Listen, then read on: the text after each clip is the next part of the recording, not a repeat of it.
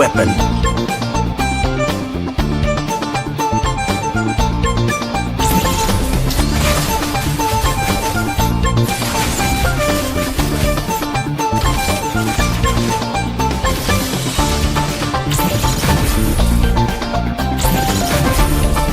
What for? You asked for it. Chain up! It is my mercy.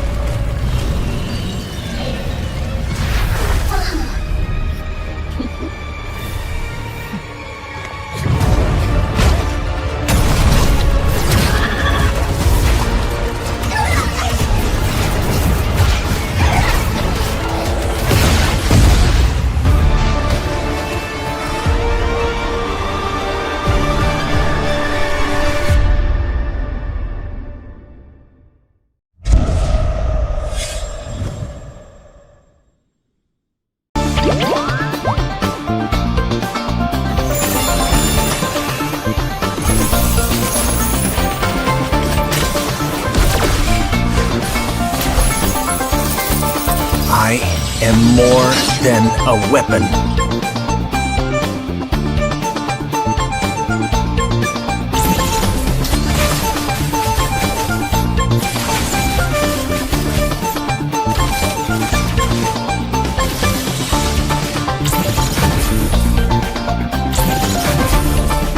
What for? You asked for it. Chain up! It is my mercy.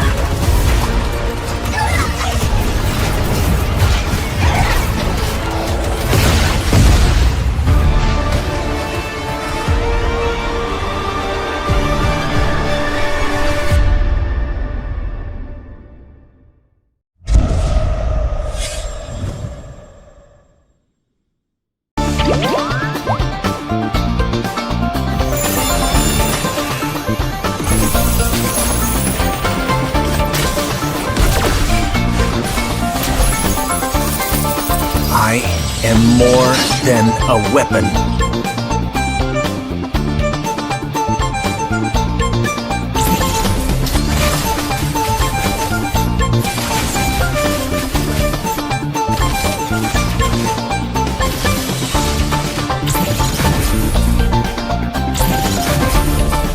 What for? You asked for it. Chain up! It is my mercy.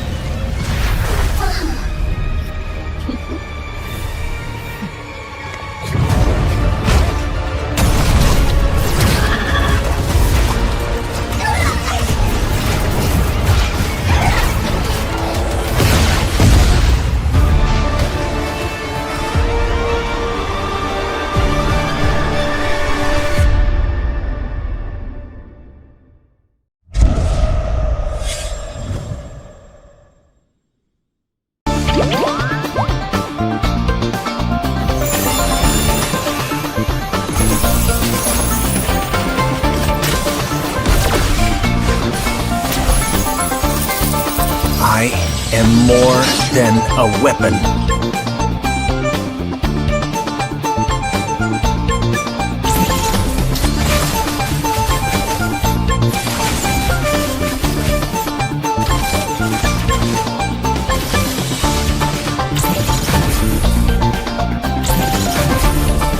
What for? You asked for it. Chain up! It is my mercy.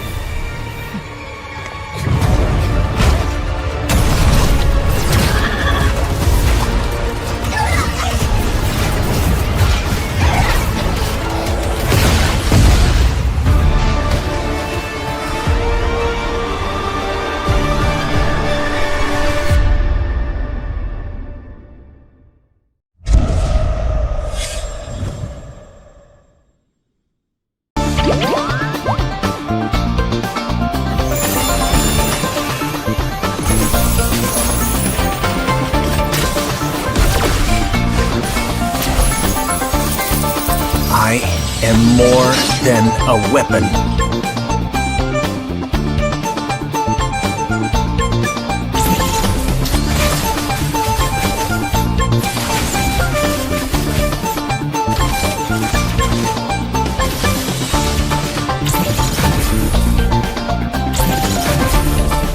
What for? You asked for it. Chain up! It is my mercy.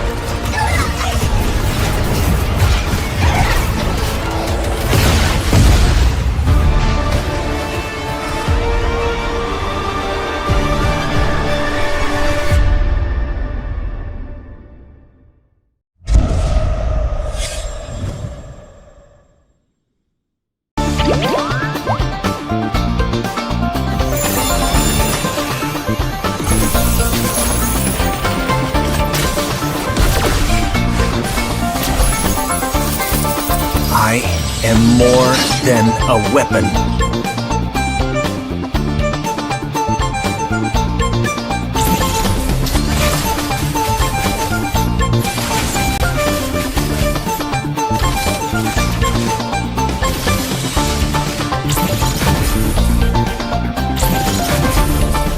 What for? You asked for it. Chain up! It is my mercy.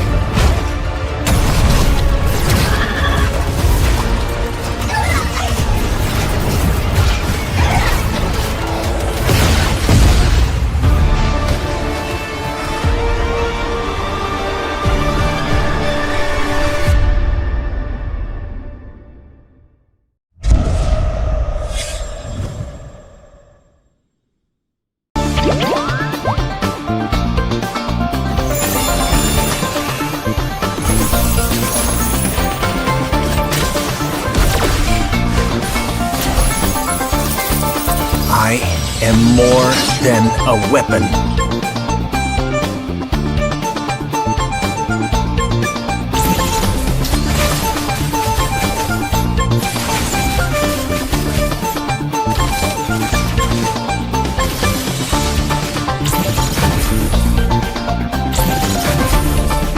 What for? You asked for it. Chain up! is my mercy.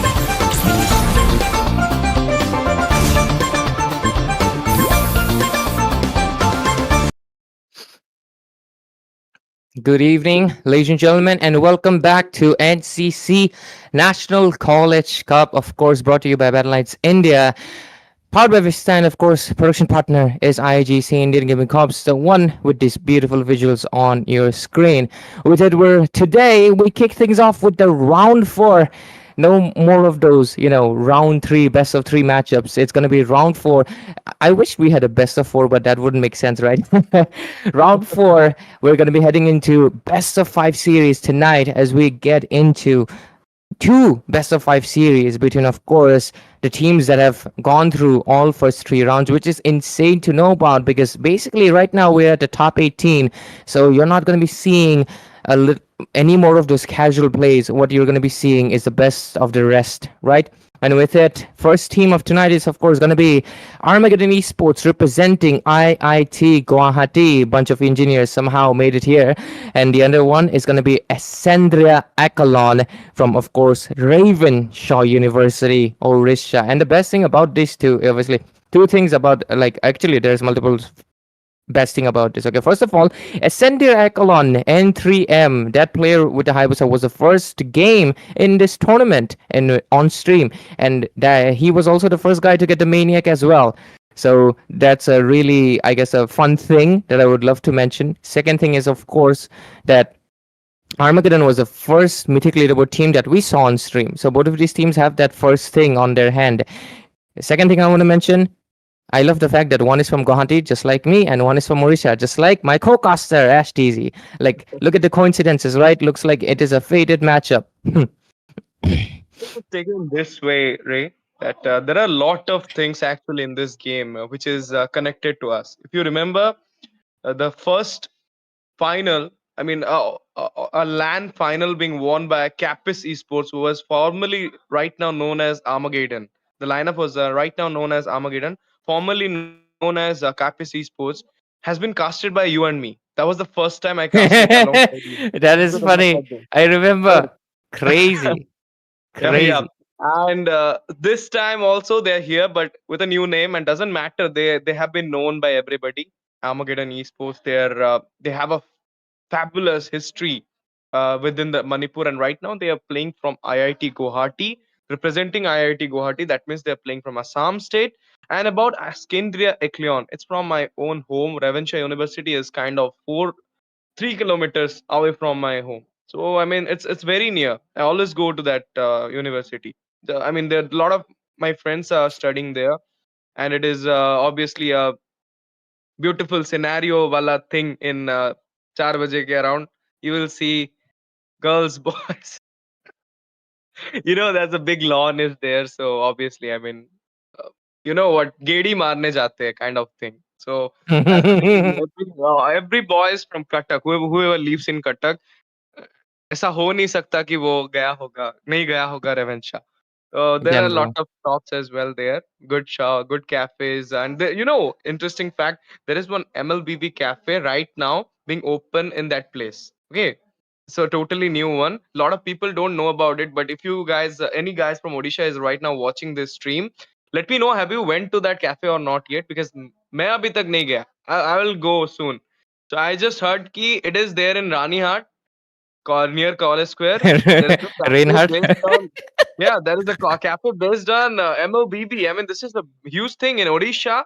In my own place, Cuttack district, I'm having this thing. So obviously, Ascendria Echelon is representing my state. So there will be support for them, as well as there will be support for Armageddon, because this team is kind of, I mean, I always casted for these guys. Just like IGN, LCF, Armageddon is also have a place in my heart. Those players.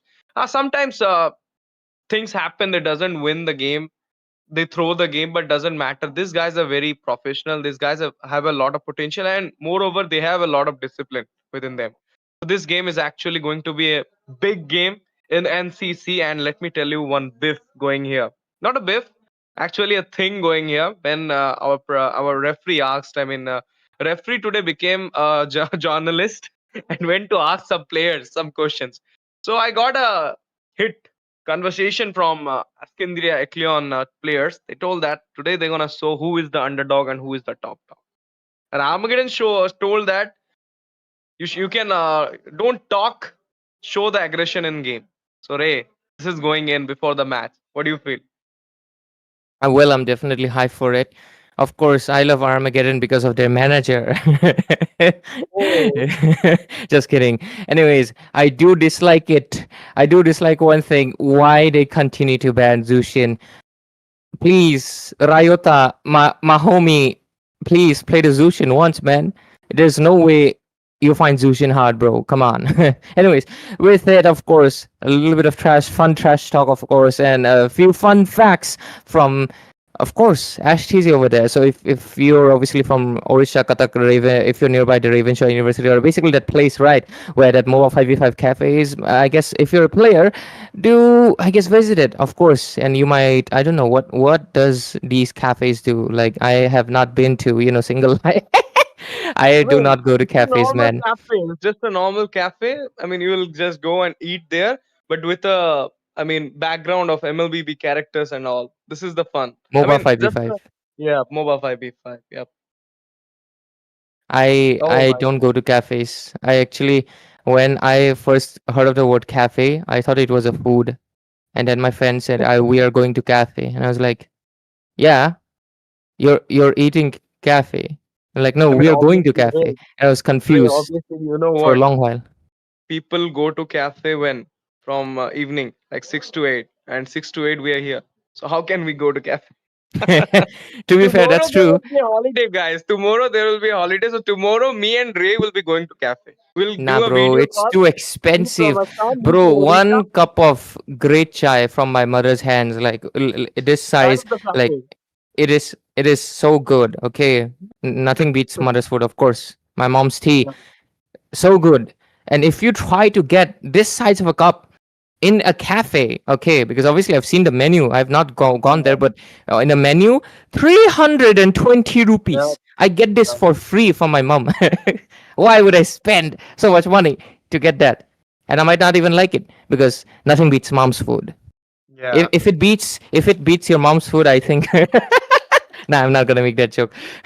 Anyways, let's obviously today, of course, I want to focus on the teams because this is a best of 5 series because we're gonna be going down even harder because this is an elimination round as well, if I'm not wrong.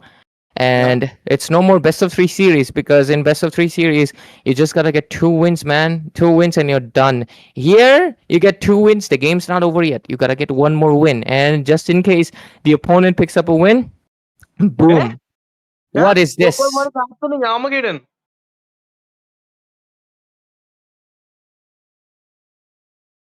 Ray? What is this? Ryoma? I mean, sorry, Ryota? Okay. This is actually something I haven't expected from Armageddon. What the hell? Gushen mid lane?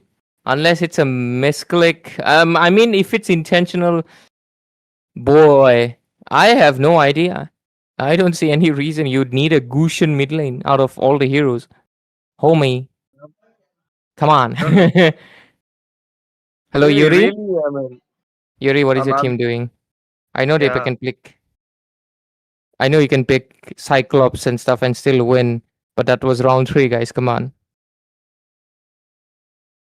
And you should not take that much light to Ascendria Echelon. They're the finalist of some underdog tournament as well, if you remember. I cannot take the name of the tournament here, obviously, for some certain reasons, or we can take it. We should ask this to NCC management as well. But I don't feel like it will be appropriate to taking some other tournament's name or some organization name. But Yeah. you guys know what I'm saying about, in which AS Esports managed to pull up the final slots and got a loss against Dickinson. Doesn't matter, but they were still the finalist. And there is a chance that, I mean, Armageddon has lost to an underdog team. That was Yellowstone, if you remember. That team is disbanded right now, but they managed to take out Armageddon in a finals. So, and today there is a thing going in. Ascendria Echelon players have already told that Today we're gonna show who is the underdog and who is the upper dog. Who is the top dog? We are the top dog here, guys, not the underdog. They have been saying this, and Armageddon said, "Bro, no talk, just show it in the game. If you have the aggression, just show in the game. If you have to do something, show in the game. Don't talk." This is what the thing's going on between these two teams. Not, I mean, personal, but it's a pretty much aggression being shown by both these sides, and it is good for the game. Aggression is needed for the game. You know, Ray, I have taken PHE rather than maths in my 11th, 12th. Okay, so we have PHE exam, obviously 70 marks. There was a question there that is aggression is a thing in sportive match or something like that. You know what I wrote? I wrote that it is needed. I'm a big fan of Virat Kohli and he is full of aggression. Of course, An aggressive aggression. mindset. Yeah, aggressive You need mindset that. actually make you think quite good and you can have the game as well. Because yeah, calm moment is a thing, but still aggressive mindset is a people choice. And you know what? I feel like overconfidence is not aggression. Aggression is a different thing, overconfidence is a different thing. Absolutely. Overconfidence. Actually, aggressive can be actually two things as well.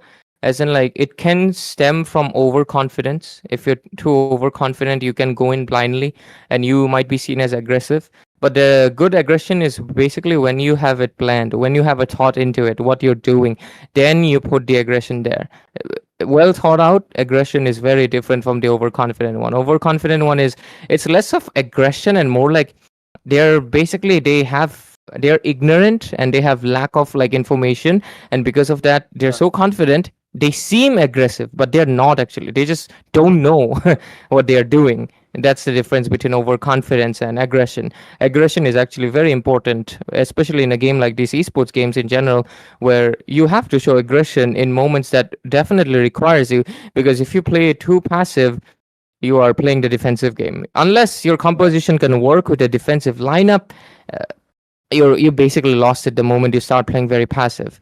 Most teams in, of course, Southeast Asia, obviously the top region for right now this game, you can clearly see the difference, how aggressive those teams are. Yes, they take really good decisions. They know when to back off, but they don't always keep backing off. They fight, then they back off.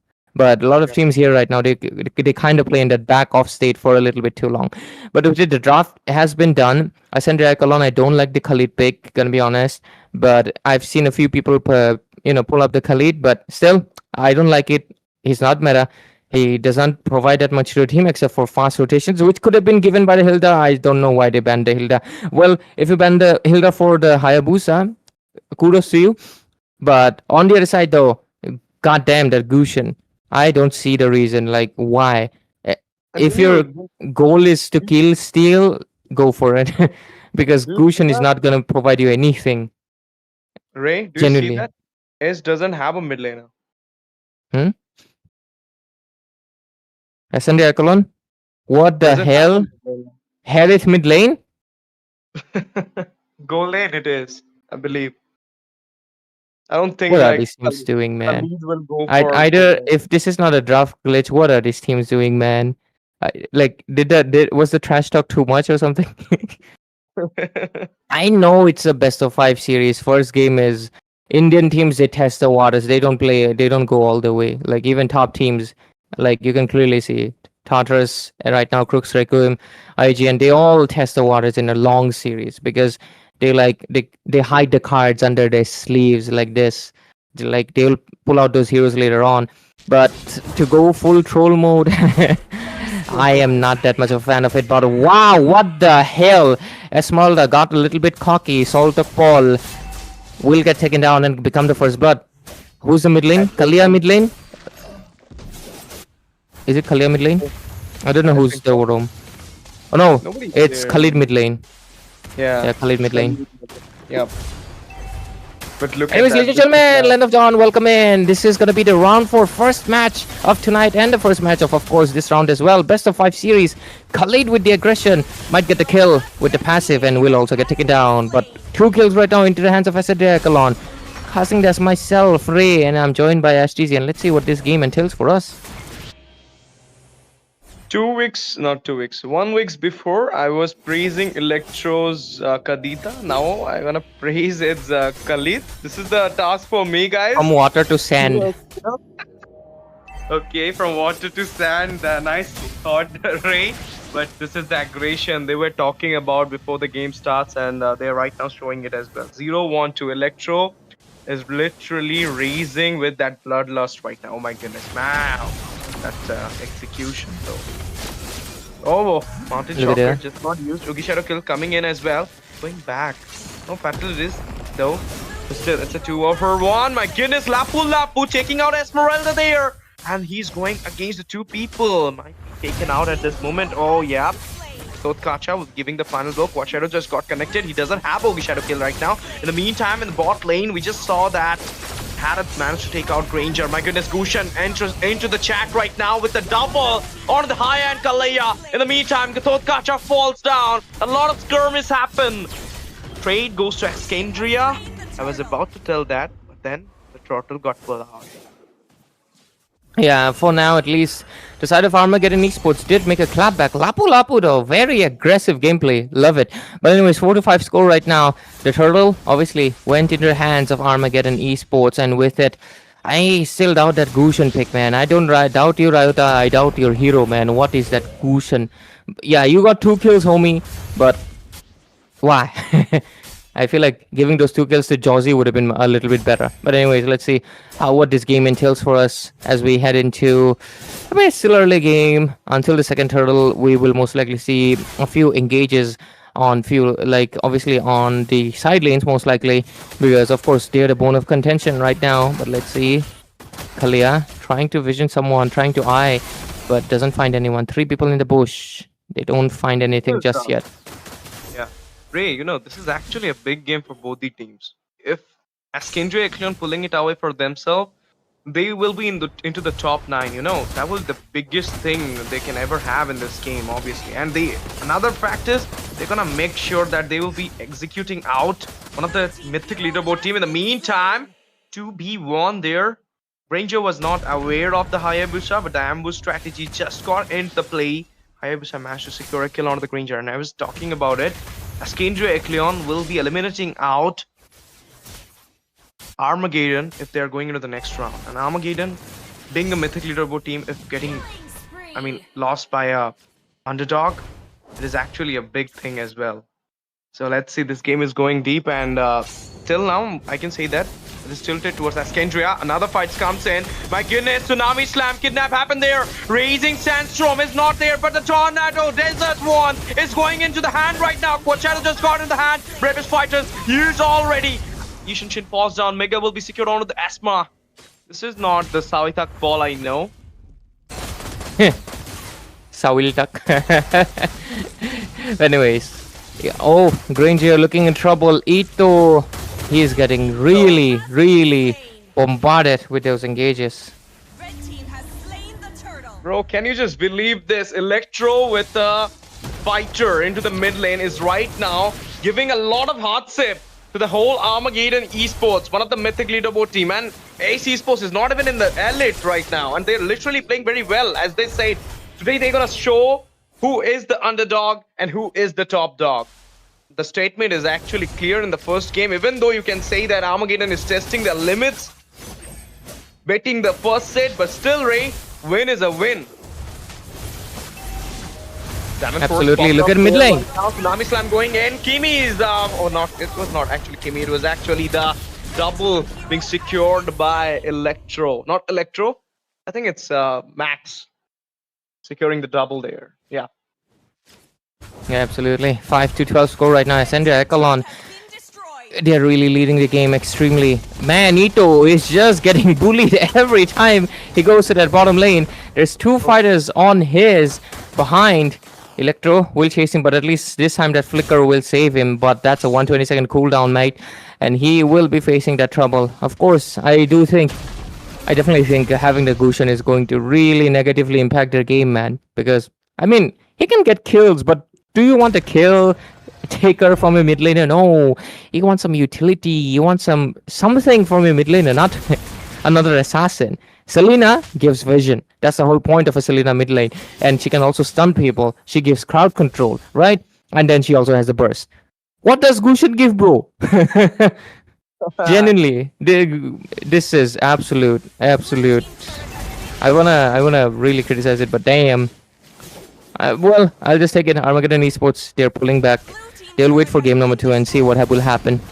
Yeah, Executor got the turret there. Managed to take out the red buff right now. Engage was about to come. Kalaya, oh my goodness, Picker comes out. We need to go back. British fight has just got used. In the meantime, Turtle Dance already started. It is a free turtle for M3M at this moment, I feel so. But in the meantime, Saltak just comes in to give a vision to his team as well. But oh, engage.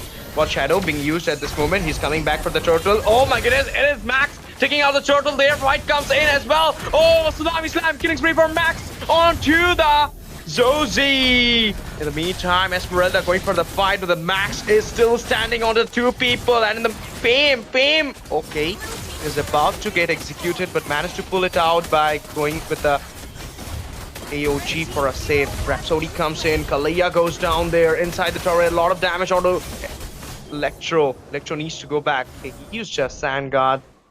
Get some region coming in. Yeah. Right now, 6-13 score, 4.7k goal advantage into the hands of Ascendria Echelon from, of course, Ravenshaw University, Orissa right now.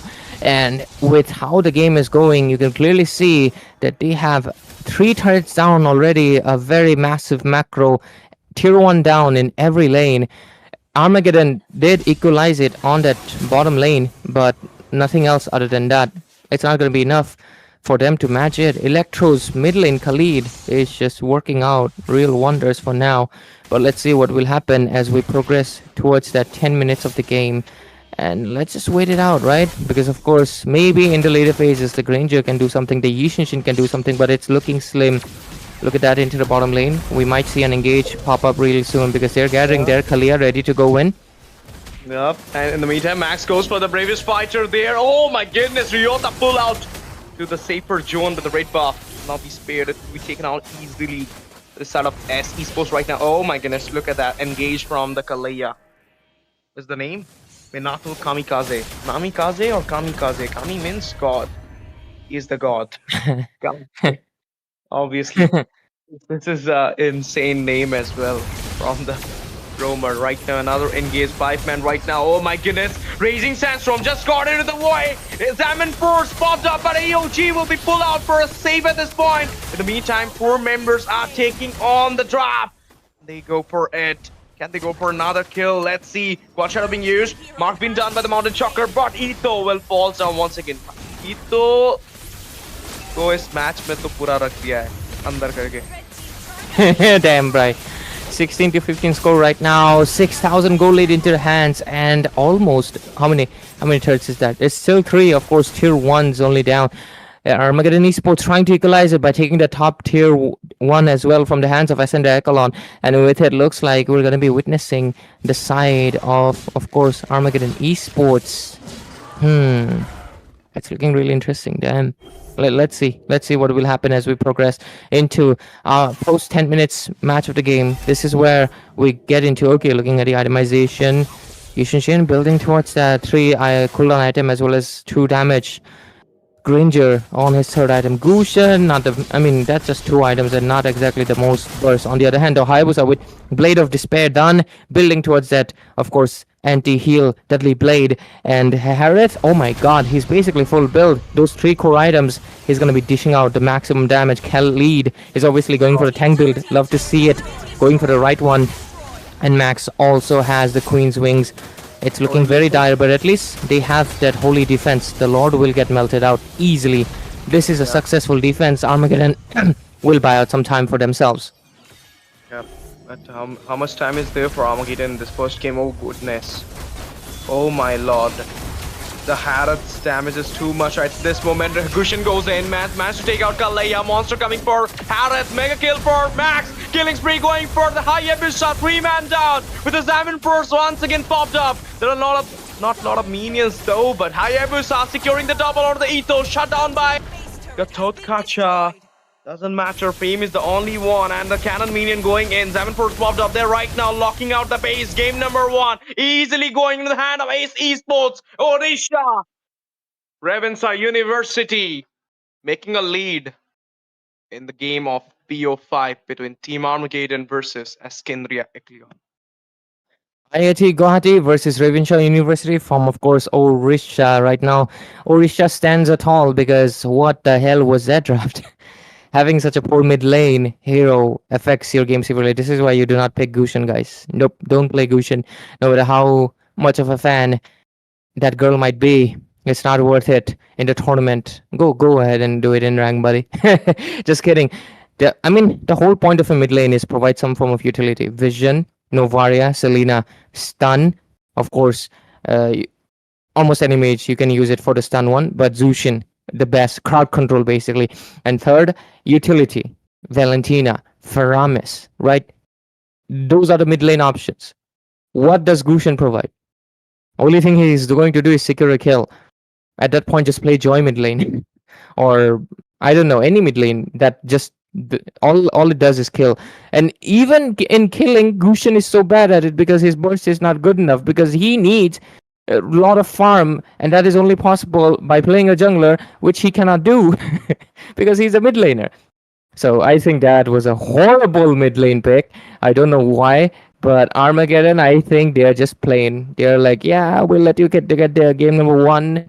We ain't showing what we have just yet. So let's see what will happen into the game number 2. But definitely, this match is a Armageddon ain't even going 100%. There's no way. It's actually a great game from both the sides, but still, you know what? Let me tell this to sum it up for the audiences as well. This is round of 18 going in, and we call it round of 4. 18 teams are there. They'll be playing BO5 against each other.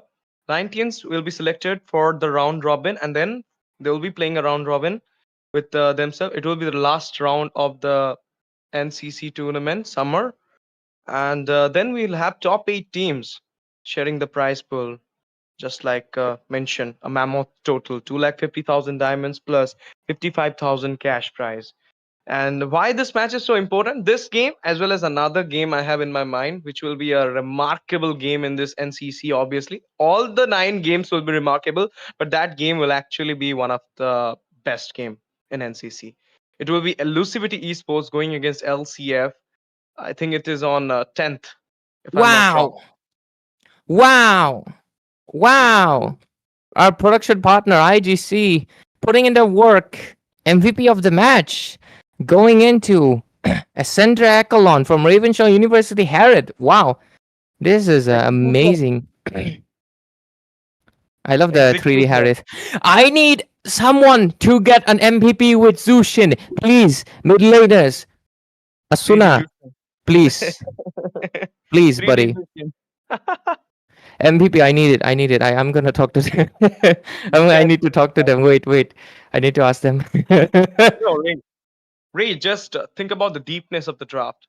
They pulled out 4 fighter and obviously you can say 3 fighter and 2 fighter, 1 assassin and 1 Kalaya there for the roam.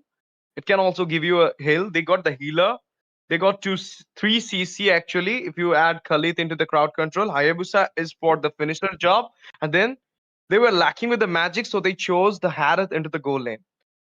The draft has a lot of deepness, and they actually went for a beautiful draft. If that's what I would suggest you. So this is Yeah. how executing a proper draft. You can actually take on the game for yourself. I'm very astonished at this type of draft from Ace Esports. Even though they were planning for a Khalid mid, they chose the Harith into the goal lane so that they will have some magic penetration. And if you will compare with the Harith and Gushan's magic penetration, the Gushans will be playing the early game, obviously, but in the mid to late game, Harith will actually get a shine, get a spike as well. Because of the Absolutely. goal. He'll be playing the goal lane, so he'll have the goal lead. So a lot of thinking, a lot of, you can say, synergy as well as thinking has been done for this draft by AC Sports, and they just stand out for a good win. And what I'm telling about that, there's 9 teams going against another 9 teams for a BO5 matches throughout this 5 days, guys. The schedule is out in Battle.net India Esports Instagram handle. You can check it out. You can also see there is a big match, Elusivity going against LCF as well. Sacred Divine going against T10 as well, if I'm not wrong. A lot of matches are there, 9 BO3, and today we are going for the 2 BO3, and the first one is going in as now. There's Armageddon going against Ascendria Echelon, Guwahati, IIT Guwahati versus Ravenshaw University, Assam versus Odisha. Whatever you can say, but the game number 1 goes to Odisha, Ravenshaw, Ascendria Echelon, having a lead in this BO5 series. Ray, comeback or 2-0? 3-0. It's supposed to be 3-0. Oh No, yeah, no, you're talking about the second game. Yeah. I think this game, if Armageddon holds back again, this can be a 2-0. We'll see by the draft. If I don't feel satisfied with Armageddon's draft, yeah, it's gonna be a 2-0. Because Ascendria Echelon, they're not the one pulling back punches. Ascendria Echelon wants a clean sweep. Armageddon, though, first game made me feel like they're testing the waters. So it's a really risky move when your opponent is like, nah, we going 3-0, man. We going 3-0. But at the same time, Armageddon Esports might be like, chal, ek game de deta hu tujhe. You know, that kind of stuff. I've seen some teams do it. They gave you one game, then they 3-0 you, 4-0 you, right? So of course that can happen. So Ascendria Echelon don't get on. Obviously, I do hope they are not getting too much on the high boots, and just being there and making sure that they're confident, making sure that they're not overconfident, and making sure the draft is good execution. If Munal Armageddon Esports, why do you keep banning the Zushin, man? You lost because of Zushin ban. I'm gonna be honest. Maybe not. We're not sure about it, but still. Nah, we are sure, buddy. Zushin ban, you lose. Maybe. Not maybe. Not maybe. It is. Confirmed. It's a fact. If they win, it's because I got happy by seeing the Zushin face at least. So you guys, if you're gonna ban it out, you're gonna lose. Rage, Justin curse happening. If you're gonna pick it up On stream, guys, it doesn't count when I'm not there, okay? You can do anything you want. But in front of me, nah. You cannot ban out his wifey.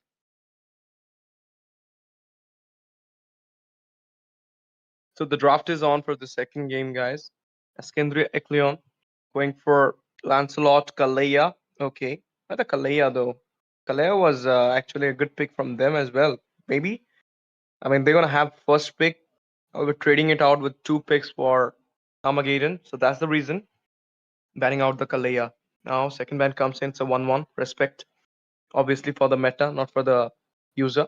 But Executor, this guy have a lot of potential. This guy has a lot of hero as well into the goal line, wider pool. So I believe that he can bring something up, even though the 1-1 is banned.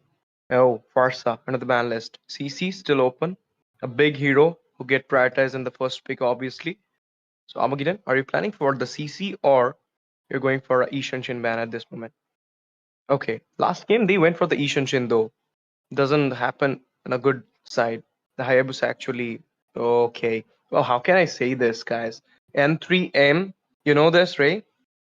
N3M is a one-trick hire. This is a respect for him. Fredo told me this during the finals we were doing.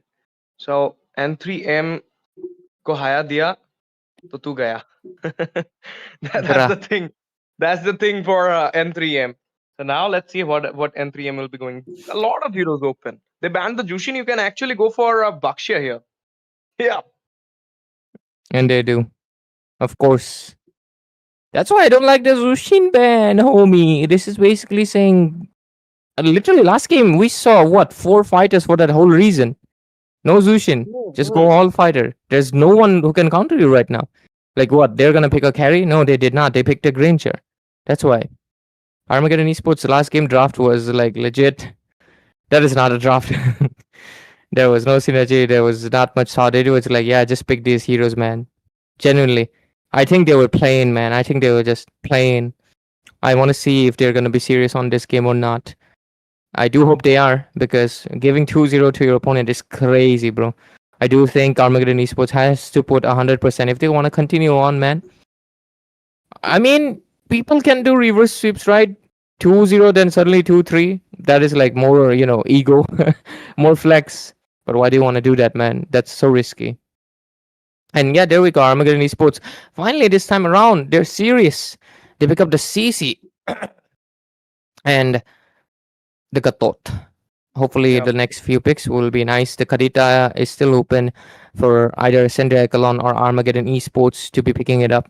Yushinshin is still available as well for a snowball, and so is the Suyo. Suyo, I feel like he's kind of making a comeback because lately I've been seeing a lot of Suyos, and they are really performing great. And I think it's mainly because Lancelot and Hayabusa or Yushinshin they get banned out, so the only jungles you're left with is like Joy, Suyo, Lucas for damage dealer. But you can also obviously go for Fredrin or Baxia or Xborg. Most people though still like Tetsuyo for mobility because of course Xborg doesn't have mobility. Baxia has he's a weird tank, isn't he? He has mobility, but not exactly the highest damage. Baxia does have good damage. It's similar Yeah. to, of course, Fredrin. But there we Oh, go. Comes the Kimi and the Phoveus. Phoveus mainly for team fights. He does not win the lane against the CC, but of course. team fight wise, right now, Ascendria Echelon can pick up the Suyo later on actually because Suyo is heavily countered by the Phoveus. So Armageddon Esports, they can't exactly pick up a Suyo for them either. You should go for the mid lane so that you can actually show a mirror draft here. If you're There thinking we the go. Baksha, yeah, told you. It's a mirror draft, but not sure the Baksha is in the hand of N3M or what was the name? Beautiful name, Namikaze. Sorry, Minato Kamikaze. Yep. Kamikaze means go crazy. Kamikaze. Kamikaze is having the Baksha or it is N3M. We're not sure about it yet. So the thing we are sure about it is that this game is going to be an insane one. And this game will also depicts that if Shinryu is coming or not for the fourth game. My Shinryu, my Tere Nam homie. I hope you're back soon. But Oh, anyways, with man. it, Ascendria Echelon and Armageddon Esports, their draft so far, it looks good. Obviously, Yushinshin will get banned out. And I think they should definitely ban out what else? What Joy. marksman can bother them? Nah, not the Joy. Joy can bother the Kimi. Joy can bother the Kimi, that's true. But You can Kimi actually positioning ban the can. Luca. Yeah, they can ban the Util if they want. They can ban the. Carry. Wow, a Nathan ban. Huh, interesting. Okay. Is it for. I think it's for Gatot. Gatot gets melted by Nathan so fast. He doesn't even get a chance to do the AOG. So I think that's why there's a Nathan. And then, let's Oh, you see. should ban the Xbox.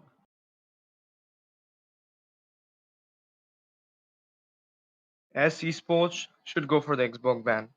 I don't think like Irithel is the main problem here. You can actually counter the Irithel easily. Brody is there, Clint is there. A lot of things Yeah, are there to I also counter. agree. So I I'll think Xbox suggest might be a Xbox might be a good pick. They have two really strong frontliners. So yeah, I think that ban should be coming in. But no, they go with the Moskov ban. Wow, the Moskov made the whole draft disappear for a second. Even the draft disagrees. This is a bad ban. When the draft was like, nah, man, this ain't it. Let me tell you guys by blinking. Anyways, Armageddon Esports right now, you have the choice of picking up any marksman, or you can pick up your jungler right now, which can be the Xborg. Suyo, I don't think so. Yeah, you can play Suyo as long as you like avoid dashing in front of the Phobius, because you dash, you get jumped on. It is not that hard to. That is true. Like whenever there's obviously Phobius in the team fight, just use your second skill. That's it. Do not use first or third. As long as you do not do that, you're in good hands. But let's see. Lastly, Ascendria Colon. Let's see what they do. But for okay, yeah, obvious. No, nothing out of surprise. Honestly, it's an Irithel. Come on. Yeah. Anyways, Ascendria Colon. Let's see what your picks are because it's gonna be deciding. Is it the Rome? Is it the Jungle Baksha? So Ito actually goes for the Irithel. So now you have a chance that you should go for the Brody or the Clint. Or else you can go for the Dark System. I was just joking. You cannot go for the Dark System in a BO5 series like this against Armageddon. Yes, So guys, do not pick dark system heroes like Mia, right? Right, of course. Ash means Mia, definitely not the other one. Layla, Mia, Yalela Mia, guys, not the male dark system, okay? It's the Hanabi, female heroes. Melissa. Melissa is not dark system actually. Melissa is really good. If You you can hear if you it can. from the comments. Someone is saying me, Ash is a big misogynist. Not taking any male To be dark. fair, I don't get why female like the first two female marksmen are so bad. Come on, developers. Like Lela is just really hard to balance. Either she becomes broken to the point you cannot counter her, or like she becomes useless. Lela is in a really weird place. Same for Mia as well. They are either monsters when they're full build, only full build, or they're literally useless and one shot away. I think they need. I mean, the thing is, if you rework them, if you make them stronger, they kind of also lose their uniqueness, because Lela is your starting hero. You just basic attack, attack, attack, attack, done. Mia also attack, attack, attack, done. If they try to give them dashes or something, they will lose their beginner charm. I think that's the whole reason. Maybe they want to continue the legacy of Mia just having invisibility and Lala having long range. Yeah. Anyways, instead of not the dark system, but we do get the footballer. We got the Bruno with the mighty steel leg. Let's see what the Bruno is actually a good pick, but I don't obviously. I'll never like join this meta. Maybe after that King Kong skin comes in, maybe the Joy will get, a little bit buffed and might deal a little bit more damage and stuff. But hey, that's up to debate.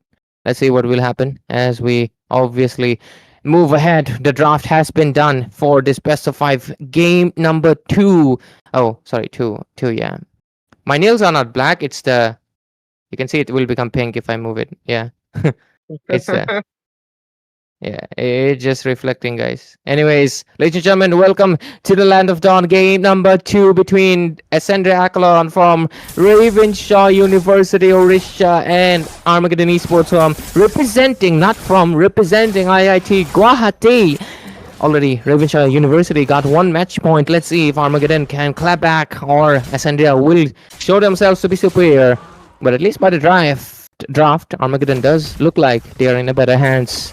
With this casting is myself, Ray, joining me, Ash TZ.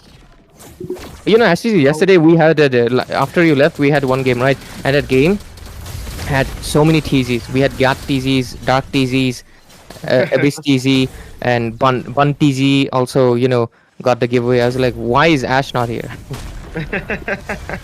My family, TZ family. Bunzi won the giveaway yesterday. No. Unfortunately, he did not. Someone called TM did it, and Bro won 899. And if you want to win, make sure you share as well. Yeah. Get lucky. And follow the rules given in the Instagram handle. On the description as well, guys. Yeah. YouTube. Yeah. Everywhere you can find the rules. Should have to follow it, then you'll be able to register your name into the giveaway. Game is on, guys. Ravenshaw University versus IIT Guwahati are right now getting the biff in the game, not in the talk. So let's see if Ito this time will be able to give a good blow against Esports, or just like the last time, Ito will be just trapped down and marked each and every time. And in the meantime, it's actually kamikaze into the Bakshia. And there you go, the fights comes up, RWM popped up, and Kimmy, and for Infernal Pursuit coming in as well. Phobius goes in there. Oh my goodness, retreat comes up. Zozy got the turtle there, AOG comes up. Phobius gets the first blood onto the Saltak. A Priest of wow.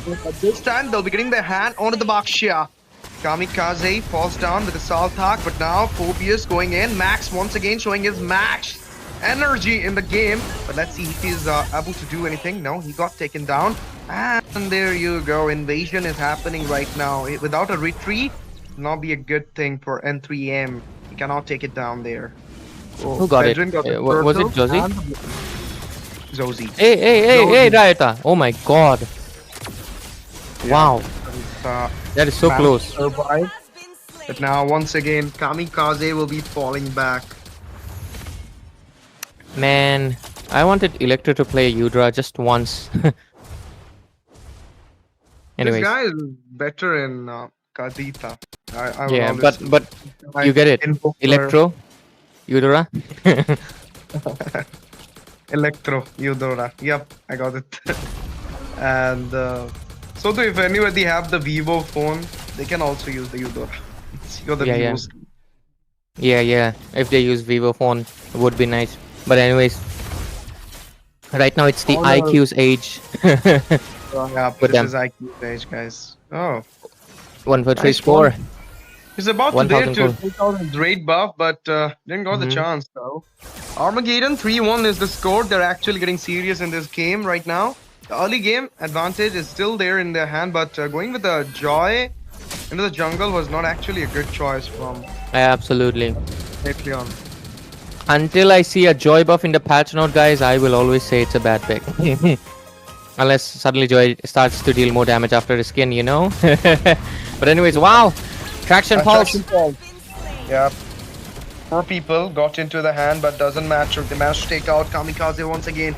Yo, Max joining the team fight. They'll not go for the blue right now. They'll be go for the turtle. And the neutral objective will be a free one, uncontested for Zosie. But no, N3M. About to go. Hey, entry. And he got the turtle. No, retreat comes up. Pedrin getting the turtle there. Kamikaze coming in for a fight. 3 people again trapping him down. He will be falling down Damn. once again. What is happening? Kamikaze. Where is the Kami? Power goes. You're getting down again and again. And now, look at Zosie. He's going for the invasion onto the raid side. And will be giving a CC as well. Oh, Max goes for the retaliation with the Infernal Pursuit coming in. But the damage, our CC is too much. In the meantime, Executor Zay will be falling down by Ito.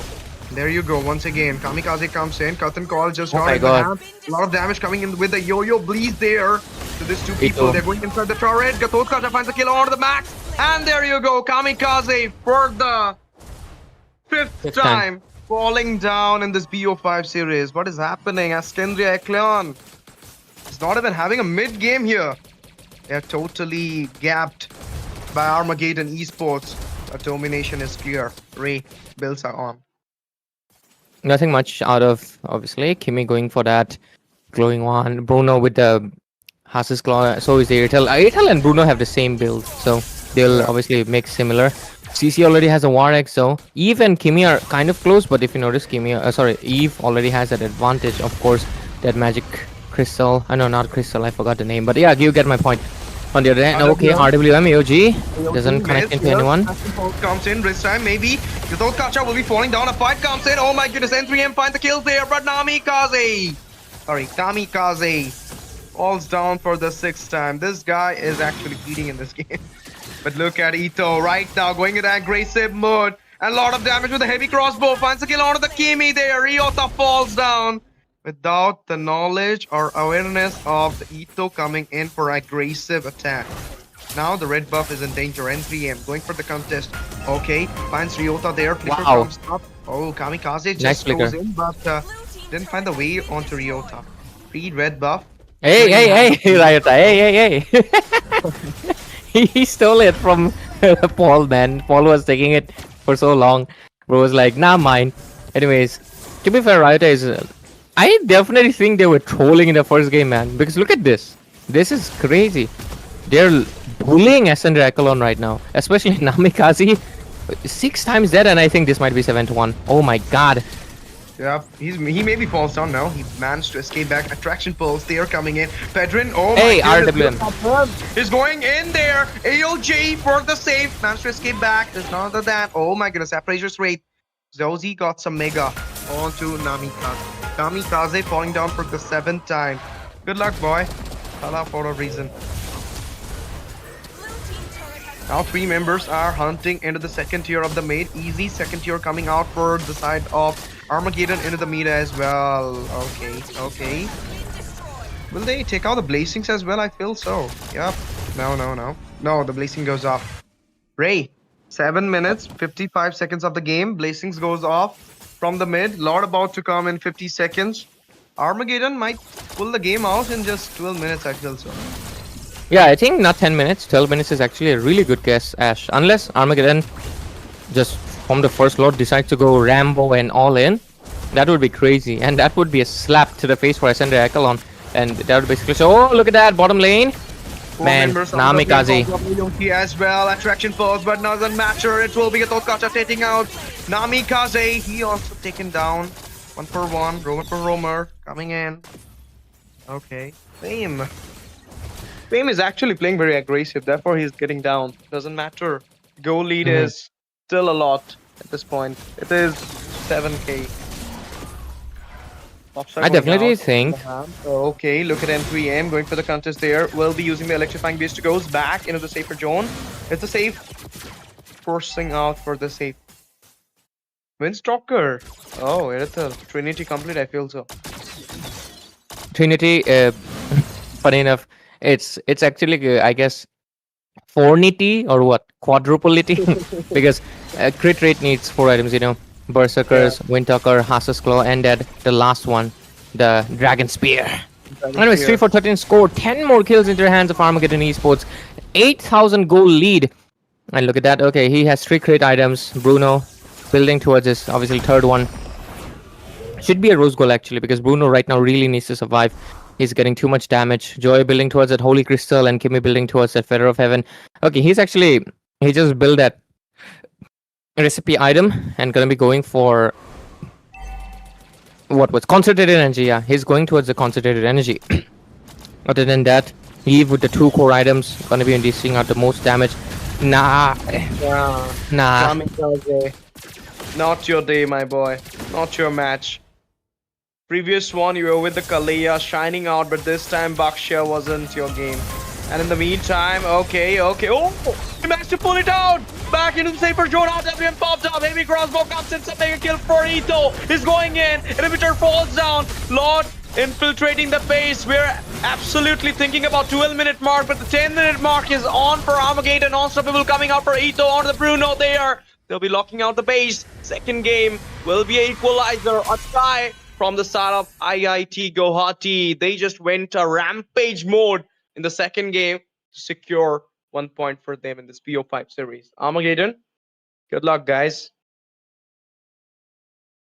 3-1 coming.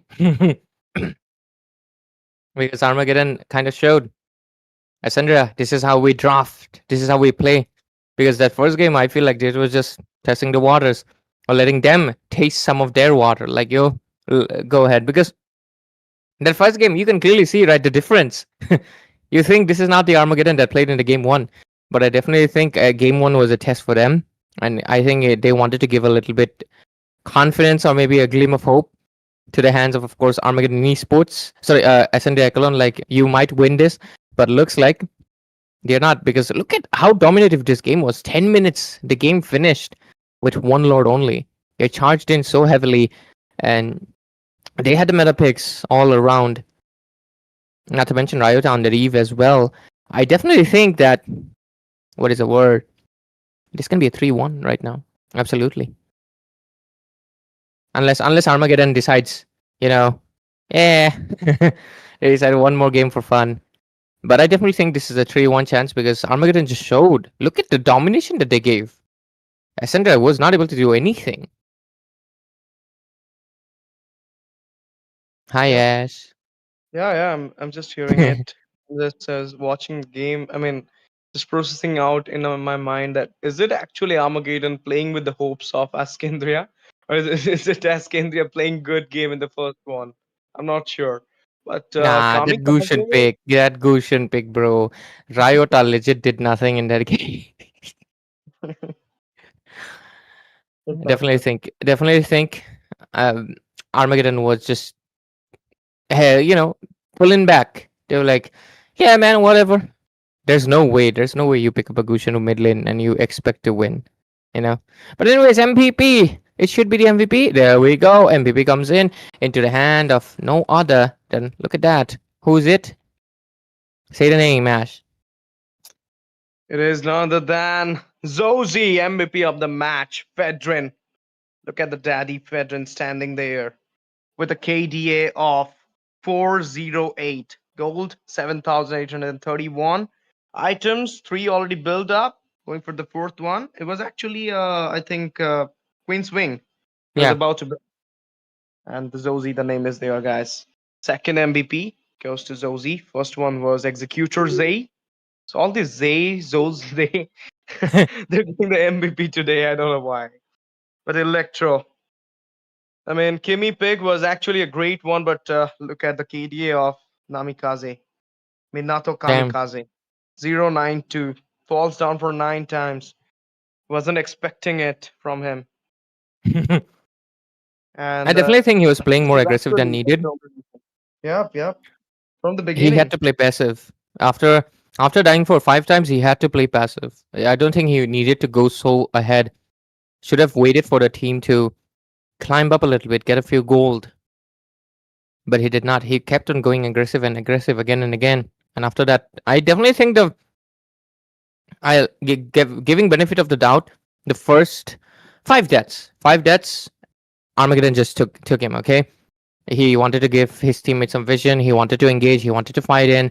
But they took him down 5 times. After that, as a roamer, when you die 5 times, it is now time to relax. It is time to play a little bit defensive. Because I mean, to be fair,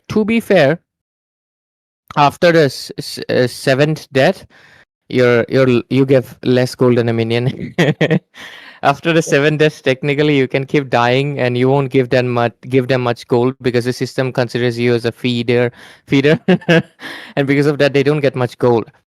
So maybe if that's your strat, you can go for that. But if you're gonna keep dying, the death timer will keep on increasing and you're going to be absent. Your team is going to be playing 4v5, right? You don't want that to be happening. So definitely, I wouldn't even say 5. I would say once you have 4 deaths, I mean, maybe if your team is winning and you're dying but while trying to engage, that's all good. That's all good. But if your team is losing and you've already died 4 times, it is time to take a step back, relax, regroup, wait, and play the turret hug game for a while. Just support, just be present in those team fights when needed. Obviously, you have to stay in the front line because your team does need you, but your team also needs to know, like, bro, we are level 9, they're level 11. Why should we take this fight, right? Play the numbers game. If you're like 3 people, take down 1 person. That's how you win it. Our chat is literally crazy. They're Damn, saying what is happening? yeah. What happened? Number 1, our chat is literally crazy. They were saying that, chanting number 1 Baxia, Kumar. Well, Kyrie Kumar, right, Coming. guys? Let me see the Kamikaze. chat as well. Yeah, they're saying that number 1 Baxia. It was actually on point. What can we say? Like, I mean, is maybe the draft was the thing, or the execution, proper execution was needed. That was Joy bad pick, 100%, and I was execution. hoping, Ray. I was hoping that Bakshi would have been a jungle. Would have been a great pick there. And with the Rome, they would have pulled out something not Estes, something Hiller, Florin or Angela. Would have worked better in that way. Fedrin was there, so how can you go for Joy pick? It doesn't matter. Game is Yeah. on for the third one, guys. Each have single arrow. That means Yuri, why do they ban my Zushin? Hello to you on the chat. Shout out to the manager for Armageddon. Why do they ban Zushin? Tell them to pick it. Give her the MVP. Come on. We have custom MVP screen, but of course, our production partner IGC. And I'm not getting to see that because Josie or, of course, Ito alone. Last game it was Executor J taking the MVP. Guys, come on. Open the Zushin for me, of course. Come on. Anyways, Ascendria Echelon, this time they realized Baksha is not their cup of tea, and they will just ban it out. Hey, wait. Did they miss a ban? What the hell? What the hell? Yeah. They went That's for gonna the be rough. ban, and they lost a ban as well, Ascendria Echelon. And now the pick is on. My goodness, they lost the Lancelot ban, and it is here right now, guys.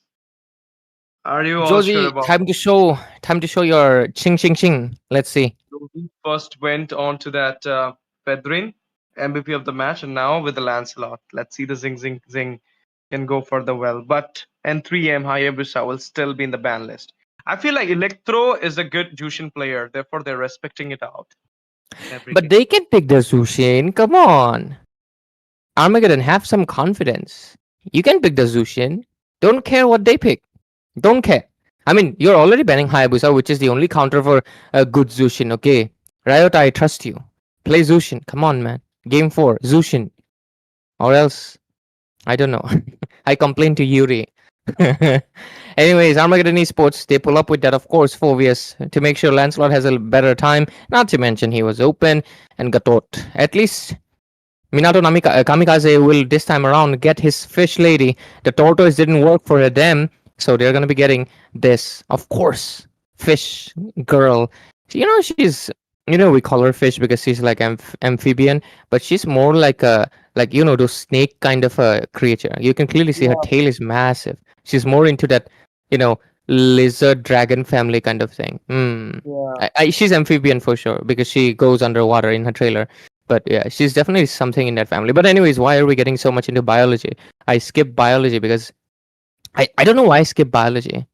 I actually dislike the theory of biology, like studying, for exams. I like biology as knowledge, as a it's a fun thing to research and study about, and a horrible thing to rattamaro. Anyways, with it, Armageddon Esports right now they have a really solid draft, but so does Ascendria Echelon. Let's see what they will pick. And in the meantime, they banned out the Irithel, obvious ban, because Executor went for the Granger.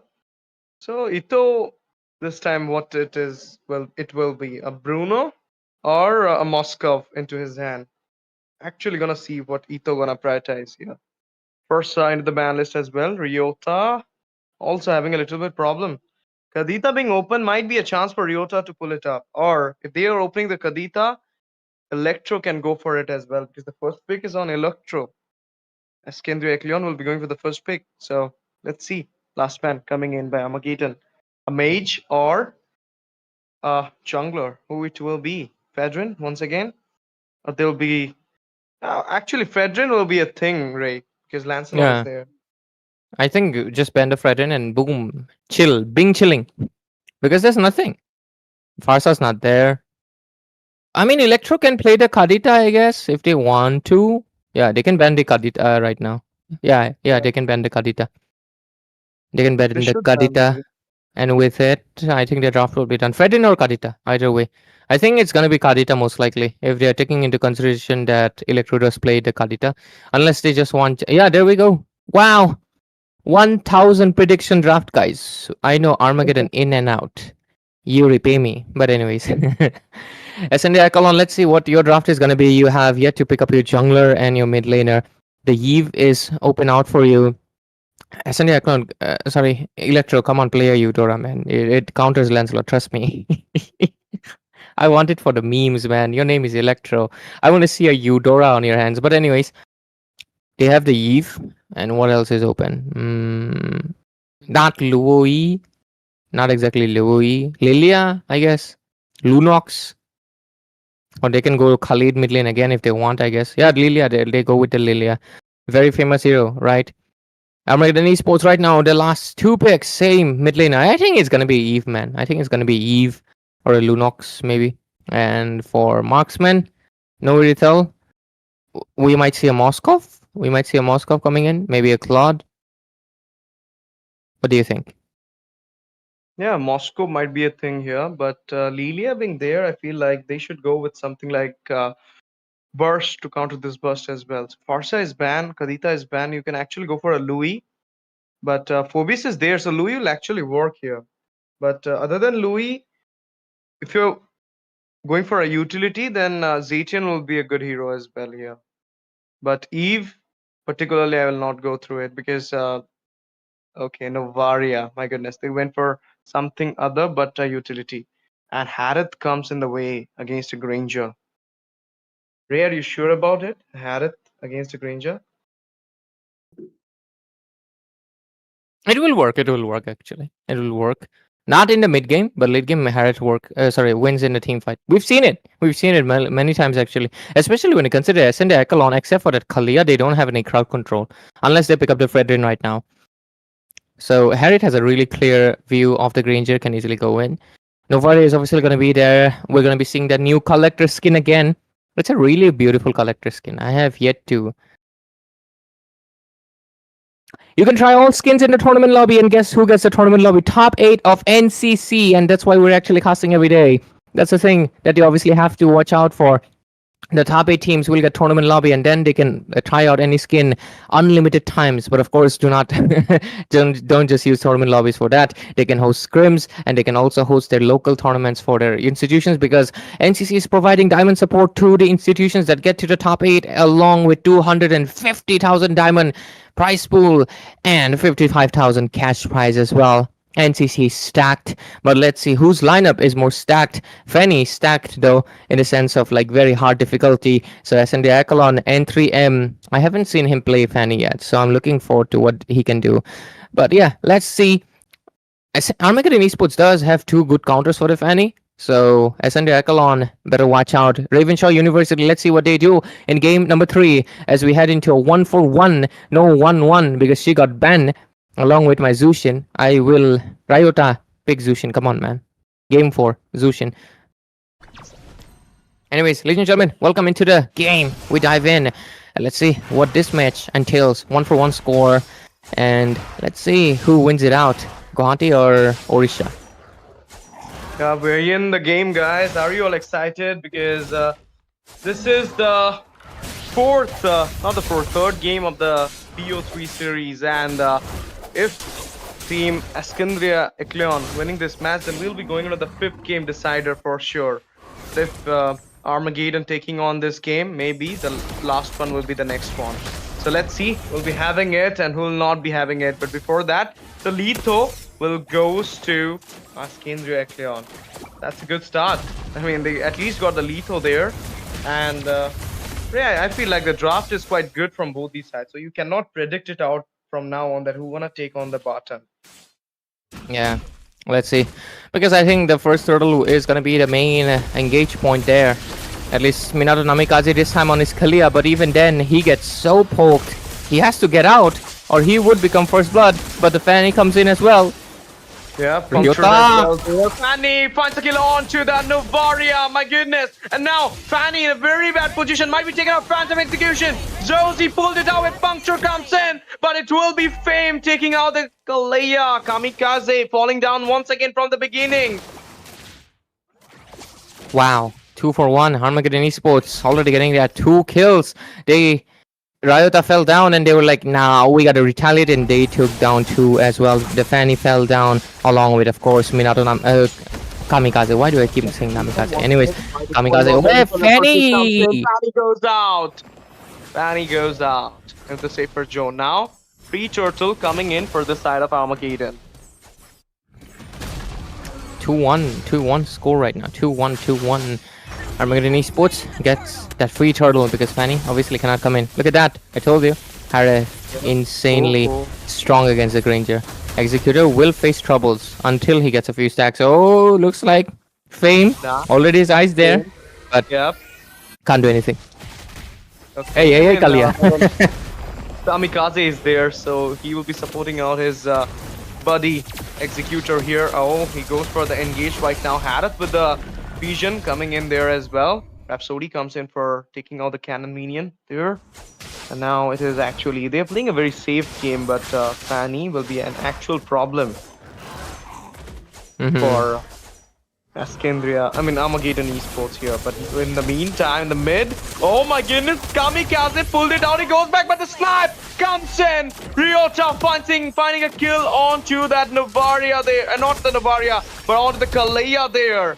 Phantom Execution comes in once again onto Electro. Electro goes back. Electro doesn't have a ultimate. He should have went for the kill. Yeah, absolutely. Don't know why. Don't know why. Hey, Nam! No energy. I think he's down. He's down. Yep, Yeah, no energy means down. Fanny, no energy. Boom. You're gone. You're decimated. You're done. You're over. 4-1 score right now. Armageddon Esports from IITG. They are just playing a full-on snowball game again. Ascendria Echelon, can they make a comeback? Junior rahe hamare saath. And damn, I don't know how to say it. Anyway, stay tuned for that one, right?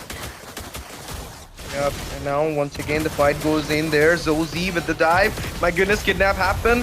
Kamikaze took him down, but there you go. Phantom Execution comes in there, as well as Infinite Pursuit, killing spree onto the Executor right now. Zozy again reigning with the goal. 3-0-0 is his KDA, and that is a 2k goal lead. Already been settled by Armageddon. Top tier, falling down, giving a macro lead to the Armageddon at this moment. Infinite Pursuit once again comes in. The engage still going on at the mid, and Lancelot is doing the sticky picky at the turtle. So do the Fanny at the red bar. Slain the turtle. Yeah, and right now, oh, Max is trying to save that buff, but is it gonna be enough? Because he's the one that gets bursted. Melted, not busted, it is melted. Just stand over there, and Novaria took out the kill, but the damage was insane from Fame and Saltak. And now Phantom Execution, he goes in there. Rami Slam comes in as well. Puncture, my goodness. Now Kamikaze in a very bad position, as well as Fame, but Fame will be taking him out and going back. Fanny comes in as well. There you go. Revitalizing popped up. Fame still surviving, but 3 members. Bravest fighter. AOG for the save. Recall. He'll be going back safely to the home. Yeah, Turret has been destroyed. yeah. 7-1 score right now. Armageddon Esports. They're doing a really. What do you say? What is it, man? Oh, they're still going in. Look at that. 4-man Infinite Pursuit. Now Saltak playing with against the 4-man Puncture from whom? Okay, has to take out Executor double onto Max there. Might get a triple. Mega will be secured by Lancelot. That is none other than Zozy. Fanny comes in, will goes back as well. He doesn't have that much energy to take out anybody at this point. Armageddon just showing their domination in this game. Now I can feel like the first game was a, you know, it was just I mean, you just win one. Set Yeah. your hopes high. We'll take you down then. Mean. Anyways, wow, no energy, and but thankfully that's just a gatot, man. That's just a gatot. Anyways, 10 for 2 score right now. Only been 6 minutes. A massive 5,000 goal lead into the hands of Armageddon Esports from IITG. I was telling you, man, the game 1 they were trolling, man. They were trolling, and right now they're all in, and they might just get a. Oh my God, Electro didn't even. Oh my God, on the recall taunt. Ito with the recall taunt, and there you go. The Turtle Slayer is here. It's none other than Zozy with the 3x turtle, and now the puncture is just melting down the Kalea and Max. This is what the damage right now Zozy having. Sneaky picky once again at the red buff, doesn't matter. They're reigning with the goal. They wants to take a fight at this point. Look at the snipe. Oh my goodness, 2 people just caught into it. Doesn't got the kill, but give a lot of damage. And this is without the Wishing Lantern ray. Just think, what if the Wishing Lantern comes in? Kidnap happened there. Phantom Execution as well. Puncture. He goes back. Rhapsody with the Sonata will not be connecting onto him. Zozy finding a way to back with a safer way. And now look at the burst from the Lilia.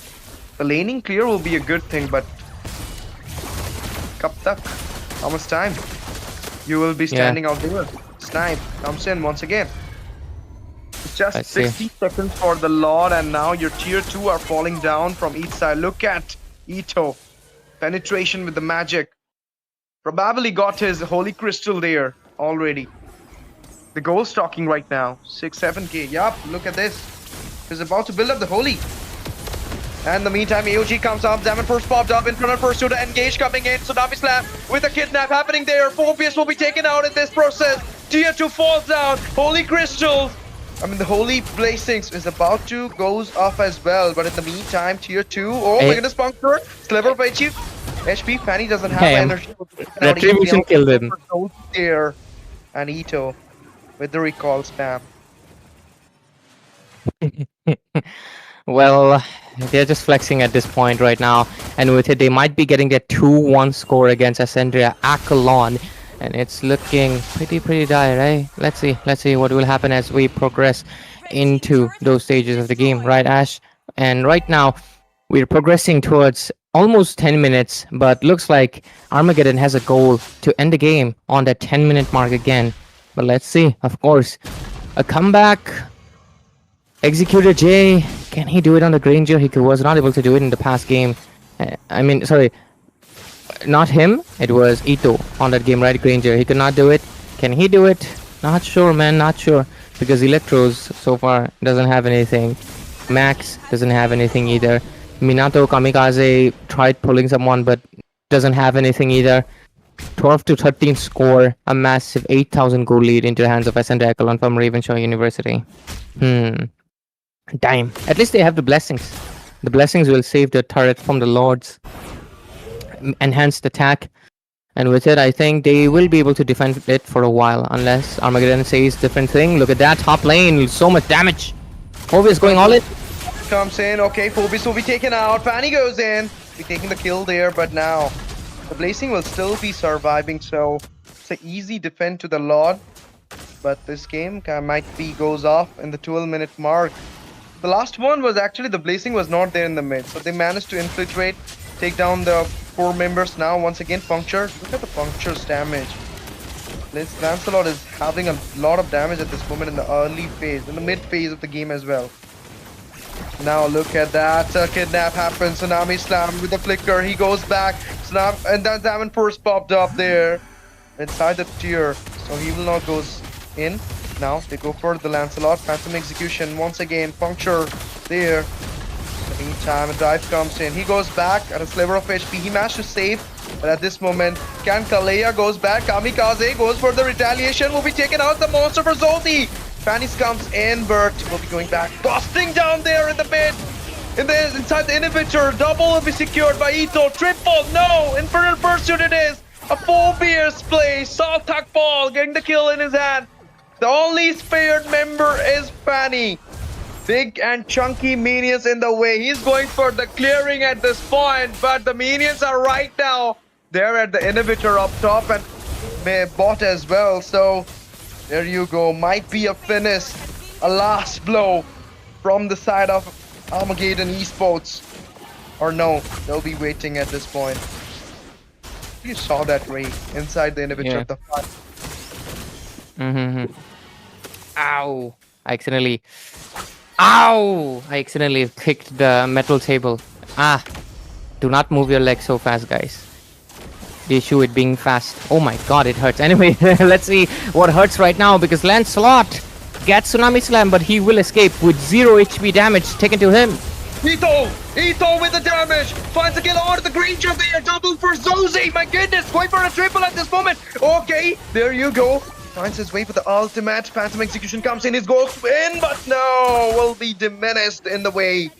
Lot of damage from the base, 3 people surviving at this moment, and look at Ito, he's going for the Diamond Force once again, the minions coming in, the lane management will be disrupted by Ito's penetration at this point. He managed to clear it out. He has still been there, will actually be a good thing for Ascendria Echelon to defend the base out at this point, but the Lord is in. Armageddon about to eat the second Lord and comes in into your way. Are you ready for it? Can you defend the Lord? Can you make your comeback? Or it will be Armageddon taking the second point in this third game for them, marking out the 4th game as the match point. 18-6 score right now, 13 minutes into the game, and no turrets left. This is basically might be a game over, as this last Lord will come in at 13 minutes 15 seconds, and when it marches in, it will be, of course, the end for Ascendria Echelon for tonight as we head into the game number 4. But before that, of course, we'll go into the spins, right? But yeah, let's see. Let's just wait out for a while.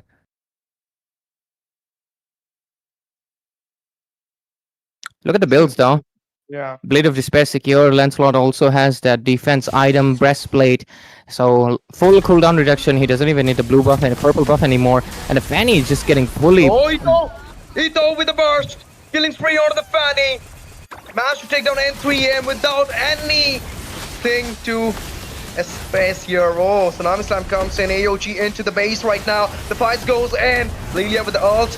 Make sure that you'll be having the reason, but Infernal Pursuit coming in. Saltak will be getting the kill, and now they're locking down the base. Ito falls down. The base will not be spared. It's a win for Armageddon, making out a lead in this series. 2-1 is the score. Armageddon going for the match point in game number 4. Absolutely. My bad. It's not best of 3. It's best of 5. For I don't know why I said that. But anyways, I mean, I saw it wrong. You know, BO3, BO5, they all look the same when they're tiny. Size matters, guys. Anyways, with it, Armageddon 2-4-1. They need one more match, and with it, they're gonna be done for, of course. But let's see. Let's see. I think, man, I think Armageddon Esports could have done a clean sweep. They just wanted to play with a little bit of ego, didn't they? That first game Gushan was intentional. They knew what they were doing. They wanted to give Ascendria Echelon a little bit of hope. Like, yo, there you go. You got the win. This is bullying, man. This is bullying because 2 games Armageddon Esports have shown that Ascendria Echelon is nowhere near in the tempo that, of course, this team is going in right now. So, with it, ladies and gentlemen, we're gonna be going to a game 4, and Oh, you just missed out something, Ray. What MVP is of the match. yeah, we'll go. Game 4. We're gonna be going game 4 pretty soon. But production, do we do caster change with a break or without a break?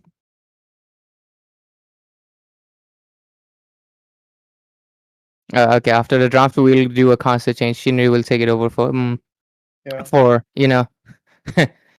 Ash, do you want to stay or do you want to be replaced? Up to you, man. Because you also got to do that second BO5. Holy hell, it's a lot of work.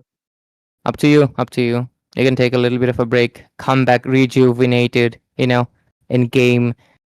I mean, match number 2, best of 5 series. And then Fredder should be there if it goes game 4 on that one. But yeah, holy hell. We have like best of 5 series can go really long if it's not a clean sweep, right? Because if it's not a clean sweep, you go minimum 4 games. And of course, 5th one is also there just in case someone Once again. Josie collecting those MVPs pretty easy, but I really like the. Of course, huge shout out to our production partner IGC and of course Battleknights India for making this happen.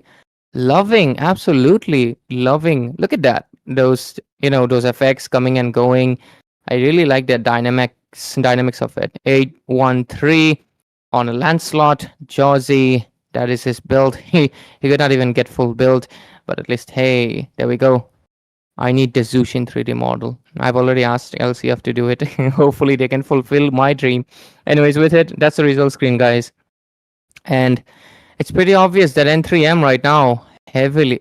Wait, in the first game they also opened Hayabusa, didn't it? They gave Hayabusa to N3M. They picked a Gushan, right? This is all intentional. Armageddon Esports, they played a long game. They're not gonna trash talk. They're gonna show themselves like, yo, look at this. Crazy stuff right here. But Ascendria Echelon, I hope they are not taking these losses as a negative way.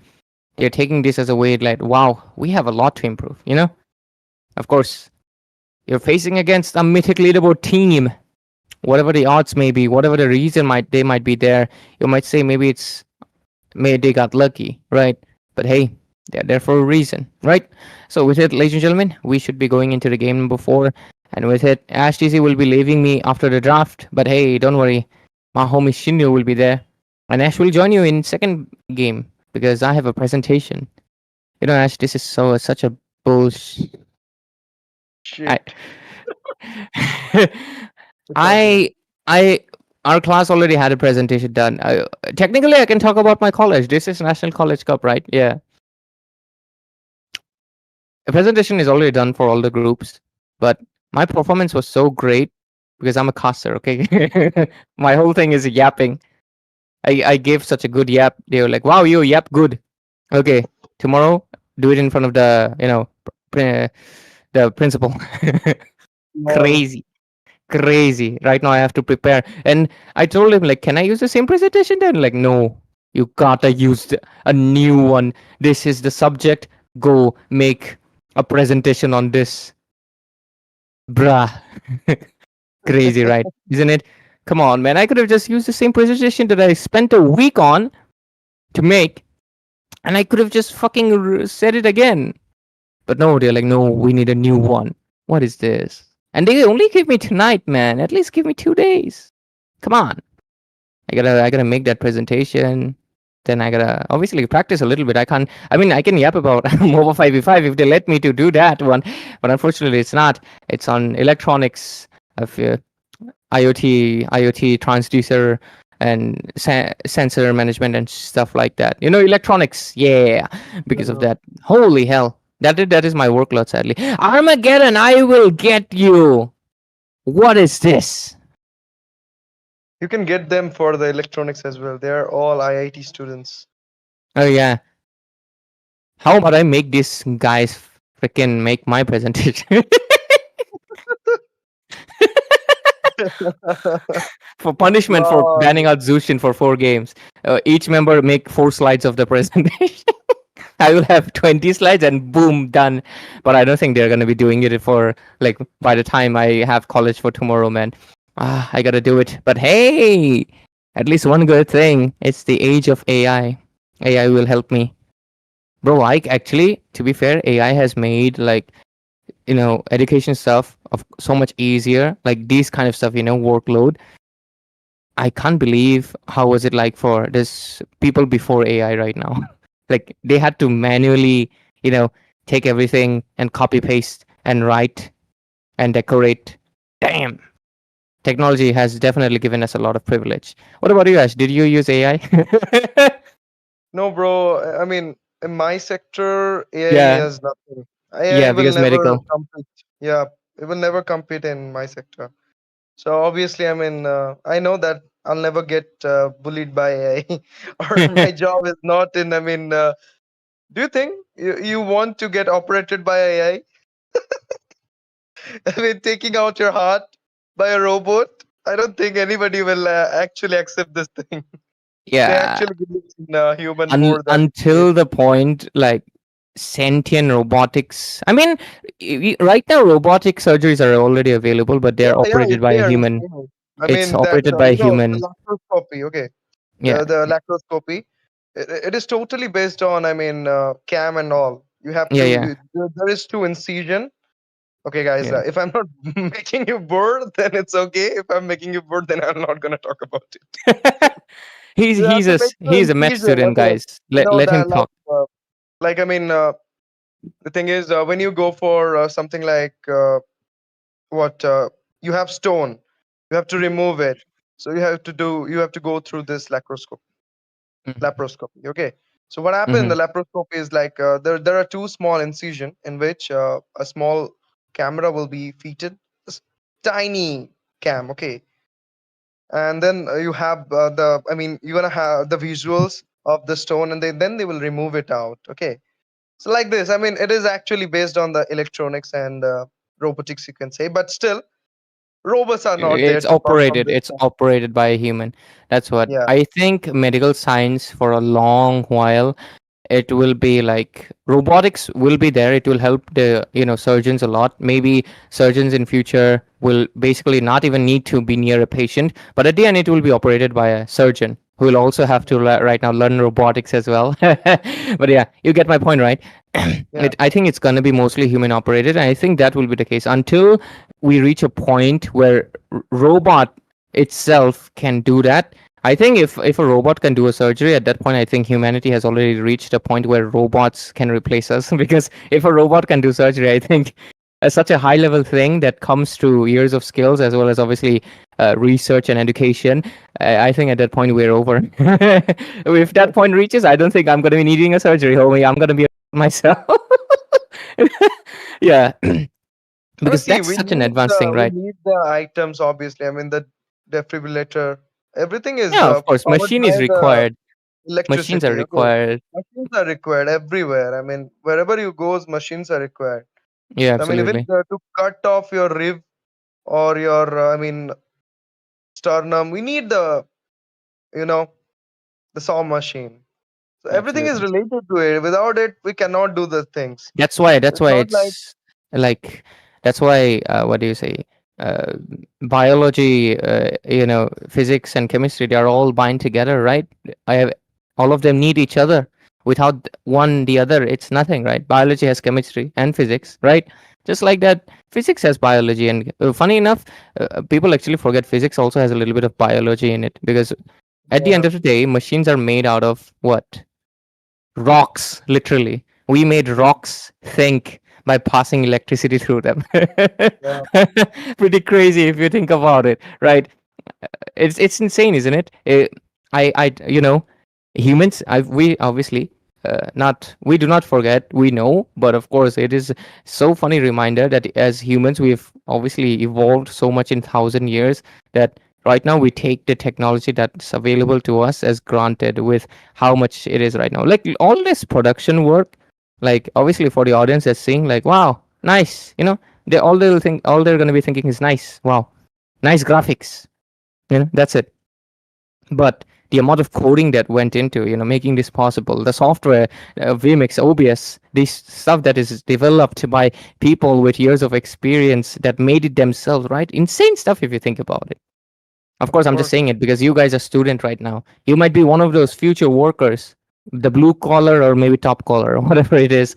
I hope you're the best. But anyways, Shinryu will join us as soon as we head into the game. So Shinryu, man, stand by, as Ashley will be taking a short little break because he got to continue that second match as well, man, homie.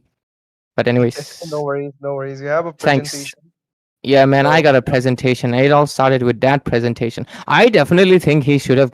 I think my professor should have given me at least 2 days, homie. Genuinely, what is this one night presentation? It just yeah, came out bro. of nowhere, and he just told me it's because I apparently have to do it in front of the principal. Wow, a Your little bit of heads up would have been professor nice. didn't give you 2 days, and Armageddon didn't give you a 3-0. Yeah, yeah. Armageddon, Yuri. I mean, it's not What is Yuri's that fault. She's just a thinking? manager. But Yuri, I hope you scold them. What is this? No Zushin, a single game. Come on. Every game they ban it out, bro. Jesus Christ. Now the draft is about to get completed, but so far I feel like Ascendria is having a good draft this time. Do you think we're gonna go for a game number 5, Ray? I hope not. I hope not. Man. We're actually going Anyways, with the same draft, but Dang onto the roam maybe, and then okay, Akai jungler, Valentina mid, Petrix gold against a Granger, fine. Ito with the Granger though. Saltak Lapu Lapu going against CC, a winning lane. Still, I mean, okay. The last time Max playing the CC there. No, not Max. It was actually Saltak playing the CC. This time Max is gonna play the CC. Oh, what is this? Ryota with the Kagura. Are they planning for a game number 5? Or this is insane pick. to be Legend fair, bomb. Kagura doesn't get countered by the Valentina because Fallon cannot copy that ultimate. It's kind of useless. Kagura can burst down the Beatrix, and Kagura can easily CC immune the, Badang and the Akai. So I think that's the reason if they're playing serious. And I do think they're playing serious. I hope they're playing serious because this draft is very similar to game number 1 where they picked Gushan instead of Kagura. But anyways, hopefully they're serious. And hopefully, Smash. I mean, it's not about I don't want a game number 5. I want a game number 5 when both sides are definitely putting in 100% because that game 1 from Armageddon, bro, it was not it. But anyways, into the casting desk right now. Ash TC will be taking a little bit of a short break, and Shinryu, my homie, join me in this match as we head into game number 4. Hello, sir, and yes, this might be the potential game number 5, or the game point, or the match victory for the side of Armageddon Esports, of course. Ascendria, Echelon, they are kind of trailing behind. You guys have talked about it enough. I don't want to touch on the topic yet, but again, the game is something I would do like to talk about. But early game aggression, I think both the teams do have some pretty good advantage. But the first litho will be secured by Ascendria this time. Armageddon, they actually let it go. Yeah, Shinyu, my homie, take the PvP, of course. I gotta save my throat for tomorrow's presentation. Whoa. Mm-hmm. You need to save it for a lot of works, man. But again, once again, the thing is, right? First game, we did see Ascendria pull up a upset. Not an upset, but a victory over Armageddon. This time, Armageddon are really playing serious. It seems like they do not want their name to be tarnished. They do not want them to be taken lightly. That's why they're doing what they can. And right now, they're trying to take an engage down board. Nem, not yet level 4. There goes YS, still holds on to the Mountain Shocker. And the rest of the members did not have level 4, so no ultimate available. So no Tsunami Slam, no nothing. So they still want to hold for the engage. But the flicker play from Fame on towards the goal laner, and they'll execute it. Jay will just get taken down, and Josie with the Mountain Shocker, of course, will secure that. And that's an early kill coming for him, of course. But there's no rotation so far from the side of Ascendria to answer that back. However, the turtle will be up next, and both the teams should make way for it. Yeah, and right now with that 0-4-1 score, Armageddon Esports back again with that first blood in their hands. Saltok Ball will obviously get a little bit dominated in the top lane, but still all good. Let's see who gets the turtle. Akai is a really good turtle securer, but there's the Yishin Shin as well. N3M, no Hayabusas for him from game 2. And right now, let's see what will happen. The wall comes in, but dang, bursted. Yeah, the damage coming out from Ryota is too much, and they start the turtle up. They guess a pull, and Electro wants to go in, but Nem with the steal, 50-50 it was, but Ascendria gets a turtle, and they get a kill on to Fame as well. Josie in a nice spot, gets a bit of damage, but still able to walk out. Electro does not have the enough damage. Heavy Spins comes in to stop that Swaltak Paul, but can you stop a Lapu Lapu? No, he will take down one kill, but he also gets shredded down in the hands of Max. So that's going to be a trade for both these teams. The score, which was 0-4-1, stands at 2-4-3 with the turtle going into the hands of Ascendria Echelon. Yeah, absolutely. 2-4-3 right now. And with it, looks like Ascendria Echelon did try to make a clapback. Hey, Executive Junior going for that. Not a bad item. Not a bad item. Not exactly the worst. It is, I would say, decent. I actually prefer you. Oh, but look at that. Badang getting so much pressure there. Yeah, he might get taken down. Josie with a kill, and there comes the missiles, but not really launching on anyone. Electro takes a bit of damage, and the stun too with the help of the Mountain Shocker, but still able to walk out. And so far, Ascendria, they're kind of responding back to what Armageddon are throwing back, but not everything has been answered back properly, so they're walking with a better trade. I can see right now the orange buff from this Akai is being invaded, and actually is pushed back since Minato is back, but how far can this off? Joji gets a stun. There comes the fist break, but again the clapback coming in with the missiles, with the grenade, with the launchers, and the umbrella. Yes, you heard me right. Umbrella coming in and taking him down, and there comes a missile again. Heavy spin being used onto Fame, but he goes in with a Tsunami Slam onto us Executor J, but he gets gunned down by Executor J. So they will walk out with a trade. 1-for-1 so far. Both the teams still standing on, but again Ryota gets spotted by Electro J, and he gets taken a bit of damage, but able to maneuver his way back. Good clutch with the umbrella, of course, but not for too long. Here comes the IMU stolen ultimate, but he will also get gunned down. So 1-for-1 trade once again, and the tradesman so back and forth. Both the teams walking out with something or the other. However, the kill stands for 4-for-6. The second turtle already spawned into the Land of Dawn. Yeah. 4-for-6 this time around, Ascendria Echelon, at least having a much better competition, giving a little bit more head-to-head, not exactly letting Armageddon Esports make the most snowball ever. But let's see with the next turtle coming in. Ito with that low HP, come on man, just leave it. And turtle fight still going on. Let's see what will happen. 4-6. Without Granger, I think they should retreat, maybe. Josie, what is his position? Yeah, there's no Tsunami Slam either, and there comes the Umbrella, the Yin Yang combination on towards Max. He takes a bunch of damage. Heavy spin on towards Fame, but the turtle is up, and there comes the missiles too. The turtle is really low. It's gonna be actually Swaltak taken on Namikaze, but the turtle still gets into the hand of Nem. Right now, they want to go in once again. There's a lot of damage on towards Swaltak. He does not have the bravest fighter anymore. He still walks out with a sliver of HP, but again, look at the bot lane. Josie is absolutely zoned out, but still stands with a sliver of HP. However, the mid lane, there was another engage, but both the teams decide to disengage because they do not want to take this for any more longer. The top lane is wide open, and it seems like Executive J might have a chance to push it up. Yeah, with a 5-7 score right now, and Armageddon Esports, they're also clapping back each second, 1-for-1 differences. But let's see for how long it will continue. For now, top lane looks like there is a bone of Executor Junior will get executed by, of course, not by the turret, but by the side of course, Armageddon Esports. Mid lane getting a little bit of pressure there, but the minion is gonna get cleared out. Ryota, whatever you'd call it.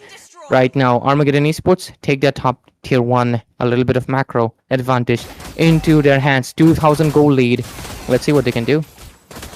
Yeah, Electro able to steal away the bravest fighter. However, he still is hesitant to go in because there are a lot of members. No vision. Nem gets the vision down right away, but the heavy spin onto the wrong side is pushing the members, pushing the opponents under their own turret. That's not what you want to do with the heavy spin, of course, right? You want to pin them down towards your side so they can actually be punished. However, amidst all that, look at the bot lane here, completely wide open for Josie to push, and he takes the opportunity. Curtain call being used on the 2 members, but again, Nem wants to go in without any heavy spin. The Tsunami Slam is still available, but he gets pushed back, knockbacks down onto the wall, and punched down.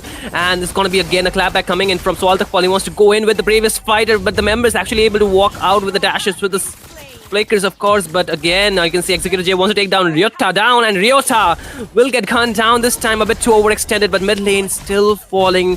Nevertheless, Armageddon, a kill, a death for a turret, I think is still worth it for them. Absolutely. 7-4-9 score. Not much goal lead difference if you look into it. It's actually impressive. Even the mid tier, if it gets taken down, yeah, I think it did. Right now, funny enough, Echelon is on 50, but oh, look at that mid lane. Oh, once again, another engage. Swaltak wants to go for the backline. He takes down Executor J, who did not have a flicker, and still going on under 3 members. He doesn't really care. Landshaker connects on the 3 members. There's the Tsunami Slam available. Gets him taken down under the own turret. A bit too overextended and punished. 2-for-1 trade. The Lord is up. Armageddon taking it down. And Ascendria, no response. Not a lot, actually. It's a turtle, third turtle of the game. So I was under the assumption, it's already 8 minutes in. That would have been the Lord, but no, it's still the turtle. So a bit late turtle, but still into the hands of Armageddon.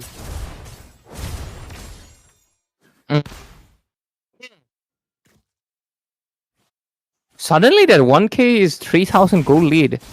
Insanity! There's a oh my god, Electro. I could not even see him. He just disappeared completely. Yeah.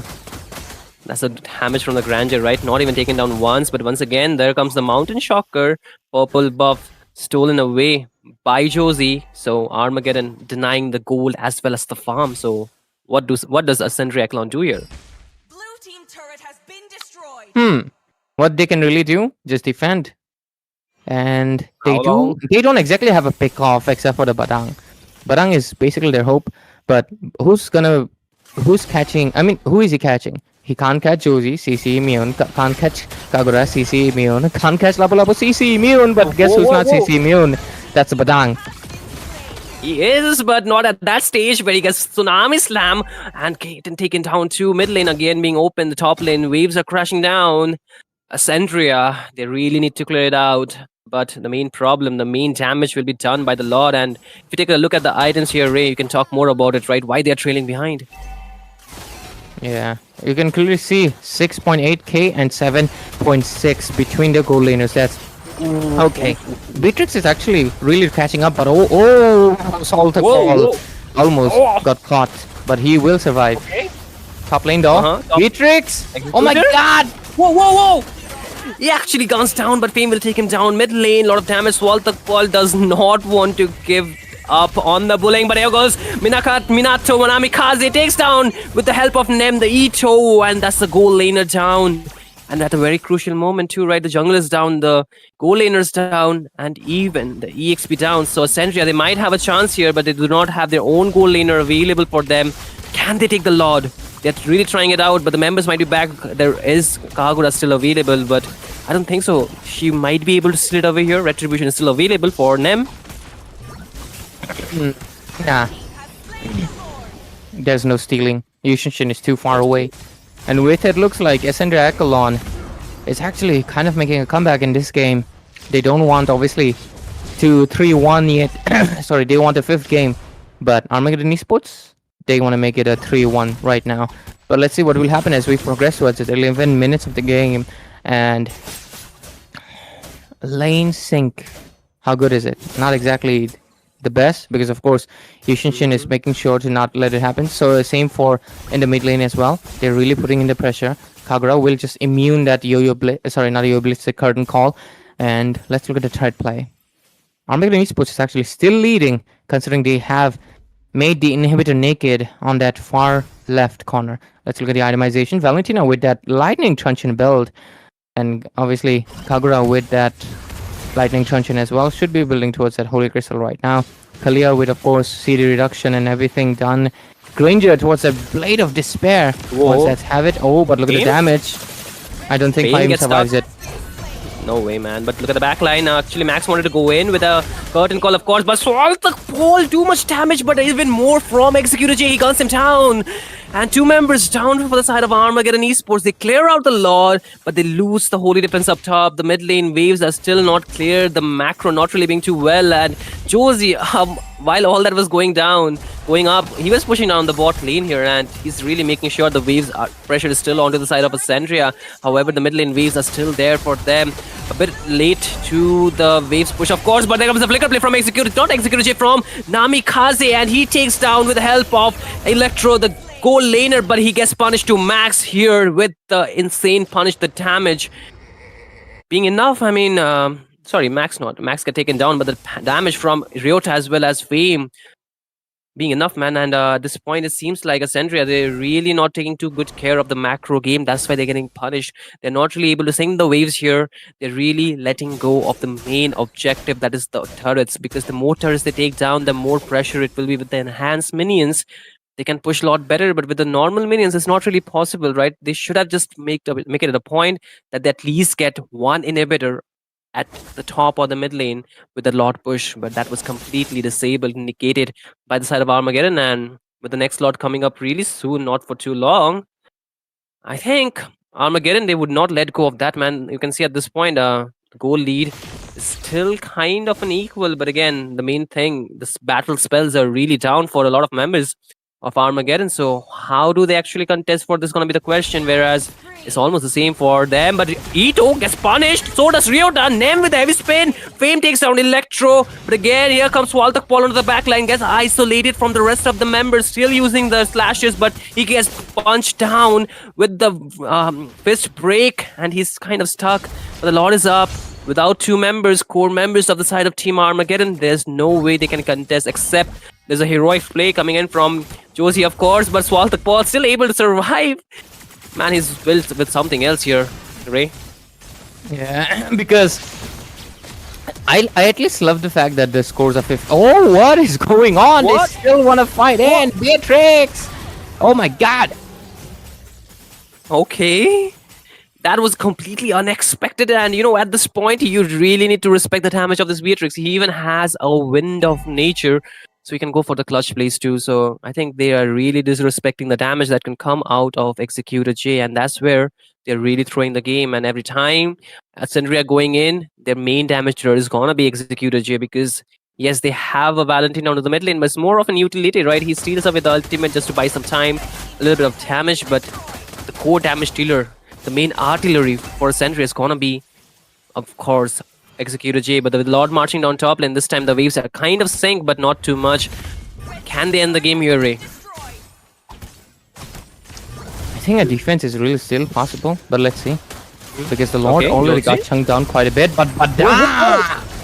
Badang, but 3-man knockup, there comes some damage from Kagura, but she gets taken down. Nato will be punishing him down, but again, there comes a kill from Fame onto the Badang. There were 2 members down, double kill for Executor J. Is looking for a triple, he's trying to gun him down. He will find a triple and a maniac for Mr. Executor J, and with that, Ascendria able to equalize the score and get this game to a game number 5. Match number 5, here we come. Wow, Shinyu's back with code and stuff. Oh my god, you're making me look bad. Because I wear the same shirt every day. But hey, at least I pull up on a shirt, guys. I mean, if I keep it clean, people forget. People forget you can wash your clothes, guys. You don't exactly new clothes. I mean, to be fair, you need new clothes If you're like if you're like today you went out somewhere and right now you wash that cloth, if it hasn't dried up yet, you cannot wear it, Mhm. right? But I Right. only wear this while casting, right? Then I'll right now after done casting, I'll put it in the water, then I'll let it dry in the day, and then I'll wear it again. Smart move. Smart Efficiency. move, Anyways, right? damn, you wearing the coat, homie. But I think I know the reason why. Anyways, great game, a game 5, and I think those recall taunts were definitely guaranteed. It's pretty funny. It's pretty funny. It's extremely funny. Let me tell you. Game 1 where Absolutely. they lost. This was the exact draft for Armageddon Esports. Instead of Kagura, they had a Gushin. That's it, basically. Damn. Yeah, I think they got a. I think Ito, your Granger ain't working anymore, and Josie, your Damn. Yushin ain't They said working it. anymore. Somebody had to generally, say it. this They did it. this happened twice. It's actually funny. Like, wow, how did it happen? And I think Mhm. Lapu Lapu was obviously what was their player name for EXP? Sorry, I forgot. Is Swaltok Paul, man. Soltak Paul, yeah, Paulina. But yeah, Soltak Yeah. Paul, his Lapu. I mean, he's playing good, but damn, looks like you guys got a little bit of a booty chaya, got a little bit of bad omen there. And I hope, at least in game 5, of course, you guys come back with that spicy draft that you guys pulled up in 2 games. But I knew it. This was gonna go a game 5. Who was I kidding? But anyways, Mhm. last game we're gonna be going. But first, we're gonna be looking at that MVP. Absolutely, man. I hope it is executed, Jay, this time. Twice. Maybe the It first should game he be. got the MVP too, right? He Yeah. played amazingly well, so I think No it better way. be. Oh, no way, man. Okay, he didn't die. So, N3M with 0 deaths name. stole it. No, N3M, I won't take this. I won't have Kung Fu Panda on my screen. I want that Beatrix. No, generally, bro, Crazy. N3. I thought I you know wanted N3M, the bro. Zohunt, man. N3M, yeah, you contributed to the team. You took the Lords. Amazing gameplay guy.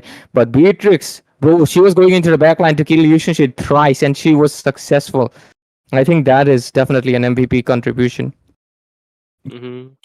Eh. Absolutely, man. I agree with you. But I really was under the impression that you wanted to see Zushin out there. The Because Zushin had Zushin is there. banned. Freaking Armageddon Esports banning Zushin every game. Mhm. Ryota, come on, my man. Okay. Relax, my Jesus man. Relax. Christ. Look at Where the is look at my the Zushin? scoreboard, man. Look at the scoreboard. You need to talk about that, man. You're the analysis person of the 17 two to of us. 22. Nothing much to say about the scoreboard. Actually, it was pretty equal until the end where they got a maniac. Then 16 to 4 plus 4, then 2 kills, right? But anyways, all took Paul going with that blade armor build. Not exactly blade armor. Nah, I don't think blade armor was necessary Works because against the Beatrix is Matrix, not a but crit damage dealer. You want the no, dominance it reduces the basic damage, the basic attack actually against the Yeah, Beatrix. but Beatrix was also using other guns. For against Beatrix, you definitely need the I saw Oh, him now what am mostly I with the saying? rocket launcher or maybe the submachine Yeah, gun, maybe. you Yeah. need the dominant size for sure because you do want to Yeah, reduce your yeah. attack speed, and Mm-hmm. if not, at least what do you say? Get the anti-cuirass. It's a general physical attack reducer item because there was Barang as well, and there was CC, I think, right? Yeah, there was CC. Yeah, there was UC. So I definitely think anti-cuirass should have been his actually priority because CC was dealing damage to him, Barang was dealing damage to him. So you need more of a generalist item when you're the EXP laner. You have to, as an EXP laner, I would always, what do you say? I'd always tell EXP laners go for generalist items. Tank is the one who actually is like counter building. He's the one looking out. Oh, they have a marksman. I gotta get that blade armor. Oh, they have a mage. I gotta get this. If it's a burst, obviously Athena, and if it's a DPS, go for the radiant. But for an EXP laner, you cannot exactly go full tank unless your hero is a full tank. Like let's say Mm-hmm. I don't know, you're playing like a Gatot EXP, right? You can go. Obviously, you'll have to build like a tank. But you're playing a Lapu Lapu. You're playing a CC. You're playing these damage EXP laners. You have to go for 2 generalists. Like usually it's the anti-cuirass and the Athena. Sometimes it's just the Mm-hmm. Oracle because their magic damage is not enough. Anyways, with it, 2 for 2 score on both hands. Damn. Absolute cinema. Absolute cinema. But I Not don't think cinema, this is gonna man. come to Cinema would have been man. a clean sweep. I mean, I if they actually make it a win for Ascendria, I think it might be an absolute cinema for sure, right? As cinema Echelon. I don't know, man. Absolute Wow. cinema. I'm trying to wordplay them. As cinema, as cinema. I want to absolute as cinema. Yes. Ascendria cinema. Absolute as cinema. Anyways, whatever it is, the bands are there. Armageddon. Okay, Ray might lose it, man. Ladies and gentlemen, please don't do this if you're playing in when Ray's casting. 5 games. Yeah. 5 games. The only one time he wanted to see a Zushin and you just do not fulfill this man's wish, I think that's a criminal move. He might just wanna, do the the mirror curse or the mirror blaze. This will be the Ray curse for you guys. If Armageddon Esports lose, you already know whom to find. It's basically Ray, the caster, of course, the Zushin's husband. Nah, whoever is for him. banning the Zushin. Will be blessed. I mean, accursed, maybe, whatever. But okay, Ascendria, they again pick up the CC though. So it was working for them. I think it's a very good first pick. But do you still want to play it when Armageddon? They are already thinking that you will pick this hero because you are doing that for the last couple of games, right? You are constantly going for the same picks, but they don't care. Armageddon, they don't care about your opinion here. I love the way you said they don't care. It is They don't very care. YouTube-ish, like Yeah, a they don't YouTuber care. kind of way to say it. Like it's something that I would. Mm-hmm. It's something that I would see a Western YouTuber say that Don't while he's care. They documenting don't care. a vlog on like maybe like a competition or something. Not Mr. Beast games. Yeah. That's lame. That's scripted Yeah. stuff. Don't watch those stuff, guys. Genuinely, don't give him more views. Don't make rich more rich. Bro's a billionaire. He bought the NFL recently. I saw in the news. So watch What? Indian content creators. Yeah, he's a millionaire, What? bro. What? He's Like, yeah. why are we watching him, in fact, at this point, right? I actually do not watch What him. is I the stopped question? watching him when his content became really scripty. Like it was very obviously scripting. Mhm. Like It's you like know, watching like Big Boss. It's like watching Big Boss and thinking, yeah. It something became different will Big happen. Boss. It became Big Boss. I never watched Big Yeah. Boss, but I know what Big Boss is just by like what people told me about it because it was a hype when I was in like. I mean, right now I think it's gone. Maybe some people still watch it, but in like 2014-15 when Big Boss was still Yeah. new and they were bringing in actors and married actors and couples and stuff. It was Mhm. pretty massive, but like just by the impression of it, I was like, why are people hyping this up? This is obviously going to be scripted. There's no way people are fighting and quarreling like in front of a camera if it's not already Yeah. like planned. Any fight you see on the front of the camera, it's always scripted. Movies are already scripted, and then the only way you will find if it's valid if the camera is a microwave camera where it's only 24 pixels on the screen, the frame rate is absolutely horrible. Yeah, that's the OG source material. It's real when the camera is absolute dog water. But Wow. anyways, And it's if the 144p, video right? quality is too good, you feel like a cameraman is filming it, it's scripted. That's the golden rule to follow Absolutely. with it. Yeah, But because what I like, the golden rule about the cameraman is that the cameraman never dies, man. That's the best thing out there. if he dies, it will pass on to the next one, just like passing of a torch. Wow. Yeah, absolutely Because insane. that's the whole point of found footage. Okay, that will get very dark if I talk about it. Like dark in a sense, Wow. like scary dark, not the other way, guys. Not dark system. Dark system. To be fair, dark system is also scary, but it's less scary and more frustration. Like it makes you bang your table, just like I'm banging my table like this, because there's no zooch. And where is zooch? It's okay. It's okay. Ray. Calm your rage down. It's okay. You'll find a better hero. What if a Selena just comes in, right? If not a Zushin, maybe the Selena for you, right? Either is fine. I like Selena. Selena is a close second. Selena Yeah, Lunox are my like close This second. is Third. how, ladies and gentlemen, you calm down rage for Ray at least. See, this is the way it works. Rage. Yes, sir. RAEGE. It's a very, Rage. it's a very small difference between Ray and Rage. So the way to stop it's like either pick a Zushin or pick a Selena. Yeah.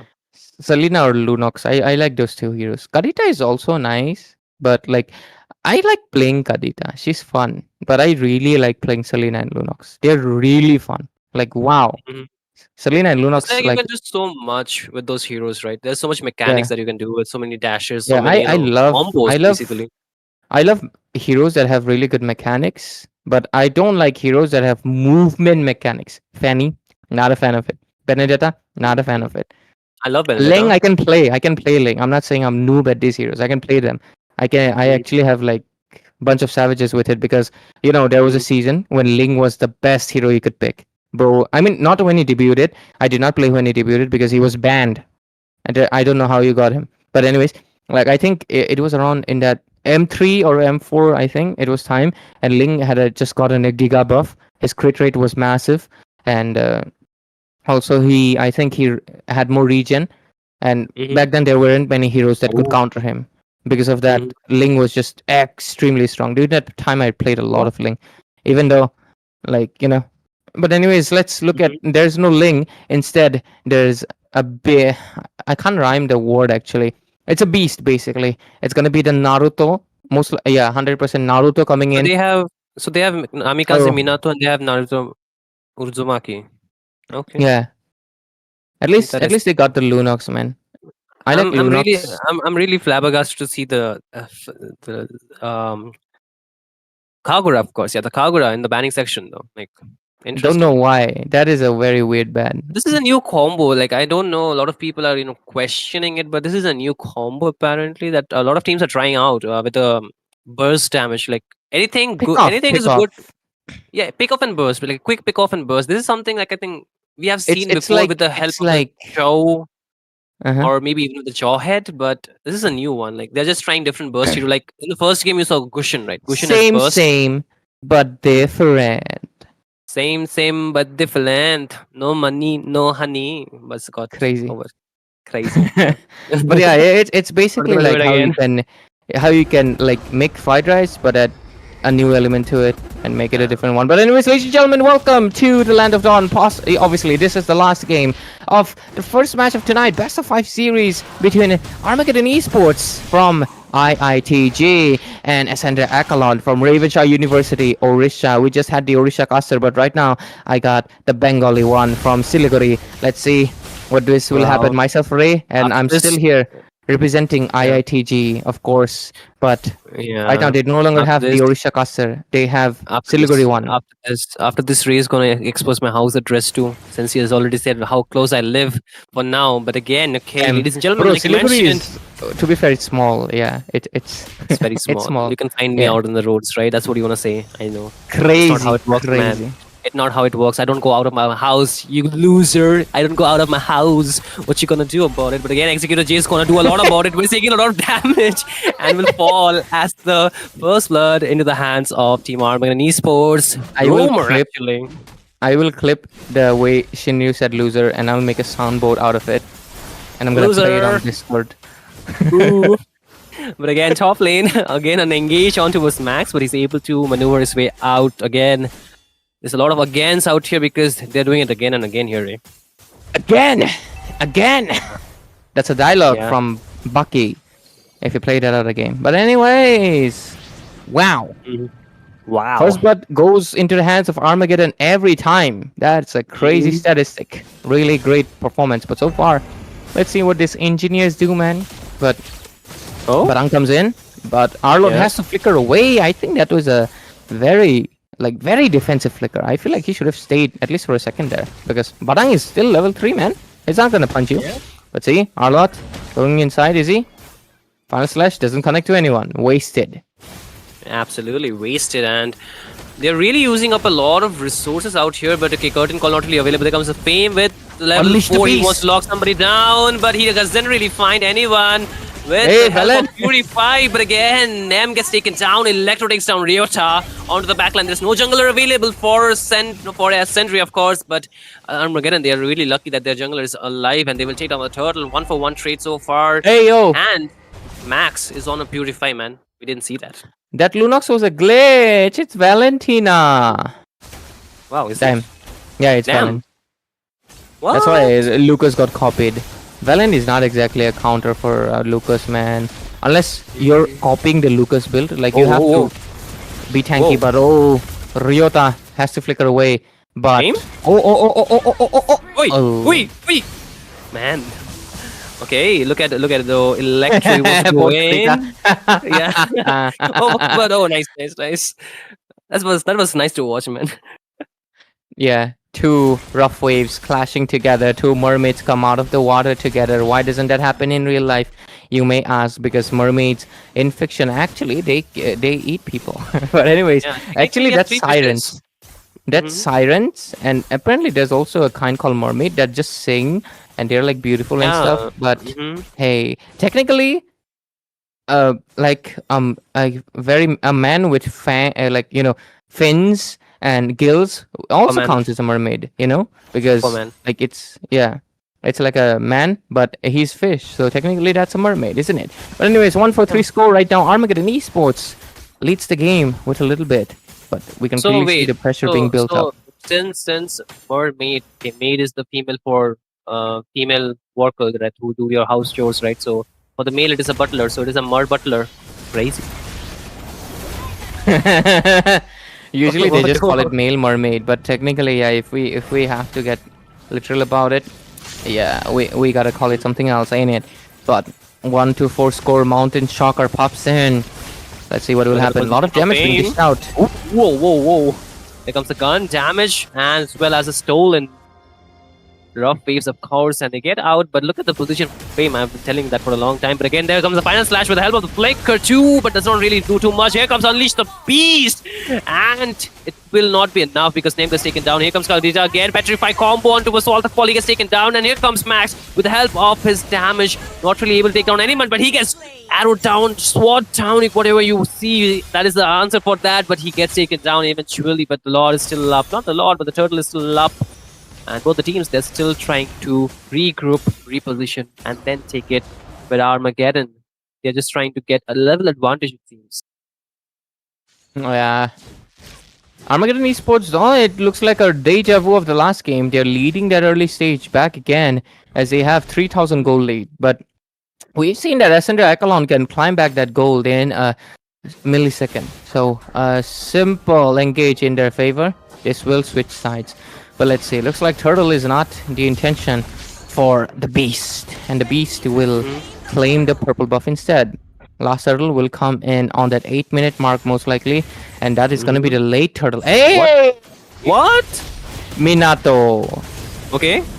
There goes another play from Nam with Unleash the Beast onto us. Remembers, Ito gets taken down in the hands of Electro, the rough waves being enough. But again, Max wanted to go for Ryota, but here comes Walter Fall with a little bit of peel as well as a little bit of kiting too. But the mid lane turret will be open, and Team Ascendria, they will be able to open up the mid lane a lot more with the first tier taken down. However, Armageddon, they have done the same down bot, so 1-for-1 turret so far. However, this Beatrix needs to be punished a little bit more because he's free farming, man. You can see, right? Getting the crab, getting the waves, a lot of free farm.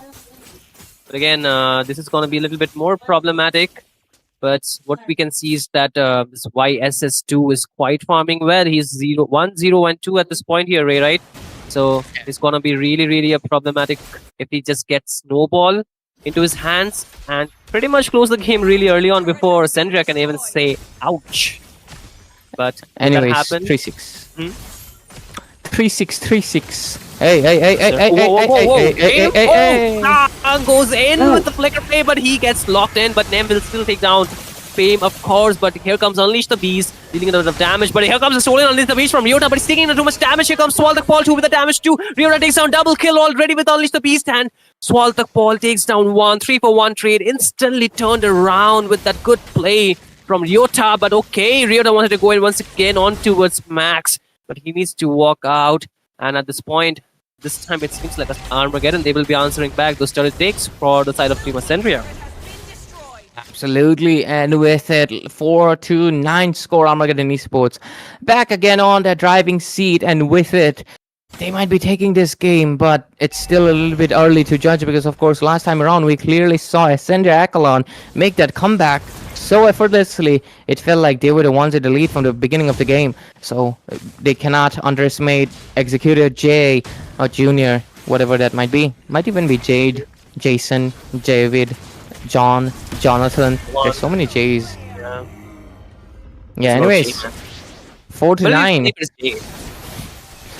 Huh? We have already. It will be funny if it's Jay, but okay. Ryota wanted to go in. Final slash, not the final slash, but the dashes from the Vengeance for this Walter Paul, able to take down Electro.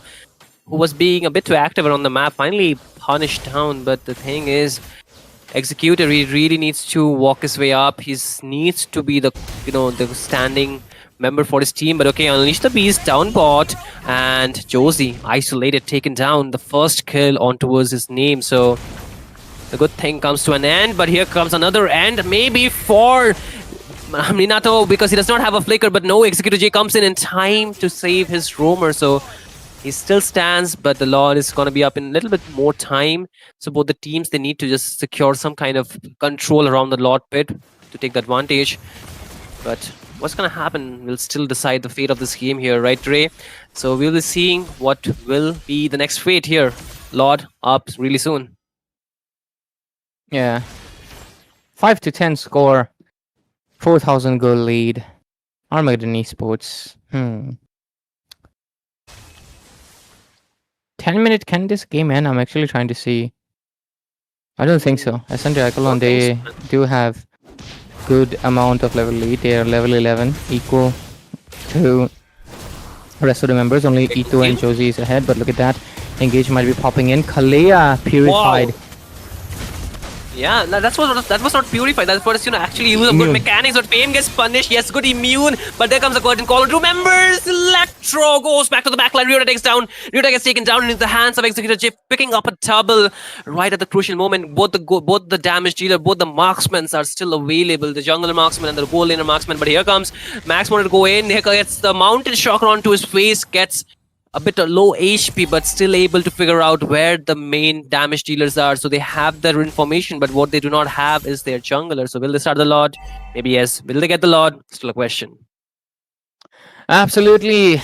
And I think the Lord fight will mainly matter actually Lucas's presence, because Lucas is CC immune, just like we literally saw it right now. Blade of Despair secured for the Beatrix though. So as long as Lucas maintains, is able to be taken away from that Lord, they can easily take it. Because look at that, Lucas is actually not aware, and this Lord goes into the hands of Josie. But the team fight's still on. Let's say they get a kill, but here comes the beast. Yeah, and a lot of damage too. Fame gets taken down. Max with a very good maneuver, and Nem joins at the right time.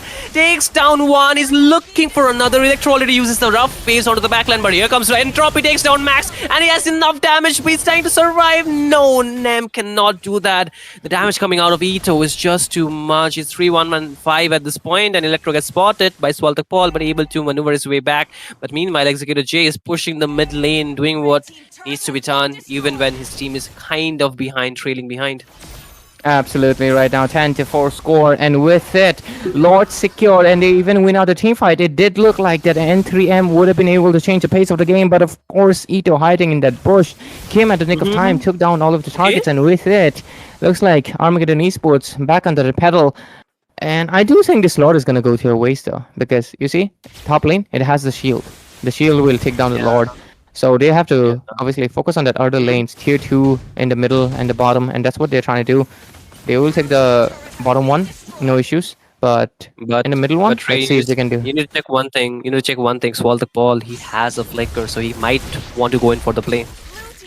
I think he can, but a lot of purifies there. Only Executive Junior, main target. Not enough, man. Again, there goes the Badang with the play. A lot of damage onto us. Nem, he gets chunked low. Badang gets punished into the hands of Ito. Nem, 3 members down. Max takes down Ito, but he too falls. The Lord does get cleared, and Executor J just picked up the Wind of Nature. But for whom? Okay. Bit questionable, but okay. Still fine, right? He needs the Wind of Nature against the... Josie? Maybe the YSS? Maybe. Okay. Okay, 4-man. Oh, they go in 4-man. Final slash on the two members, but they're able to walk out. Executor J forced out to use the flicker Electro, trying to clear out the wave, but it's not really enough. 2 inhibitors already taken down. The bot lane one at the jeopardy. Rough waves being used, cannot save down. Rita takes down the kill. Minato is back. So is Max and Nem too. So the members are finally back. So Armageddon, they walk out with a good trade here, man. Absolutely a massive positive trade. I like the fact that the score, it looks like 11. It is 1-1 technically. 2 ones make it 2. So yeah, it is like 1-1-1-1-1-1. A lot of 1-1, but no 1-1 in the game. 1-1 ban every game. Anyways, crazy, right? Yeah, 4,000 gold lead into the hands of Armageddon Esports, and they have 7 kill advantage as well. as Ascendria Echelon is on a deficit. Let's see what will happen as we're down to the last bit.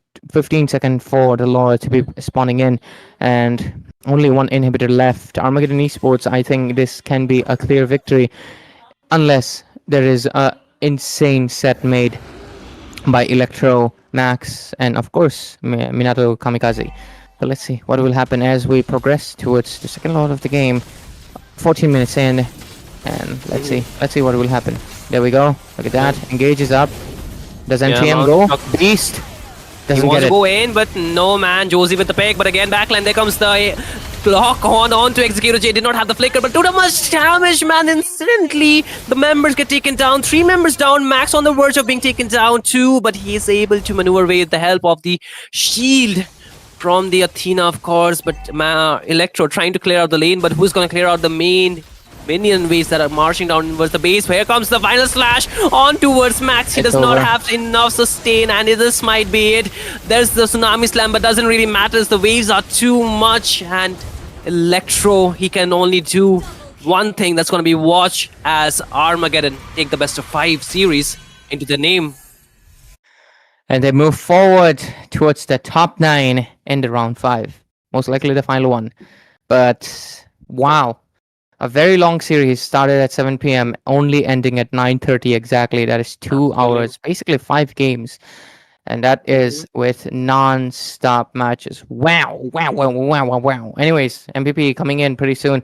We will see who got the MVP. I was a little bit confused though who will get it. Honestly, because with everybody Ito? with 0 Maybe deaths and Ito this stuff. time. No? Maybe No, maybe it's Ito, going maybe to be Josie, maybe whoever got it. But maybe Ito.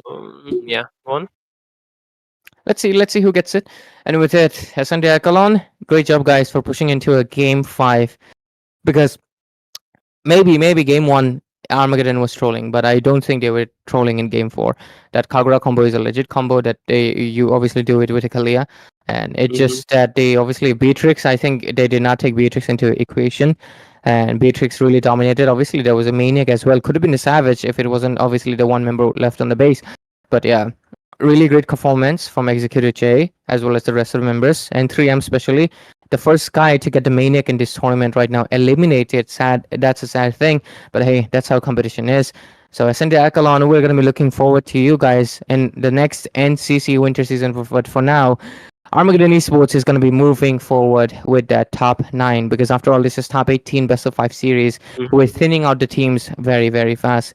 Right now, the next contender would be coming in the next best of 5 series, but of course, that is going to be after this one, as we will get the MVP first, and then we'll get into the giveaway spins. So hopefully, you have done your sharing. If you haven't, bye-bye your diamonds, because yesterday, we got the player called TM got 899 diamonds. Okay, crazy. So If you didn't claim it, it's mine, man. You know already the drill. yeah, that too as well. If TM you haven't claimed it, say goodbye to your diamonds. Past is past. You gotta I'll give focus you on a the bad present. news, TM, and the person who is also winning today. Today I was supposed to get the net Metro Zero skin, but I overslept and couldn't get it. So I'm already pissed. So I won those diamonds. I wasted a month whole of diamonds. I don't know how much, but I did waste out a lot. Those spins does not come easy. They don't come cheap, right? Yeah, man. That's why I the last time I actually did was the carry one. I think. Yeah, I spent on the carry one. Mhm.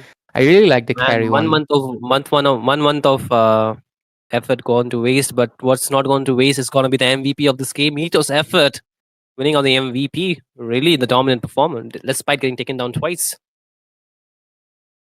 Yeah, it's really looking great right now. But with it, let's see. I like Wow. how the arrow is pointing towards the divine glaive, as if that is a game-changing item. Crazy. Yeah, I like the I mean, because I think his slotting is different, I like that. To be fair, yeah, divine glaive is really important. Build your penetration right, guys. Penetration is very important everywhere. But anyways, with it 22 to Sound 14 music score, 14 minutes game. Ascendria Echelon gave a really great competition even in this game. Great performance from everyone, I would say. There were a few mistakes. Of course, Minato Kamikaze, better watch out where you punch. Do not punch walls. It will hurt your fist. But yeah, other than that, nothing much to say. This is overall Armageddon Esports just really played well. Mhm. Very dominant fashion. And they won the game. in a very, very well manner. But with it, ladies and gentlemen, we are done with the first best of 5 series for tonight. And we're going to be going to the spin wheel. If we are ready, let's go for the spin wheel and choose 3 winners. 3 finalists that is going to be going to the 6 people who spin. And in that one, we will choose, of course, the main winner. But if the wheel is ready to spin, like the clock ticking right now, let's go for it. NCC spin wheel giveaway. Let's choose the first, of course. Gumja NCC. Gumja. NCC को घुमा दीजिए, please, sir ji. Gumja. I think it just needs a little bit time because it hasn't been used since yesterday. Oh, it is working. Like, see, give things a little bit time. It comes out good. So the first winner, who is it? It is Hekuli. Hekuli. It literally means frog. Wow. It means frog. Name, man. So frog, Why would Mr. Frog in Assamese. Why would you want to call yourself a frog, man? I don't understand that, but okay. Good enough. Next one, let's go. Gumja NCC. NCC को घुमा दीजिए, please, sir ji. Okay, NCC घूम गया. And this time Titli again. Wow, Titli has an insane amount of luck. I hope you lose tonight, man, because I want to get it. Crazy. But again, the next one, who is it gonna be? Let's see. Wow. Lone boy. Lone boy Obed. Okay, Lone boy Obed.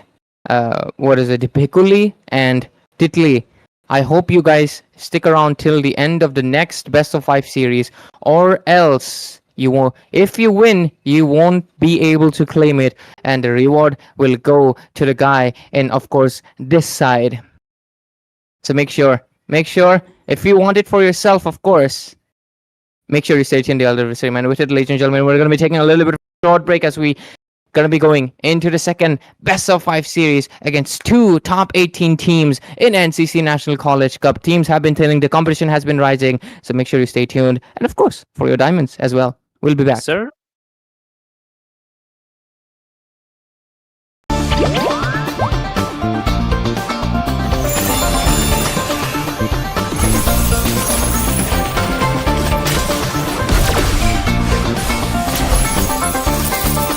I am more than a weapon.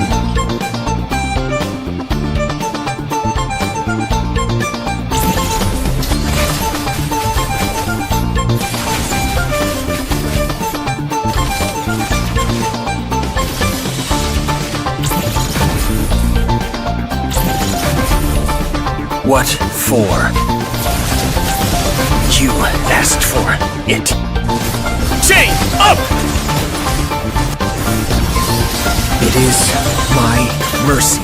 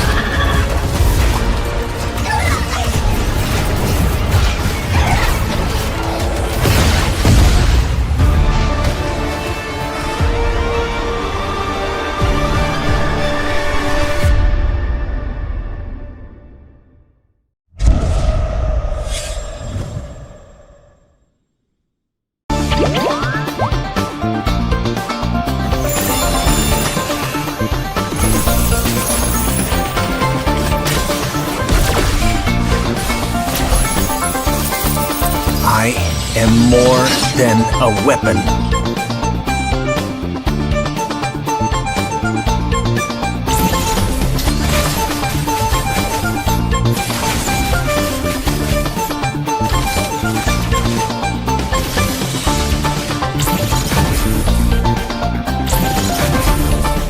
What for? You asked for it. Chain up! It is my mercy.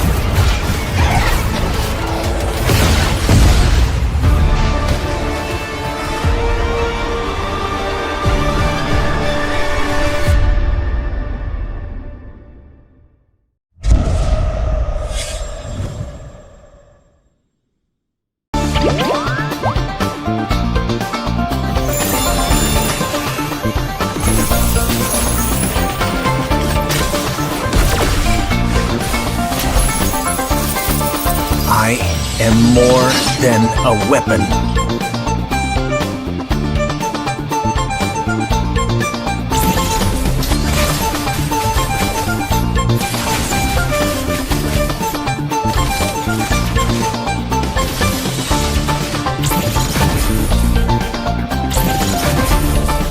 What for? You asked for it. Chain up! It is my mercy.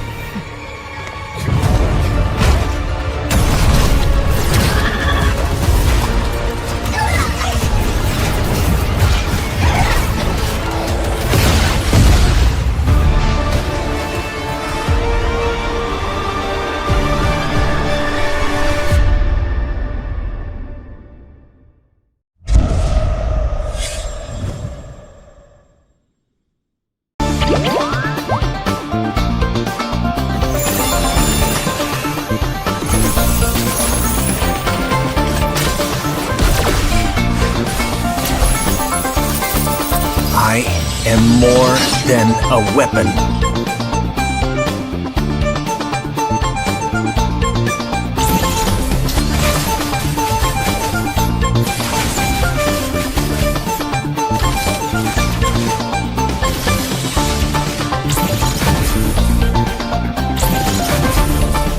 What for?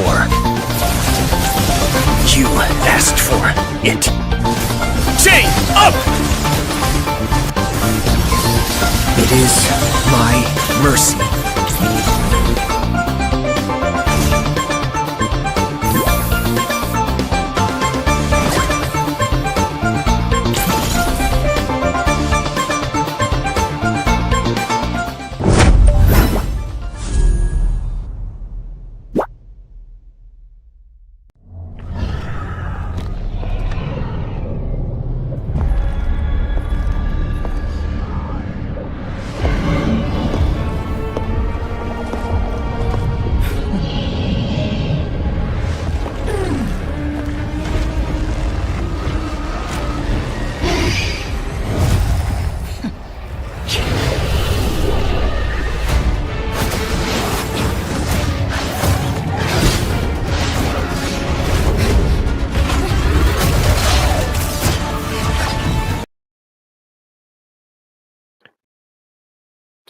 Well, hello, ladies and gentlemen. Welcome back to the NCC National College Cup presented to you by Battleknights India. And this is with production partner being IGC, that is Indian Gaming Corps. And we are finally heading into the next game of the night, match number 2 between Zohunt x MEA versus Anarchy. And guess what? I have a new caster with me, joining me for this match and maybe the future matches too. For now, it's going to be Mr. Fredo alongside Shinryu, of course, my name. Will be casting this game for you all. So, Fredo, how are you feeling, and what do you think about this matchup? Like, really two good teams, right? Yep, I am feeling really excited, to witness this match tonight. And finally, we're in that stage where best of fives Mm-hmm. happen. And a lot of people, they usually wait for these best of fives because it actually tests, your stamina when you're playing these games. People don't really feel it when they see it on the screen, but the intensity of the matches are really high at the top level. So you have to keep up, for with your stamina for the, for all the games, so that you can actually make proper decisions and come out on top in those team fights as well, where things can get very, very chaotic, especially when these teams play Absolutely. against each other. And right now we're looking at the teams that have literally dominated the scenes for an entire year and made a name for themselves. It's Anarchy going up against Zohunt x MEA. Yeah, and they got a sponsor, man. They got sponsored from Mizo Esports Association, right? And moreover, we will see the draft soon. But let me introduce you to their colleges. That's gonna be a team Zohunt x MEA are from, of course, they're from Pachhunga University College, whereas Anarchy they are from GIFT. That is a short form for Guwahati Institute of Fashion Technology. So two different teams from different areas, but one dream for both these teams, right, Ray? I mean, not Ray, but Fredo. Just got mixed up with the name. I've been casting with Ray for a little while, but again, two teams with one dream going to the next round. And the first ban already here, Farsa being the ban from the side of Anarchy towards Zohunt.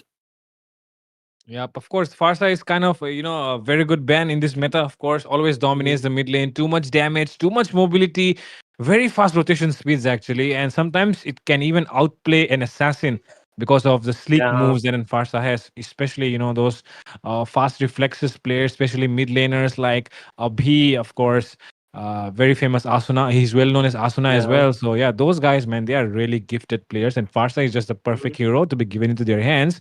And right now, Anarchy just realizes the potential that the mid laners carry in this meta because, of course, EXP lane dominates. The mage gives the backup, so things can get quite out of control of your hands as well if you let the enemy mid laner dominate. They do not really have plans to go with the Farsa first pick, so banning it out, of course, is a good call. Now, though, looking at the draft, now again, look at that 1-1 getting banned along with the Bakshia as well. These bans are, of course, called for, but I would really prefer to see some EXP bans coming in as well. As we all know, this meta is all about the EXP laners. Absolutely. I mean, the EXPs are dominating. Talk about, CC, talk about Lapu Lapu. Always the first to initiate those team fights, even before sometimes the roamer, particularly, right? They give the opening for a lot of these roamers to go in. And I feel that's what we might get to see because most of the bans are centric towards particular role. If you take a look at it, right? Parsa, mid lane, Bagzia, roamer slash jungler. Mm-mm. YS is jungler, another jungler, whereas 1-1, the gold laner. So what is left is maybe the EXP lane or gold lane a little bit more. Not a gold lane, but what else? Mm, Even the jungle, right? Maybe. The Landscape can still be banned out Yeah. because that is like one of the best options that Okay. always remains Hmm. open. They But kind of want okay, to they ban go in. out Dusty Miz, it seems. They want to nerf Dusty Mizo because we all know that guy. Literally, he got the name of MOBA Dusty. A nickname that Yeah, everyone gave him because of how good his Fredrin is. Inspired by, of course, none other than one of the best junglers of the game. We have MOBA Zane himself. So sir. yeah, MOBA Dusty will get respected, but so will Mr. Raren here because we know Mr. Raren as well, a very OG jungler actually, very respected in the Mhm. community, well known and respected by his fellow players as well. They all know that this guy is also good at assassins. Meanwhile, Dusty is just very good on the Fredrins and utility junglers. So yeah, both the sides respecting their junglers for now. No respect being Mhm. shown to EXP winners yet. And CC just pops up to steal the show. But let's see if, of course, Zohan can still pop up that Lapu Lapu or glue to turn things around in this Yeah. draft for them. I think the Lapu Lapu could be a good addition, but okay, no, they go in for the pick for the goal laner, of course, with the Harith as well as the good Kacha, good flex pick, still unsure, but I don't think so. They would want to lane it against the CC because she kind of bullies the Garud Yep. Kacha a lot more, right?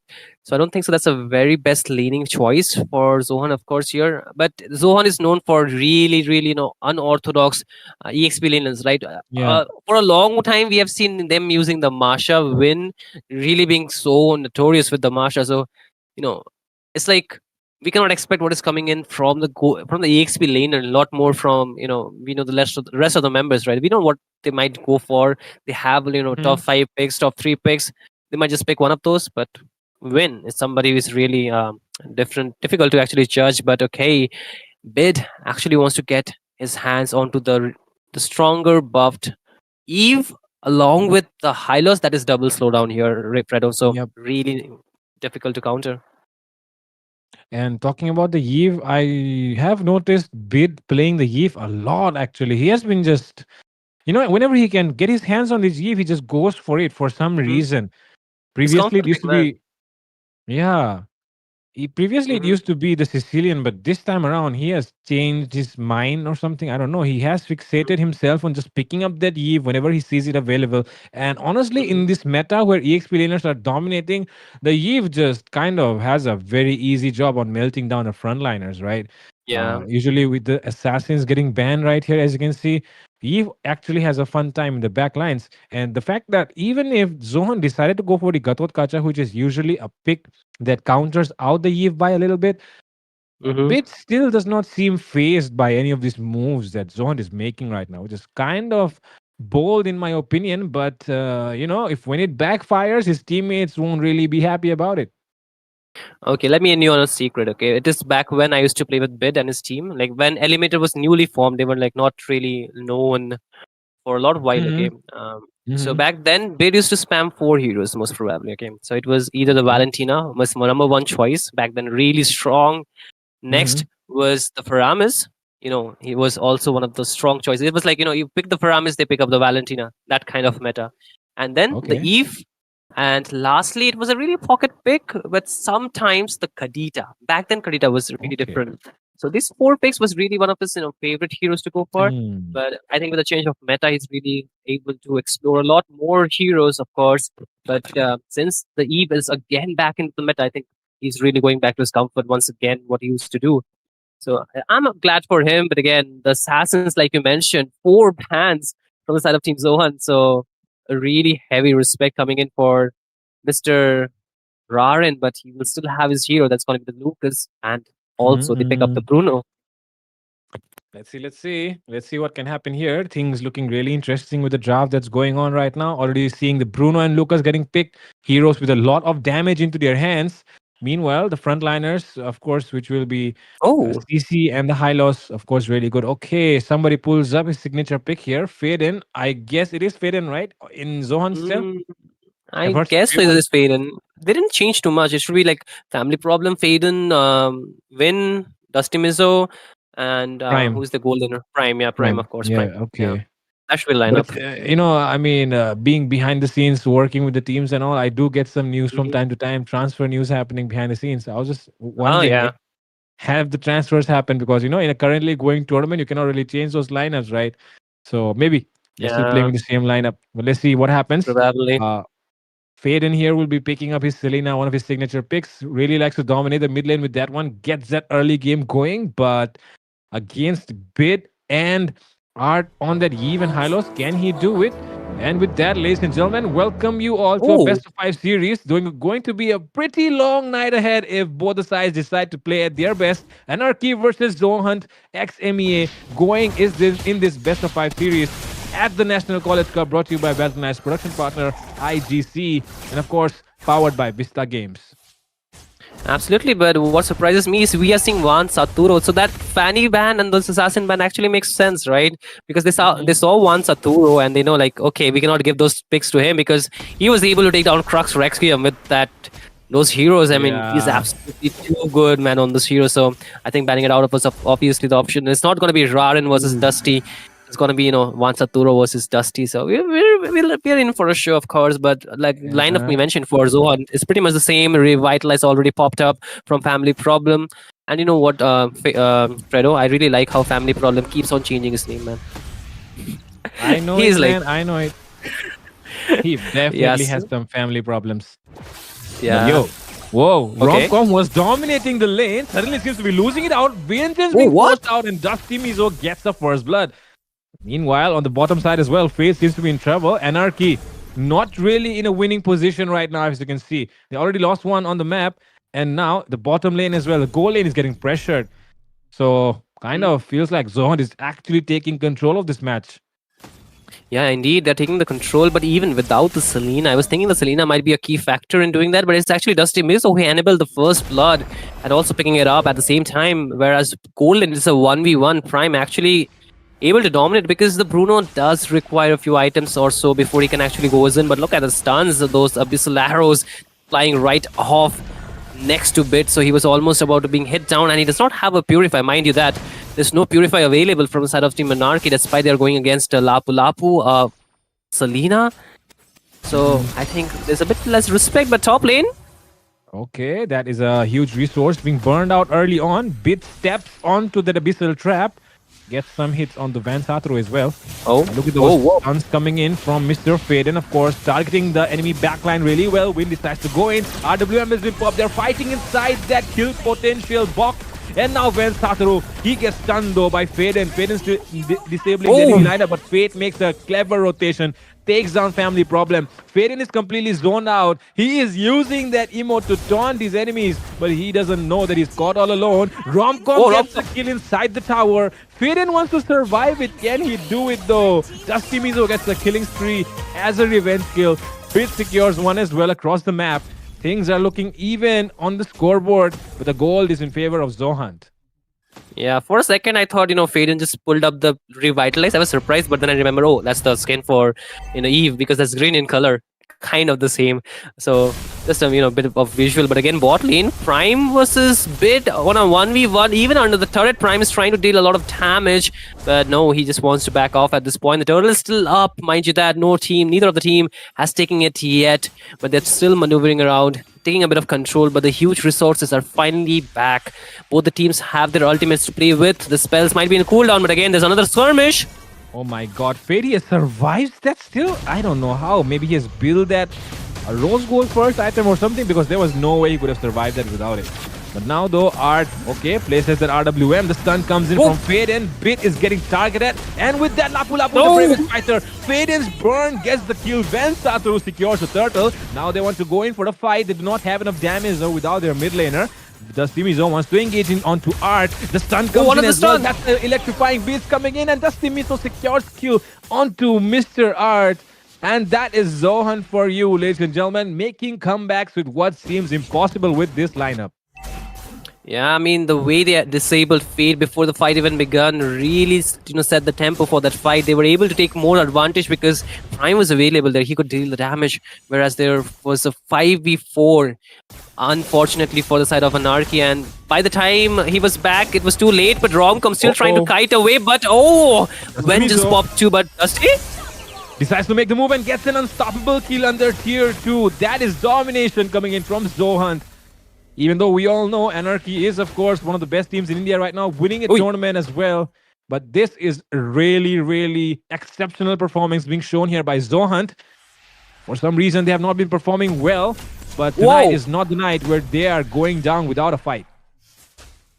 A good abyssal arrow coming in from Fade and able to keep the pressure always onto the side of Anarchy. They're not really able to get too much across the map, given the fact, there's more information, more intel available. Again, here, another abyssal arrow as well as the trap connecting to his art. But he's too tanky, right? It will take time for them to take him down. He has the revitalize too, but he has already fallen twice. So you can say, like, even he is not safe out there, right? Even if it's him. But again, another skirmish. It seems like family problem wanted to go for an engage. Abyssal Arrow does not really stun. Mid lane, a bit of skirmish, but gold lane again, a 1v1. It might just turn around into a 2v1. Fate seems to be in trouble. It's a 2v1. Dusty Mizo gets knocked back by the ball. The worldie does not help him enough. Fate will get taken down. Turret will go down as well. Zohunt seems to be punishing Anarchy every single time they get a chance. And there seems to be no reply coming back yet from the side of Anarchy. Turtle being set up though. Let's see who makes the first move. They do not have their jungler yet. Ben Sadro can get it for free. Yes, he does it. The fight has broken out. Brave Spider being used as well. RWF pops in. There comes the Revitalize being forced out as well from both sides. Family problems. Healing up his teammates. Prime could have been in trouble. AOG lands. Doesn't land onto anyone though. Bit seems to be stuck. Faden with the stun comes in. Prime using those dashes. Just dealing enough damage for keeping Anarchy away. And with that, nothing comes out of it for both sides. But that is the turtle going into the hands of Anarchy. The goal lead, though, still in favor of Zohunt. And they're still in control. They're still in control. We are almost 7 minutes into the game. Win! Being too active, able to take down the top tier 1 up top lane. So he's able to pressurize lane. And so far, no turrets have been formally touched by the side of Team Anarchy. They're able to not even do so much in terms of macro gameplay. However, Zohunt is taking full advantage. Side lanes both cleared out for the first tier. However, Win in a tight spot, able to dash out with the help of his skills, but he finally got his previous fighter back. And the problem is Zohunt. They're really pressurizing the sides, it seems, right? The sides are kind of losing because Romcom is 1-3-1, whereas Fate, he's getting pressurized every time. Even if it's not getting taken down, he's forced to recall, and that is given enough time for Prime to pick up the gold, to pick up the turret to down bot, and that might be a problem. Bit takes another stun, but those abyssal arrows are really notorious. But even more is going to be the abyssal traps, right? Chunking those members down slowly but surely. But again, another one connects. Does it feel like Win wants to go in with the bravest fighter? Doesn't commit though. He knew he could have died there. Even when the fight is on. But now though, there seems to be trouble. Van Satoru could make an outplay here. Doesn't seem like he wants to commit with that ultimate though. And he still survives. Fate versus Prime going on in the bottom side. Both of them are equal in terms of level, but Fate is probably a bit ahead in terms of goal. And with that, we're already hitting the 8k mark. Lord coming up as well. Probably a good time to take a look at the items. Yeah, definitely. We need to take a look at the items. But AOG down bot. Fate. Could be in trouble here. And as you can see, the items been displayed on the screen right now. Take a look at that, man. That's a holy crystal in the hands of Mr. MOBA Dusty right now. And with that, Van Sato. Whoa.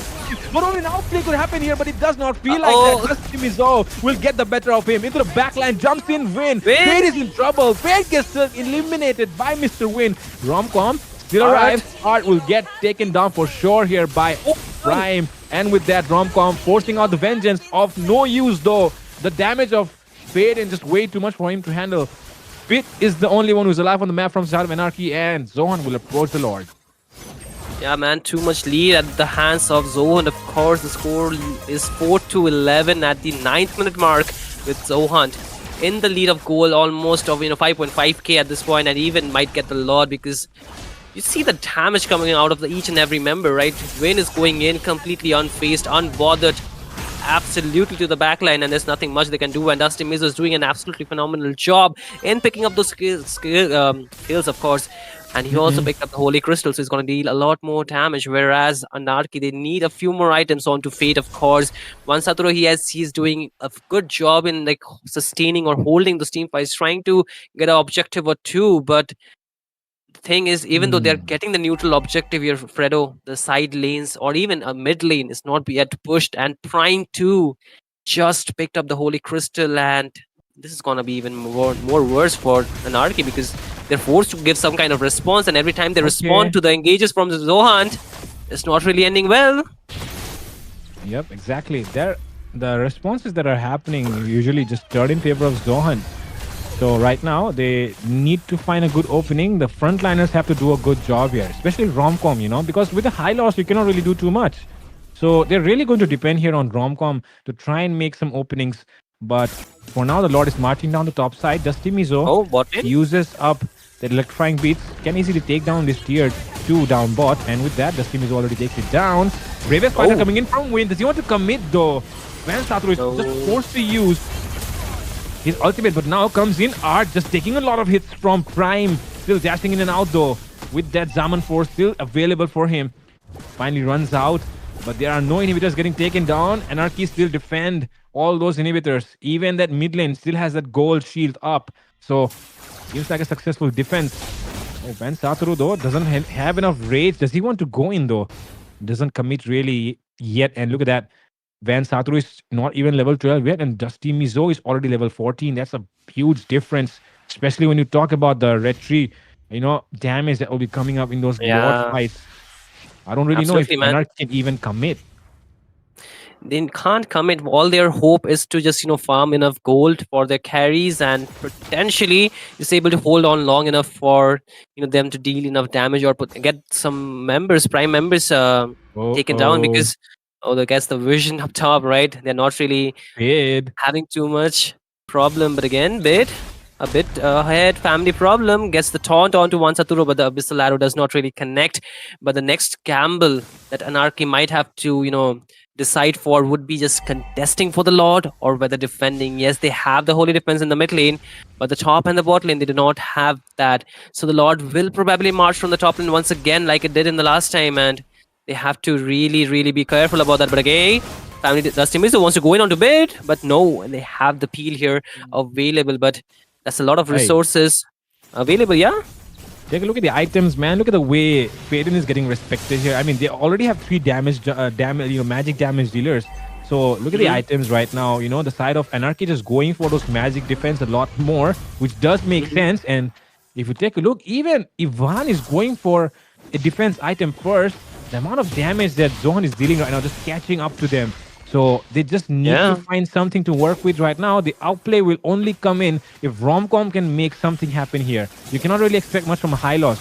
So really depends on how Romcom can play it. But I don't really know. Fate even can step in for a good fight, but seems like, things are not really working in terms of Anarchy right now. Zohan just seems to be making no mistakes. So there's really nothing that Anarchy can exploit right now. Absolutely, and Family Problem just picked up the this item which can really counter up the Bruno a lot more. So the blade armor will definitely make things even worse for Mr. Fate. But what can he do? He needs to deal the damage either way, right? He does not have an option. He needs his team needs him, and without him, there is not going to be enough damage, because, like you mentioned, Romcom needs to give the opening for the rest of the members from Anarchy to do something. But the problem is the magic damage is so much coming out for 3 members. But again, what is he thinking there? What is he thinking? Absolutely. But mid lane, what is Family Problem thinking? Wanted to go in and already unleash the beast. Wait it out. The Lord is yet to hit the turret. Exactly. Van Satru might get taunted here. Art taking a lot of hits. The taunt comes in, revitalizes as well, getting forced out. That's a lot of resources burned here by Anarchy. And now it might be the perfect opening here for Dusty Mizo to dive in. Yes, he does that. He buys the Winter Crown as well. He can make an outplay here. Everyone gets bursted down. Fate will go down as well. Romcom and Van Satru, they cannot make it happen, it seems. There are too many minions. There is a lot that he has to do, and he is left all alone. Van Satru will fall as well. Faden gets a killing spree. Now Zohan can go in for the base. Anarchy leaving their base wide open for them. Zohunt will easily take that base and get that first victory. Yes, sir. Game number 1 in the name of Team Zohunt x MEA. And they did an absolutely phenomenal job. Anarchy, they were kind of played into their hands, and what they could do was just responding back. They could not take any kind of resources or any kind of trades back from the side of Team Zohunt, of course. But I feel the way Anarchy was played into the tempo of Team Zohunt kind of shows, right? Even the best teams sometimes can get outplayed if the other team has a very good draft. And in this game, I would say the draft really enabled the early game for their side, and Zohan, they completely took advantage of that early game and made sure the side lanes first got disabled. I'm sorry, from where in the main damage was supposed to come, because Romcom is a damage dealer. He's not really the EXP lane traditionally that takes too much damage, but he's a damage dealer. And even so, Fade, he needs an item to deal the damage. Both were nullified in the early game. And what can a Lucas do, who's not really too strong into the current meta, right? He cannot solo carry the team. And of course, Bid is more of a utility than damage. Yep, exactly. And that's the reason why when you do not have enough damage on your side and you're playing a utility jungler, which is not really an utility jungler, things might not work out in your favor. And, of course, they tried their best, but maybe, the stars didn't align for them in the first one. Maybe something will happen in the next match. Of course, we are talking about, Team Anarchy, of course, previously known as Eliminators. You can even call them Sacred Shrine. They have just too many names at this point to be talking about. Absolutely. But I mean, I mean, when you are at the top, people expect the best out of you. Sometimes you do not perform, people get disappointed. But the thing is, you just have to keep persevering and keep going. And right now, Sacred Shrine or Anarchy just have to do that. Meanwhile, Zohunt, just making a comeback. I know, like Yep. people have just forgotten Zohan actually because they have not been appearing anywhere, Mhm. right, recently. But the Yeah. thing is, they pop up today and they show their best performance that they could against one of the best teams in India at the moment, stunning them out of I do nowhere. agree. Yep. Mhm. And that's exactly how you make a comeback happen. That's exactly how you make a name for yourself, defeating the best teams out there. Zohan just, of course, Mhm. making a statement with that. And We'll take a look okay, at the here we MVP. are. Oh my God, Yes, sir. that's a nice thing to be Yes, displayed. sir. Yes, sir. The MVP of the match is gonna be Joy. We're into the hands of course, Dusty Mizzo, whom we have really seen shining on those tanker heroes, like he mentioned, my friend Fredo mentioned here. He's the MOBA Dusty, right, of the Yep. community. But this time he's the MOBA Joy. Like something you will Ah, not see onto MOBA Zane, of course, but you will just see specifically on Dusty Mizzo. yep. Stimizo already claimed that this is the only assassin that he can play, and he was not even Wow. lying about it because if you take a look, this is the only assassin that Dusty Mizo can flex on. He doesn't really play those Hayabusas, he doesn't really play Lancelot's, Links, Fannies, and all, but the only assassin that he actually plays is the Joy. And when you let his hands on the Joy, man, you're letting him Mhm. play the only assassin he knows. What are you even thinking?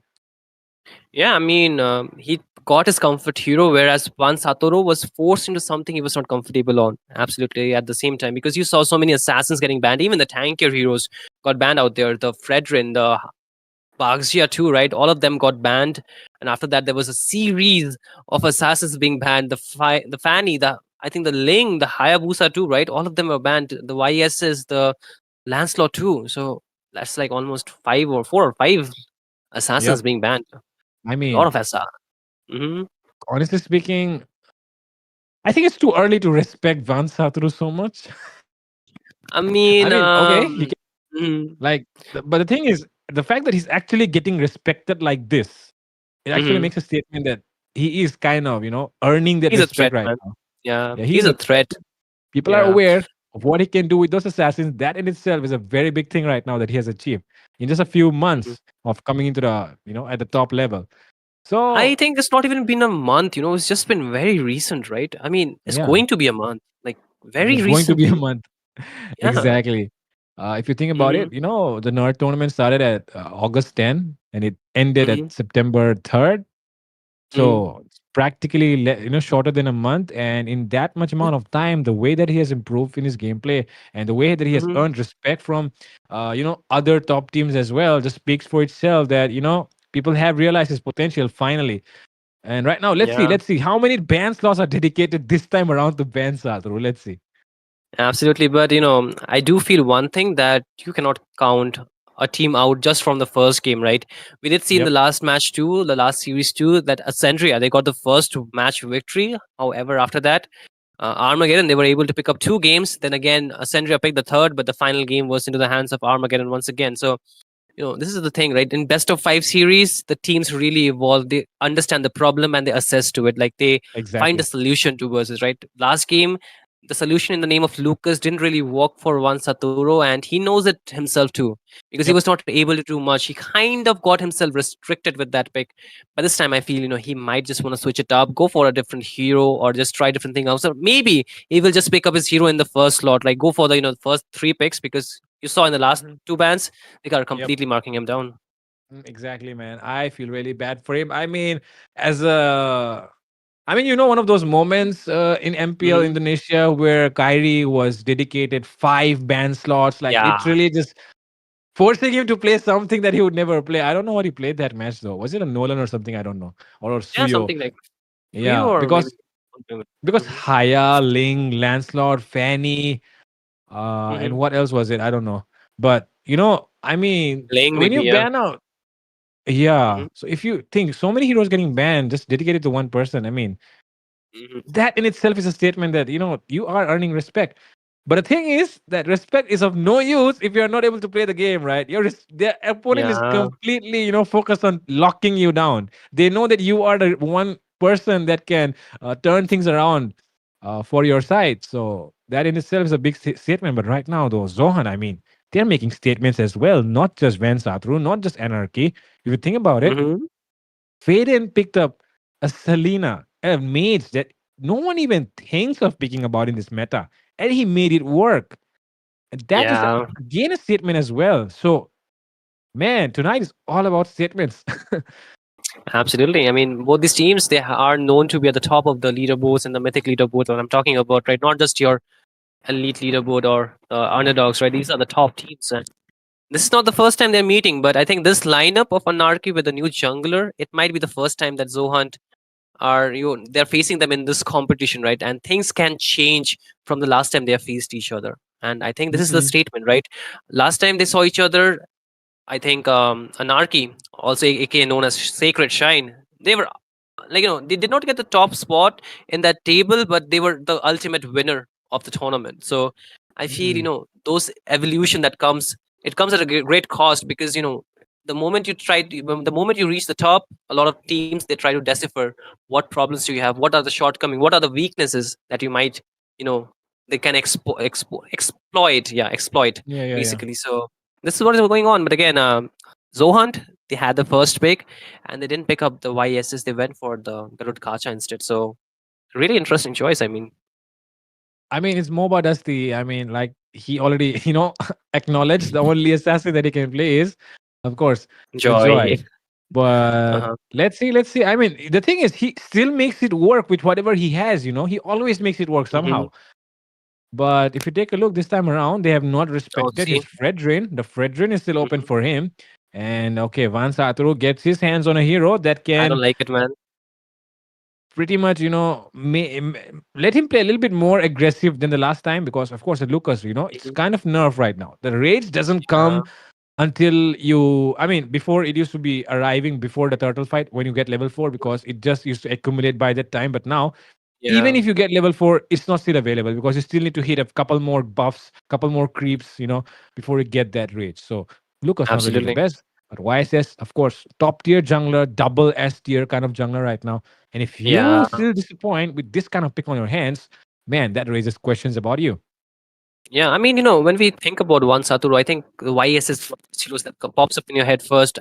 Fanny, maybe those two picks are really good onto him. Even the Lancelot. Like, I'm not saying these are the proper hierarchy that I'm putting them on, but these are the picks that you would most probably know him for currently. Yep. But what I feel is more likely the fact that this YS is why I don't like it onto the hands of Van Satur is not because he cannot play that hero, but because he can play it extremely well. Go for the snowball, like he can single-handedly carry the team, and that's not only for him; it's for this hero specifically. This Yep. hero Yep. is too broken in the combat, and the reason is being a double S tier is there is a reason because it can clearly, get the fast jungle clear, and it can really give you the global. So not only the fast jungle damage, but plus the utility, right? Last game, Exactly. Anarchy did not have the information. That's why they had to surrender their lot of map space to the side of Team Zohan, because they had a Selena who could give a very good vision, right?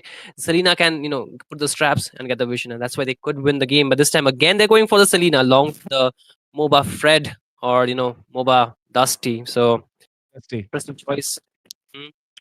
So Anarchy just giving away two heroes that Zohan really find, their hands being comfortable on. Faden on the Selena. We're seeing Fredrin in the hands of Moba Dusty. And I don't know if it's family problems or is win. I think it's probably family problems on the Kutotkata as well. We already saw it in the last match as well. So I don't think there should be any changes unless they actually want to. Oh, And on the other side, though, look at Bit. Once again, Bit is just focused on picking up the Eve every single time he can. He doesn't want to let that weave slip away from his hands anyhow. Just wants to make a statement that if it is Faden picking up the Selena, I do not care as well. I'll pick up the Eve and show that my Eve is better. Maybe another yeah. statement game coming up, but before that happens, second phase of the draft, man, that is kind of really weird to see a high lows getting banned as well. What do you think behind the reason behind the high lows ban here? The combo with the Eve, of course. Last game they saw it too, right? I think that's a double Hmm. slowdown combination. Really difficult to actually counter it out. But what even I find more interesting is that they're still going for the same pick, but this time instead, actually, the Harith was banned. So they pick up Mm-mm. the Bruno instead, right? And the Bruno against the Grandeur really works well. But I was kind of, Mm-mm. questioning why didn't they pick up the Irithel? Or like, it's even very difficult to catch. Yeah, Bruno actually, can be you're right caught up. about that. Yes? You're right about that. You could have picked up the Mhm. retail, but Yeah. as far as I remember, like Grimes, Mhm. one of his main heroes is the Harith. He actually Yeah. turns games around with his Harith, so that's why the Mhm. Harith was banned. And probably, I think he's more comfortable playing the Bruno. Like you said, the Bruno actually counts as a Granger as well, right? It's not like the Mhm. Bruno is pretty bad or something, but the Irithel is just the perfect one. But let's Yeah. see if Prime is maybe more comfortable on the Bruno or something. It's Okay, more though, about the last one. positioning, right? It's more about the Yep. positioning, right? So yeah. But again, the last pick was onto the hands of Art. This is Kalea, really strong pick. But again, Fredo, we are finally into the game. Match number 2 between Anarchy versus Zohan, where Zohan has already picked up the first game, best of 5 series it is, and you're watching NCC National College Cup presented by the Battleknights India, in production partner being IGC Indian Gaming Corp, and we'll witness how the second game goes. Anarchy, can they get a score back from the side of Zohunt? Will be the question here. Yep, of course, we can take a look at how things are rolling around. We can see that Art and Bit, of course, will be trying their best to dominate the lane. Clearly remembering that last time it was family problems and Faden was controlling the entire match. Okay, this time around, Oh, seems like it is not Prime who is dominating, it is Fate. Even with the Granger, who should be yeah, probably having a disadvantage here. But not in the Prime, early game. Hmm. yeah, not in the early game though, yeah, of course. Yeah, Because the yeah. balls just start getting harder as the game progresses. Oh, but again, you can see, right, Faden really being so notorious. Like, he constantly put the pressure on the mid lane, right? And once you start putting pressure onto Vid, I think their gameplay kinds of slow down. But again, the purple buff. Oh, whoa, whoa, whoa, whoa! That was close, man. And Faden on Selena is no joke. Yeah. He is literally not here to kid around. He's very, very serious when it comes to playing Selena because this guy, he just always wants to just intimidate the opponents with the presence of his Mhm. traps, with his arrows as well. Just keeps on, annoying the enemy to a point where you actually lose you lose your cool and then you want to do something to him. And that's when you actually go too deep into the enemy territory and mess up. Absolutely, man. And this has happened time and again. But I know what I like the fact is that Faden actually has moved on from his Valentina to a new hero, which can really suit his playstyle. Because the Valentina, yes, it was really good, but it does not really work all the time. Whereas the Selena is more about your Oh. mechanics, how good you are at it. But again, the turtle gets started. Both the teams want to go at it. Oh my goodness, first blood being secured here by Fade. Bid is really low, family problems chasing him down. Faden comes in as well. whoa. And Retribution battle will be won here by Dusty Mizo. He steals it away from Mr. Okay, Van Romcom. Satoru with the pickup and throw coming in as well. Dusty Mizo will get taken down by Mr. Romcom. And so will family problem fall. The frontliners are down. Uh-oh. Faden comes in Uh-oh. though. Takes a kill on Van Satoru. He's really, really healthy. He can even take down Bid right now, but can he do that? Seems like Bid Bid. Bid versus Faden. Faden still survives. Faden's 1 HP. Romcom jumps in. Gets a kill with the No. bravest fighter. The shard just landing what? onto Faden. Art. Oh my god. Bid will be the one getting taken down. What a play from Mr. Faden, man. This night is Yeah. all about Faden. Yeah, he has the last laugh, man. He has the last laugh. The way he just said the last trap, and Bid actually indeed walk into that. But okay, Art, he wants to go in. No, not onto family problem. It seems like, but another AOG. For some reason, the Selena's arrows just keep connecting. There seems to be no stop to that. The stun comes in from Mr. Arlott. It's a win with a nice setup. Sets away 3 people. Oh my goodness, the amount of stuns that have been landing in this game. Faden seems like he's just improving his stuns, more and more. Okay, 1v1 happening. Okay. Win versus Romcom. Romcom wants to go in with the Bravest Fighter. Win taken down really low. Romcom just takes one more hit from the tower. Right now, though, he could be stuck in a very, very bad zone. Luckily, Mr. Faden is not around to punish him. Instead, they're focused right now onto Fade, because we all know Fade has been dominating the lane against its prime. Yeah, this time actually the side lanes are performing from the side of team Anarchy. That's why they're winning out on so many objective takes. Not objective take, actually in the kill department. The objective take, the first turtle was definitely taken by the side of team Zohunt. MOBA, Dusty, able to retreat out really well, winning that 50-50. However, once Saturo, if you take a look at it, he's able to match up with Dusty. So both the junglers are level 7, but Saturo has a bit of HP lead. Mid lane though, Fate. Oh, family problem will get taken down as well. Dusty Mizo might fall as well. RWM being popped in. They do not want to walk inside that box. They do not do it. And that will be 2 members down. Now, though, Anarchy can easily take the turtle. This time around, the lead is in the hands of Anarchy, but not as strong as the last game was in the hands of Zohunt. Oh, absolutely, man. 5 minutes into the game, the score stands at 4-6 into the favor of Team Anarchy, also leading the gold lead as well, almost for 1.4k. Like, not too much. Still, if they can snowball from here, they can really take advantage. However, the early game route into the hands of Fade and with the help of Selena is definitely putting pressure on Anarchy, and they need to respect it sooner or later, because the more they go in, the worse they get punished. But again, Romcom wanted to go in. However, the rest of the troop is here. Oh, they want to go in for Dusty Mizo, but there comes the AOG to save Dusty Mizo. Family problem. Probably sacrificing his life, but the stun lands as well. Van Satru gets down, and Faden will fall as well. It's a double kill. Van Satru makes his bows and arrows count, takes down 2 members, and does what he does always.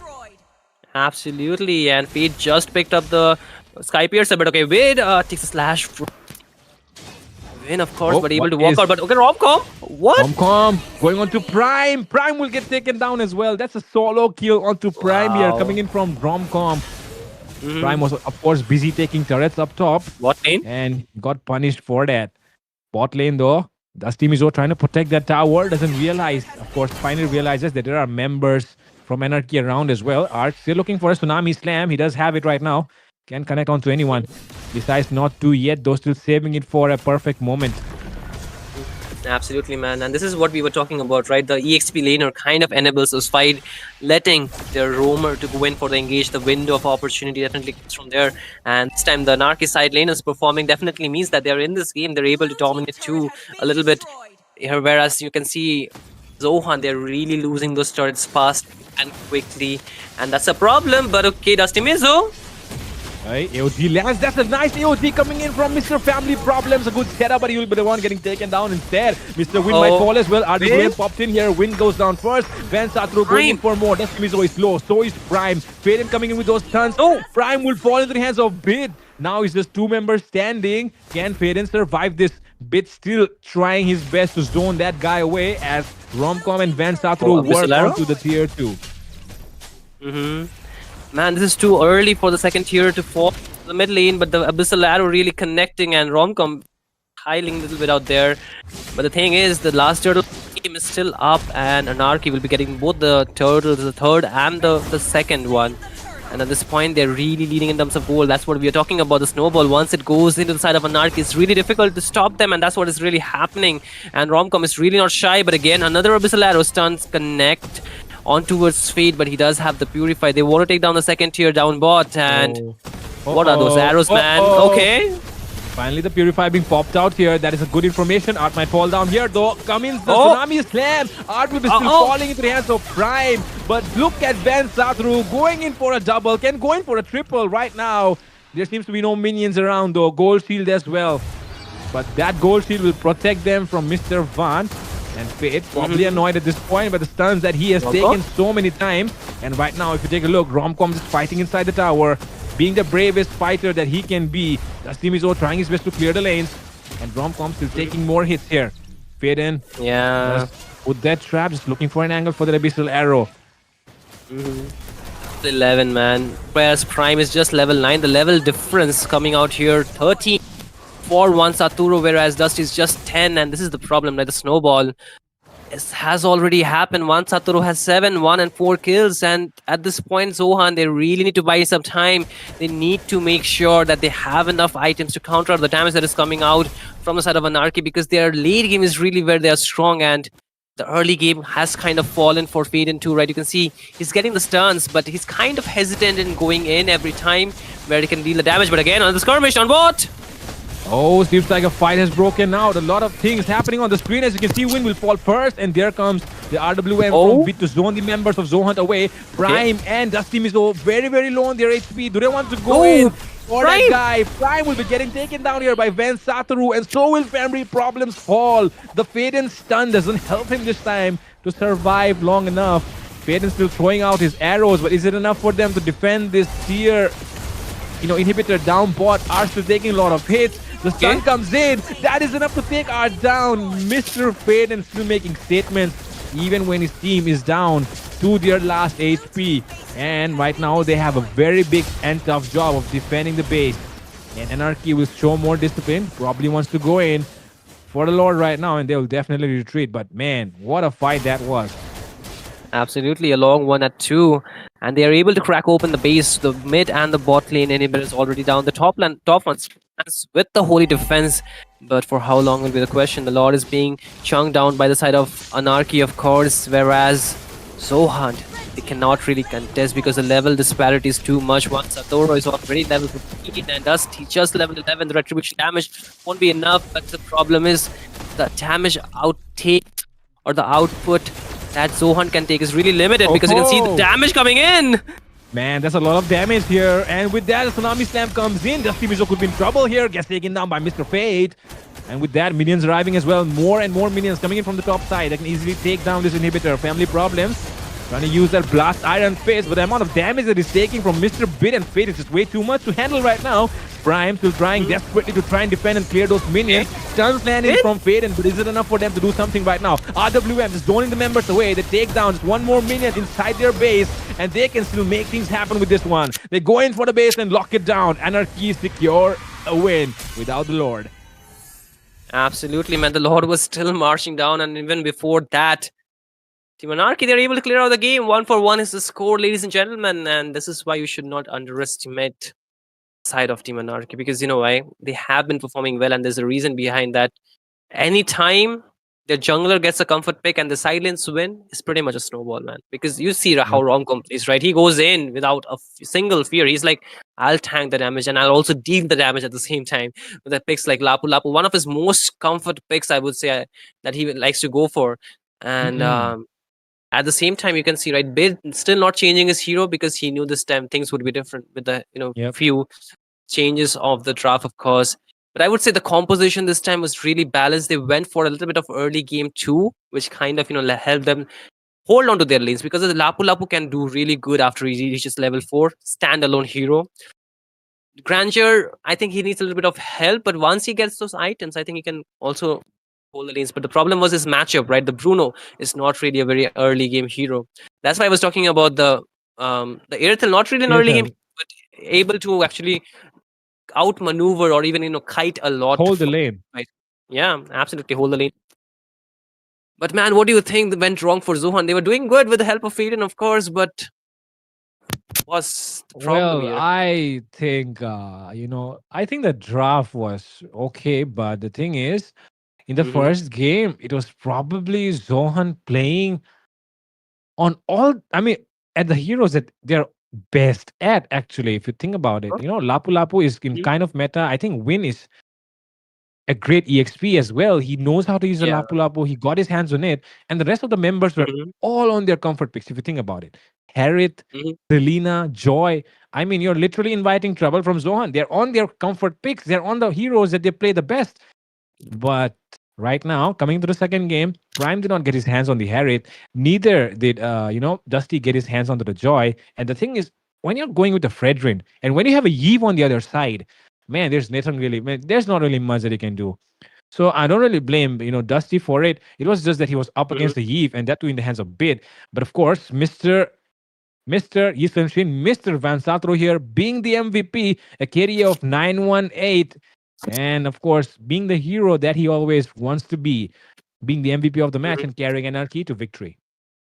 If you take a look at it, he did not go for the life steal at all, man. He did not go for the war axe nor for the endless battle. He was building the endless battle. He was halfway through, but he just wanted the pure damage, right? The BOD really exponentially increase your damage, Mhm. and even the penetration coming in with the help of course, the Malefic Roar, as well as the Hunter Strike. It was enough for the members to actually get snowball because he had a score of 9-1 and 8. He was pretty much the part of most of the team fights. That really speaks a Yep. lot because if your jungler like a hero like YS is online in the early game, kind of snowball. And why snowball again and again is because these are the heroes that you do not want to snowball. The YSs, the Lancelot. Exactly, and that's the reason why we'll be really Mhm. interested to see what will come up in the next one. I am probably sensing a Selena ban, but I don't know, man. Is Anarchy actually going to go for a Selena ban here? I'm not really sure, but I don't you think know, so. They're afraid, man.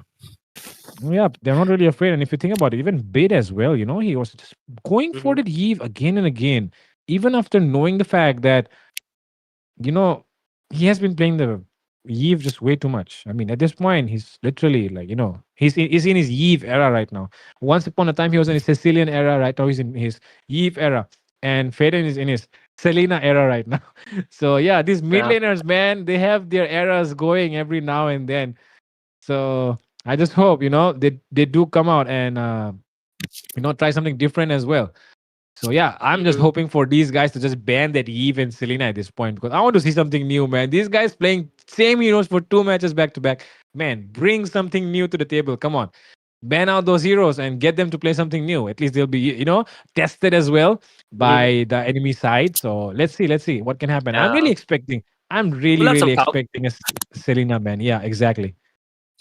pull out the Kaguras, pull out the Kaguras, pull out the Diaz. Why not? Because those heroes are also relevant in the current meta. Relevant would be the game number 3 between both these teams. Both the teams are at a point still, but however, this is not a best of 3, ladies and gentlemen. It's the best of 5. 5 games are there for both these teams to take the lead. We are just third game, and by how it is going, I think we are in for a long night. We are just 6 Yep. at Let the me let clock take. right now. Oh, Mhm. 10:36. Damn. I think this might go Yeah, till 12 o'clock, ladies and gentlemen. probably could. Because by the looks of it, these teams are not really stopping. You can see the goal laners being banned here, and again the Harith not given to Prime. Mm, I mean, like I told you, Prime is Harith himself.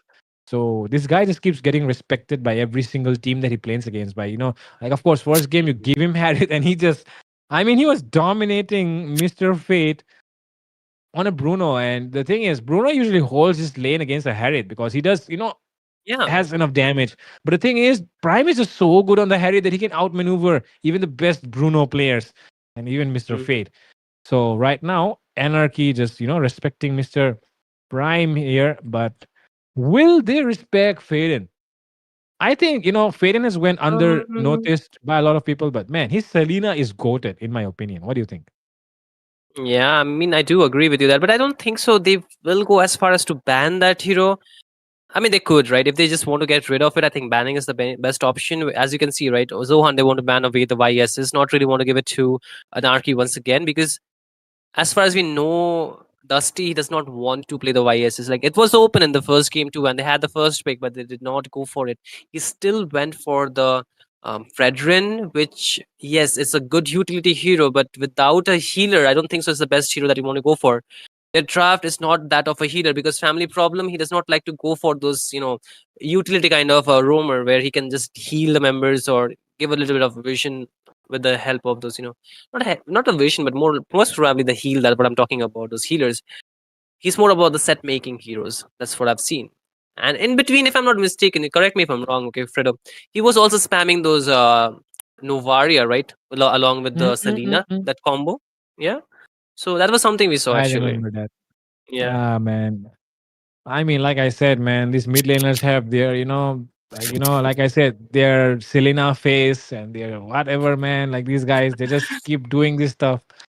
And it's always the mid laners, it's not even the junglers, not even the EXP laners, roamers. No, none of them. It's just always the mid laners who seem to be stuck Mhm. to a hero for some period of, Absolutely. some period Oh. of time.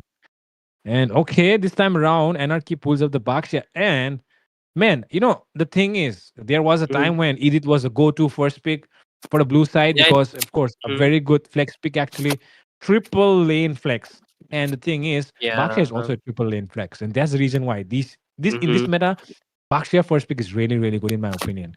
This opens up the possibility for you to go EXP, go roam, go jungle. And the thing is, about a triple flex is you can adjust it later on as well. And if you double down on it with another flex pick, that just does not reveal the cards for your side yet in the first phase. So I've seen Mhm. some teams going with a Pakshia first, following it up with a Gatot Kacha, and that just makes it so much more difficult for your enemies Okay. to predict. Your wish is fulfilled, man. Your wish is Oh my fulfilled god, here. finally. Finally, Aiden. we're seeing Faden off the Selena. Finally, just decides Yeah. to come out of that box and explore and touch some grass. Because, bro, this world is Absolutely. not full of Selenas, man. There are so many more heroes to play with. Absolutely agree. I agree with you on that. But again, this will open up the wow. Very honest draft, man. Very honest draft. Can't say too much about it at this Very point. straightforward, no bullshit. This is already revealing.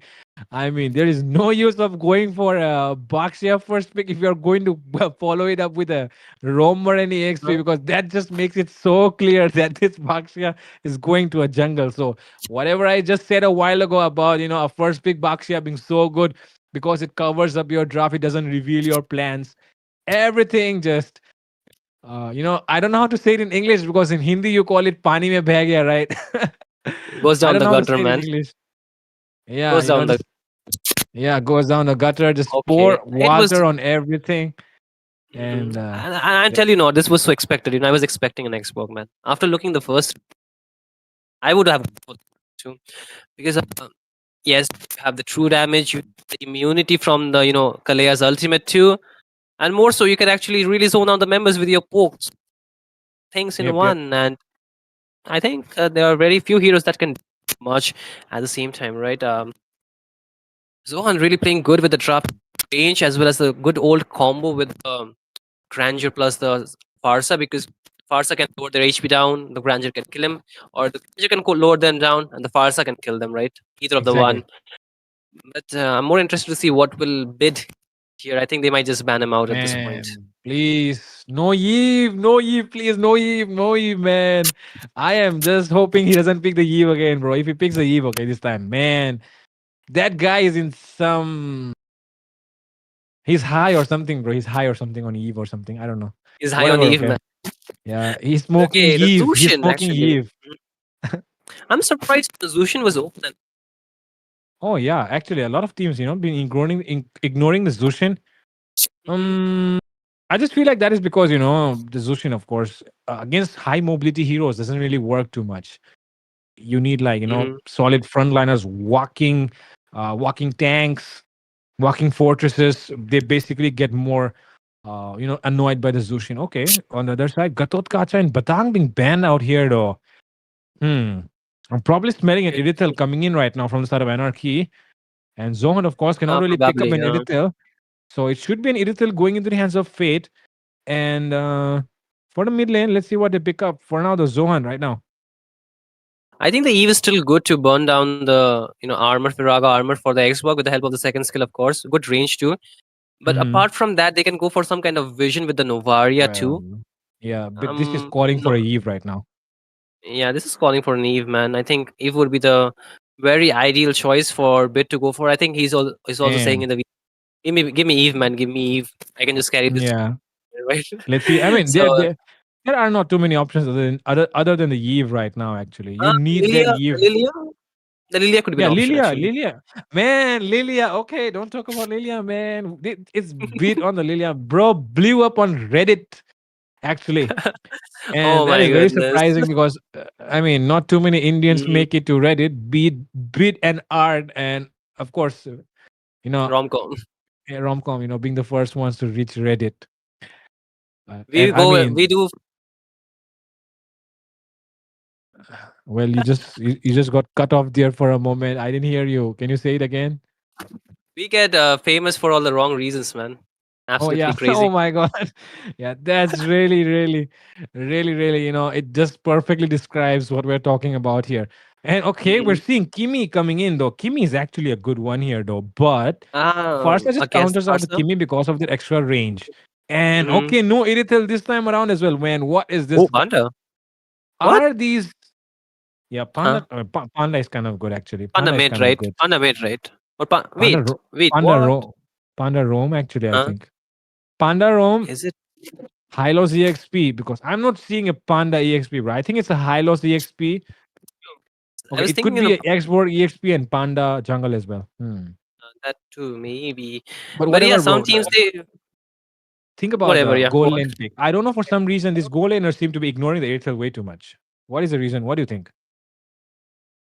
Why no Maybe Airtel so far? maybe they just don't like it. I don't know. But I don't. Hmm. I mean, Granger and Farsa, bro. Yves is like, I mean, sorry, Irithel is like go-to pick, It is supposed to be Yeah. picked. But for some reason, they still don't decide to do that. But with that, once again, ladies and gentlemen, let me take the honor of welcoming you to the National College Cup, bringing you a best of 5 series between two of the top teams in India right now. It's Anarchy going up against Zohunt x MEA. And this is a best of 5 showdown. So, of course, prepare yourselves. There are 3 more games to go if we're lucky enough. Absolutely. We need to sleep early, man. We all have a Tuesday tomorrow. I'm just kidding, man. Oh my we God, won a yeah. game 5. Actually, Nakai Jungle. See, I was thinking it's gonna be Nakai Jungle actually, and it is Nakai Jungle as well. The export goes to the EXP into the hands of Win, but again, family problem takes a bit of poke, lot of poke for them, and they also lose not revitalize. What I'm saying, the Little Wanderer here, but again, bot late Romcom Win 1v1. Flicker forced out already. Man, that's a early game aggression coming in from Mr. Okay, Art might be a bit too low here. Family problems as well. That's a lot of damage being done here. Bit just annoying the enemy right now. Wow. Right on his face. He's even forced to back off because that was a lot of damage being done right there. And he doesn't even have a flicker. He's actually on a purify, so he cannot even jump away from. Okay, Van Sato arriving. Probably a clash between two tanks might happen. Just providing information that the enemy team, that his teammates can use right now. Van Sato, the thing about a Bakshia is you can just roam around and just provide information. Absolutely, and that's the thing, right? You want to get the information as much as you can. This time, they do not have the Selena, nor do they have the YSs, so the information is really limited unless somebody rotates and open up the map a lot more. But again, Dusty wants to rotate to the down lane to get a bit of crab. The turtle will be up, but here comes a stun on towards him. 4 members already. Not 4, actually 3. Bit could be in trouble here. Heavy spin comes in. There comes a flicker as well. That was a nice flicker from Bit. Nice reaction speed. But now, trouble here coming in. Win gets a lot. Oh, that's a setup coming in from Mr. Romcom. But there comes a feather airstrike as well. They're walking right into their deaths. It will be the Fade. Okay, Mr. R coming in with the Tsunami Slam as well. Justin Mizo will fall. It will be Fade and taking a lot of hits as well. Van Sadro zoning out the members. It will be Anarchy taking 2 members down in the first fight of the game.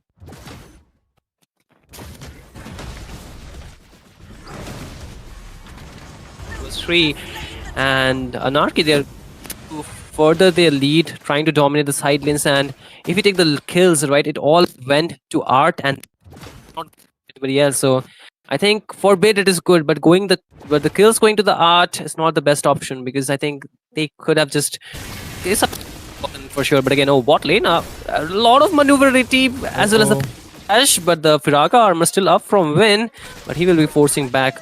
But Bid this time does not have the flicker. I think that's the information Zohunt already has. So he needs to be playing a bit careful because he does not has the range. Gets the stun on towards Faden, but still okay. Almost like 2.5 you said, game. they have the information that okay, R, does he want to commit with the tsunami? Okay, Romcom, what was that, Romcom? Now he is in enemy territory and now he's very, very zoned away. This is able to outmaneuver though, Dusty Mizo, and comes in. Family problems might be the one getting deleted right here. And yes, he is, of course. That was a mistake from Romcom, turned into an outplay, and now Prime is in trouble. Ben Satru just walks in, trying to hit him with those tires. One more hit from Bit, and Prime goes down. Down. Turret 2 might get another skirmish. Win takes a 1v1 final slash. Coming in as well. Romcom still able to survive though, and that is actually... I'm not really sure if this Arlord is on damage build or something, but that Firaga armor is getting melted way too easily. Early game, man. Really going for the... I think he might go for the Thunder Belt, right? In the early game, I think a lot of Arlord well to go for a bit of sustainability, whereas for Win, I think he's probably going for the... Does not really give too much of armor. It's just more of the, the life steal to survive this onslaught. But again, second turtle of the game, neutral objective number 2. But before that, there's a stun on towards Vansaturo, but he's a tanky man. He's a tanky frontliner, so they can't really do too much. But Dusty Mizu is at a good spot. But okay, mid lane. Family problems get caught there. It's a killing spree for Bit. Mr. Yves has finally decided to take control of the game, and he is doing it in a very great fashion. Dusty Mizo doesn't even get to sniff that turtle. That'll be taken right across the map. 5 kills for 0 right now. Zohunt really starving for resources across the map right now, and they can't really find anything. Yeah, they cannot even take the economy back, whatever they have lost so far. 5 minutes. Nearly we are heading into the game, and the go at the 4K, nearly 4K mark, and it's already into the side of Team Anarchy. Another feather air strike down just to clear the waves. A bit low on to Bid. Bit. I don't know what he was thinking there. I really he was don't know trying to. I think he was trying to just blow some air so that he doesn't get burned, man. Because there's a lot of damage coming up on the far side. It's about time Faden actually deals some more damage. But okay, Vansaturo, they wants to go in. Oh, spin.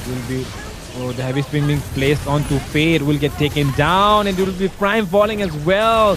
That's 2 frontliners doing the heavy lifting for you, ladies and gentlemen. Prime come and family problem will fall. Dusty Mizo getting chased down here by 3 members. Might fall as well. Romcom gets a double. Then Satru arrives. There's the purifying force out of Faden. Faden though, can he survive it? Yes, he does. But now that's 3 members down on the side of Zohunt. And now they have to deal with this minion waves which will be pushing in. Let's see if they can do though. They do have the information that Faden does not really have that purify. So seems like this mid lane tier 1 will fall. In tier 1 has already fallen for the side of Anarchy, whereas mid lane will be traded out, it seems like at this point. But another skirmish. Down mid. Bit of damage. We'll get there, ladies and gentlemen, soon. But I don't think so. They want to just go for too much of a fight. It's a retreat call for both these teams. However, you're right. The mid lane first tier has been taken down. For the top lane, the third neutral objective, turtle number 3 will be spawning in soon. But what I want to point out more is the fact, Bid is really feeling confident in this game. He just picked up the Sky Piercer, and he wants to pick up those kills, man. He wants to pick up the stack. Instantly take down the frontliners too. So the spoke damage will be really too much. But Prime, Mr. Fate. what lane? 5 members probably. Okay, 4 members rotating onto him. Faithful survives though. Dusty Mizo, does he want to go in? Final slash comes in as well. It might be Dusty Mizo trying to go in for the heavy spin. Doesn't commit it yet. Romcom arriving. Backup arriving from the side of Anarchy. Anarchy do not let Win recall. Comes in with the tsunami slam. Gets taken down. Win will fall. Comes in Bit as well. That's a nice one. What? Simple swinging from Bit. There's 2 members getting pulled here. The initiation from Zohunt might be getting punished themselves. Family problems really low. Will get taken down by Bit. And comes in with the final slash once again. Romcom. Fatal will fall as well. It feels going in the favor of the Fate as well. Things looking really good here for Anarchy. Zohunt just messing up in that fight. They get taken down. Absolutely insane, and they have to play the price. Things are looking grim, like you mentioned. things are looking good for Anarchy, but grim for the side of Zohan. And if we take a look at the items, you can see Kimi already picked up 2 items, waiting for the third. Whereas, okay, another engaged skirmish. And that's Prime falling for you. Mr. Ben Sathru picks up a double. I don't know how he did that, but he did it. Anyways, Art falls as well. The Mizo is taking a lot of it, and you can already feel it. It's 2 marksmen on the side of Anarchy. Late game is going to be trouble here for Zohan. If they want to do something, they have to do it now, because it is going to be too late. Because when you have 2 marksmen on the enemy side, you do not want the game to get into the later phases. Problem is, the later this game goes, the better for Anarchy, but not so much for the side of team Zohan. Of course, yes, they will get some core items locked in. Right now, you can see just the brute force being picked up by Xbox. I was thinking he might just go for the immortality to give him a little bit more. He went for a different choice, but we'll don't know, because he's going for more damage and movement instead of more survivability, which the Xbox needs. The problem is he's not able to survive after his Viragaram is being taken down, and that's what we are seeing. Top lane again being pressured by Romcom, as well as the rest of the member. Dusty Miz are taken low, but they want to further their advance. It seems that they want. And they defend this tier 2. Seems, oh, that's a nice Whoa, minus whoa, dash whoa. coming in from Mr. Romcom. And Art wants to go in, but the Purify being forced out as well. That's Mizo No. falls down. Killing spree for Mr. Fate. And Clapback comes in. Fate. But is it enough? What? Fate takes down 2. Fate takes down What? 3. Fate wants to go in for 4. What? He can get a Savage here. But goodness me, Fate will be the one taking the Savage away. But my goodness, 5 members. It's a wipeout for Zohunt. Anarchy just punishing every single member. They are going to end it without the Lord once again, ladies and gentlemen. Yeah, man, no Lord needed, just the one was enough, and they just did it so fast. I don't know how many minutes we were in, but we will get to see it. That was a really quick game coming in here, my friend. And ladies and gentlemen, you saw that's Anarchy for you. Once you take them down, they come back even, more furious at you. And the game almost ending so quickly is a testament of their resolve for being knocked down or being taken down in the first game.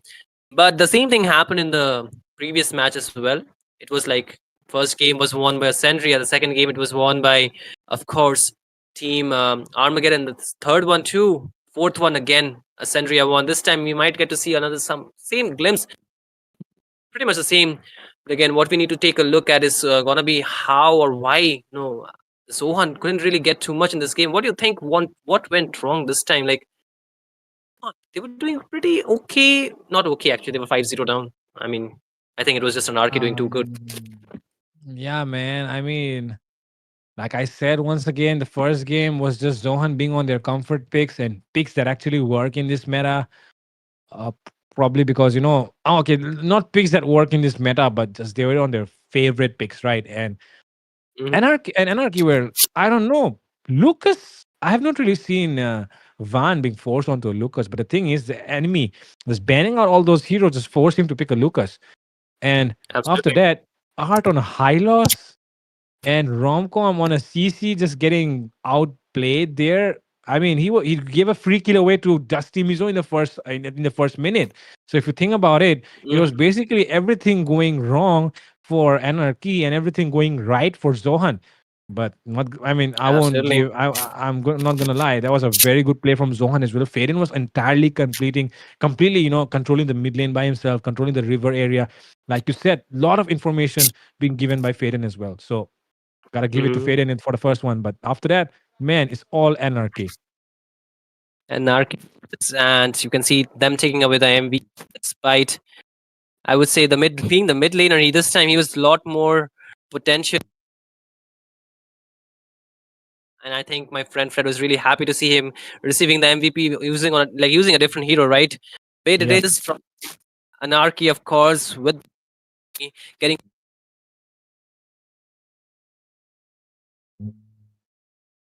Hello, Shinryu. I don't know why I can't hear you, bro. Okay, I don't know if it's just me or if you can't hear him as well, but okay, here we are on the result screen right now. As you can see, things were not really looking good here for the side of Zohunt. They were definitely in a lot of trouble. As you can see, they did not really perform up to what the expectation was, even though it was very clear from the very start. You know, Sacred Shrine, or you can say Anarchy, just laying their cards right out on your faces. Even when I said that the Baksha is actually a very good first pick because it covers up all the three departments, basically the roam, exp, and jungle. They still go ahead and just pick up the roam and exp, revealing all their cards, just going in and stating the fact that this Baksha is going to be in the jungle. So I'm not really sure what they thought of, before they did that. But whatever it was, even with the cards laid right out in front of their faces, Zohan did not really use that information well. And I mean, it was not even an Irithel into the hands of Fate. So that was, I feel like, for some reason, people have been just picking Bruno right now. I don't know, man. Why no Irithel? I don't know.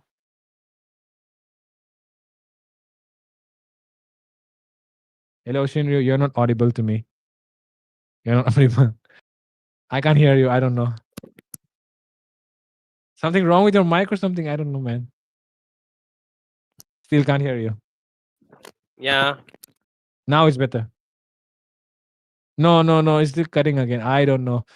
What Shinryu about facing now, some man? issues. This is really annoying at this point. This gets annoying. I have to hold this too. It'll be getting annoying. But I hope you can hear me now, right? It's okay?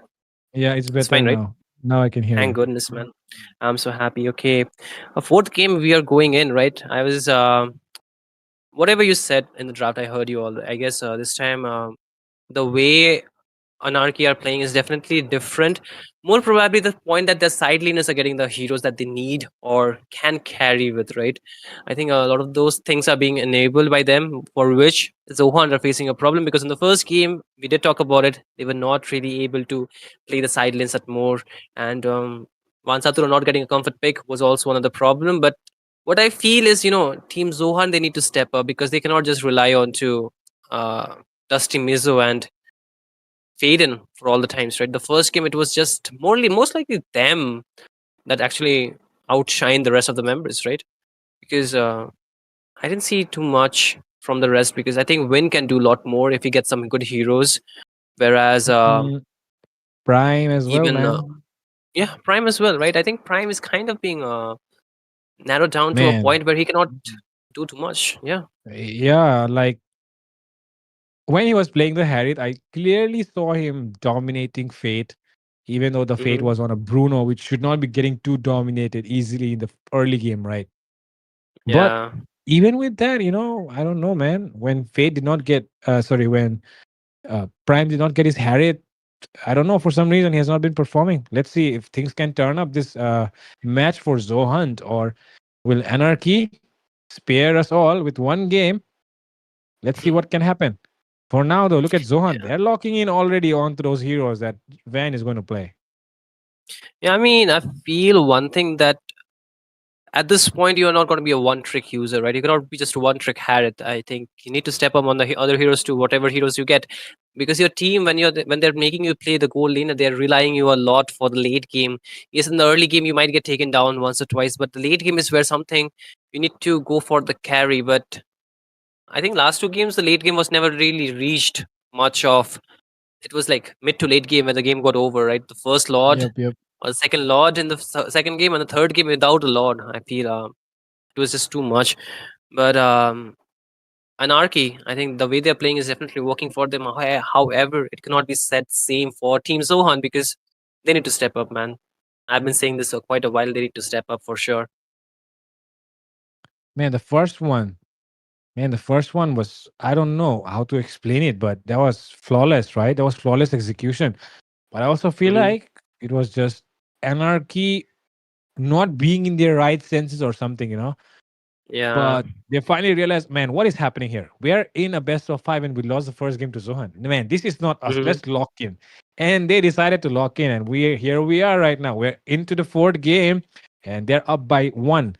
And of course, the next one can take them to a victory. And so far, of course, even though in the second game they took down the Lord, they ended before the Lord even reached the base. And this time around, they didn't even Yeah. take the Lord and they ended the game. So those are once again some blunders that Zohan have been doing, right? They overextend Mhm. before they go for the Lord. So probably they have to figure out a way to just maintain that calm and discipline before the Lord arrives, and try to win the match. Let's see what Mhm. happens though.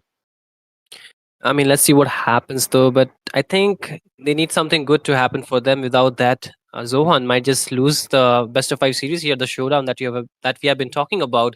And if they lose out here, it's gonna be, I think, a game over for them, right? They do not continue to the next round and have their journey stopped out here. And all these teams, they're aiming for the top 9. So Yep, they yep. have to step up. So it's either going to be Zohan or it's going to be Anarchy. Either one of them. It cannot be both at the same time so far from how it is looking. But the odds are more favoring the side of Team Anarchy at this point because they just pick up the Eve once again. I think Predator is not too happy about that. Oh, I don't Here know, we go, man. I man. just pray. I just pray that bid will come out of his. Okay, this time around, Mr. Faden Okay. is here. Hmm. Mr. Faden will make things exciting this time around because bid is not here to excite us. He is going to pick up the Kimi and going to show us if he can replicate the performance that Mr. Bid put up in the last one. So let's see, ladies and gentlemen, if Absolutely. Faden is going to come. Oh my goodness, this is what I'm saying. What? This is what a game number 4 should look like. Man, I'm All excited. in, man. All in, man. They're going all in. They're going all in too early. Yep. And we don't really see the Fanny being in the third pick unless it is one Satoru. Trust me. Yep. Even when I think I'm not trying to, demean any player, but even when Joseph, who was known for his Fanny for the longest time, picks it, he cannot perform as well as Juan Saturo. Like, there's something different about the way he plays. He can steal up the objectives. He can, go in for those fights where most of the time he actually is able to at least get one kill or force some kind of resources out of the opponents. And that is something you need to do. You need to do with your Fanny. You need to put the pressure on the map because either you are getting the kills or you're pushing the lanes or you're just forcing the Mhm. enemies down, right? Exactly. So this is gonna be, but if you take a look at the second banning phase, a lot of interesting bans coming in, man. Those are interesting bans. I understand the Moscow ban, of course, because of course Moscow, one of those heroes that does not really let the Fanny do what they wants, and Mm. Badang as well counters the Fanny. Other side though, they ban out the Kalea. Mm-hmm. Kalea Oh, okay. and Hylos. What are we seeing, Mr. Fate on one of his signature picks? Of course, man. Maybe like I'm really surprised. The Natan just pulled. I mean, I'll tell you this thing honestly. Mhm. Every Indian goal lane player ever, okay, they just pull up with the Natan when they feel like they're not in their comfort zone. That's the main go-to hero for every Indian player. They just go for the Yeah. Natan, man. Like, have you noticed this pattern, Shinru? Every Indian goal laner just goes for that Natan when they Yep. feel like they're not in their comfort zone. Like they're being forced to perform. Like you have to perform now. Okay, like you don't have a choice. So they just pick up the Natan when they feel like they're Absolutely. in that spot. I feel Natan is a pick that has both aggressive and defensive maneuver, right? You can either go Yep. aggressive with your entropy or you can go defensive. Like you can reposition yourself, what I'm trying to say. And Mm-mm. yes, you can do that with Bruno too, Moskov too, but the problem is the range. I think Nathan has the longest range when it comes to the marksman, right? You can go in, you can cover the longest range both offensively and defensively, and with the help of the flicker, more so. And guess what? You were talking about the edit, right? There it is, man. The edit comes away. Like, Man, interesting, pops up. right? Yeah, actually, because right now they need crowd control, and what's better than an Edith which has two knock two knocks up two knockups actually. So man, Mm-hmm. back to back knockups. So they really need to be careful, especially Van Satro here. Doesn't he will get instantly deleted if he goes into the fight when the Edith is around. Of course, Yeah, man. when of course Edith has to land those stunts. Talking about another thing though, Beatrix man. A fan in the late game can never win against the Beatrix because you Wow. know what? Mm-hmm. Okay, these are man. I do not feel like I'm in the new era right now. This is screaming 2000 what 2024 2023 man. These 20, drafts, late 22 to the early 2023, like around yeah, that these era, drafts. Mm.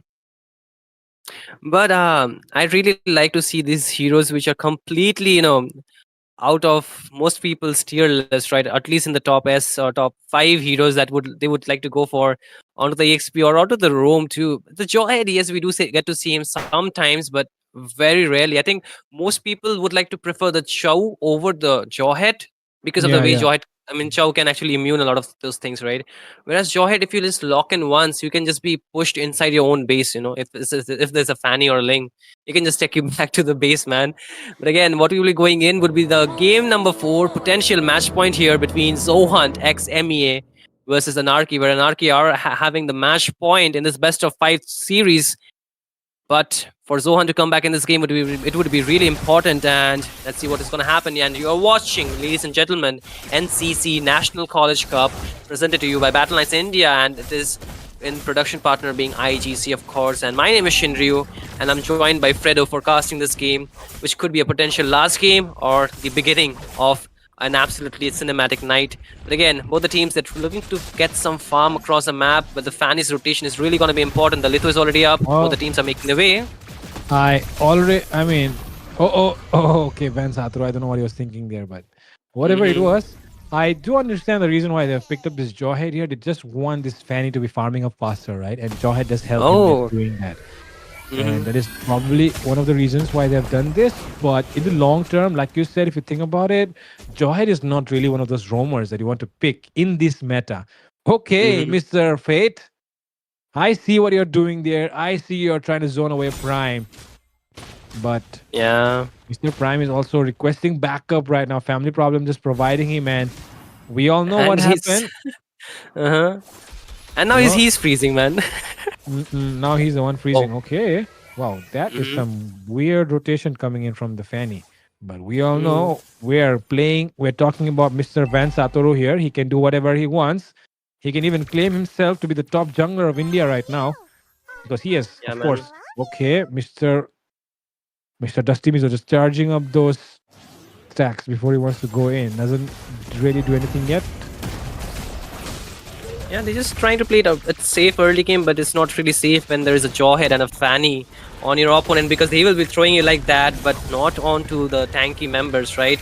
But again, the turtle is up. Both the teams trying to get some vision or getting some control. Oh, that is a lot of damage. Art will be the one getting taken down first. Family problem falls as well. Van Satro is very, very low. Can he get taken down yet? Win with a double kill. This pocket pick has just worked out wonders for them. Dusty Mizo picks up the turtle. Faden will fall though. But man, oh man, look at that Mr. Win right there. What a job he did there with that edit pick. Oh, Mr. Fate is in trouble here. Whoa. Might be able to take him down. Art comes in. Smart missile still going in. Doesn't really commit though, but that's a flicker forced out of Prime. And that's an information too. So the next time, for the next 2 minutes at least, Fate have to play really, really careful. But again, mid lane. Okay, Mr. Bait will get bursted down by Dusty Mizo and his family. Problems. Man, what is happening in this match? Seems to be turning around here. We could go for a game 5 if things continue to happen this way. Zohunt always finding ways to answer to whatever Anarchy is bringing. Romcom making a rotation from his lane right now as well. And as you can see, both the teams are trying their best to open up the map and find opportunities. Yes, they need to find opportunity, because the Fanny is one of those heroes, just like the YS, it's just like the Hayabusa needs the snowball to be done. And like I mentioned, if he cannot do that, he needs to pressure the lane. But right now he's pressuring Dusty down bot. A bit low, but able to walk out. But okay, Art, he wants to go in for family problem. And family problems is really, really low. He has to force out the AOG to escape right now. Satoru doesn't really get that kill onto Dusty, but both the junglers, being dueled out, because we all know these guys really fast rotations can come in when you have a Fanny and Joy on your side. So yeah, fast rotations across the map are guaranteed in this one. Art, does he want to go in? Art? He knows Prime doesn't have that flicker, and with that Prime getting caught down here by 3 members, he'll be the one getting taken down here. Art in trouble though. Family problems arrives. Dusty Mizo arrives, and with that, Faden arrives as well. Van Saturo wants to go in. Oh, doesn't really find those cables connection this time.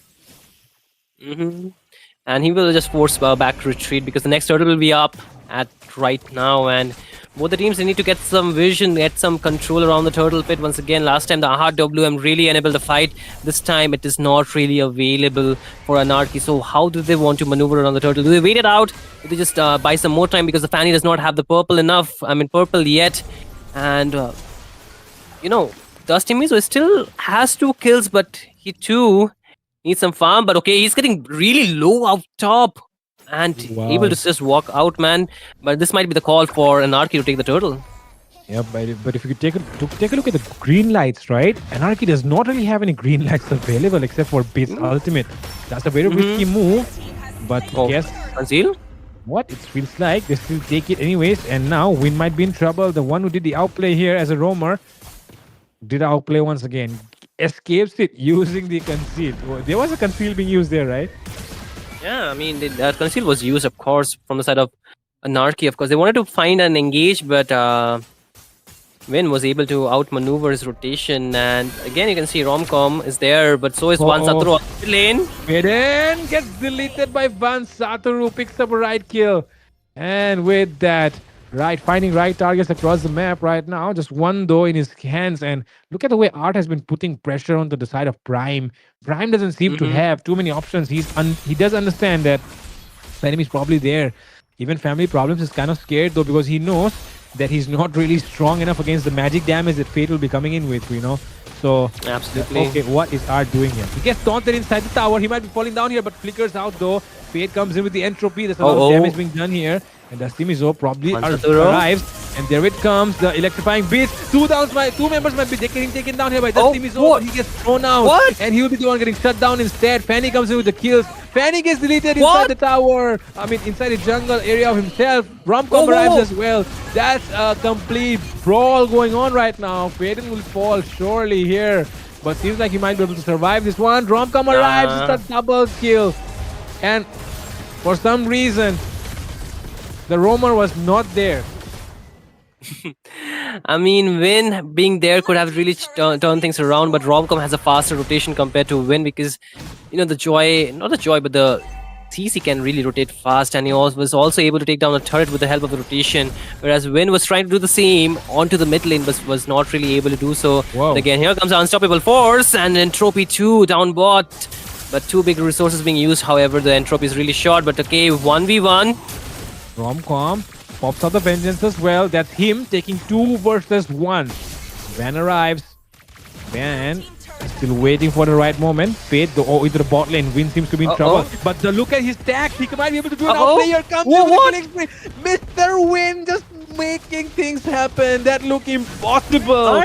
It might be able to take 2, but it'll be Prime who is taking that kill away. And right now, Van Satru secures the turtle. Does he want to go in for Dusty? Seems like that's not the right call, so he decides to retreat. But that should be an AOG landing onto Mr. Bit. Mr. Bit flickers out though. That's 1 HP turret right now. And Family Problems could be in trouble here. Decides to retreat at the right time. But man, oh man, look at Win here. Just making things happen out of nowhere with that edit. Yeah, and that shutdown was really needed onto his Fate. Once again, they need to disable him. But again, Mr. Bit, trouble once again, strikes him. Dusty Mizo, the one striking on him once again. That is Zohunt trying to make a comeback here. Satru almost gets Dusty down, but he did not really use the cutthroat. Probably thought for a second that Gatot Kacha might catch him if he does that, with the taunt. Absolutely. What?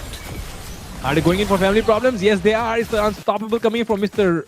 Romcom here. Ben Satru looking for an angle.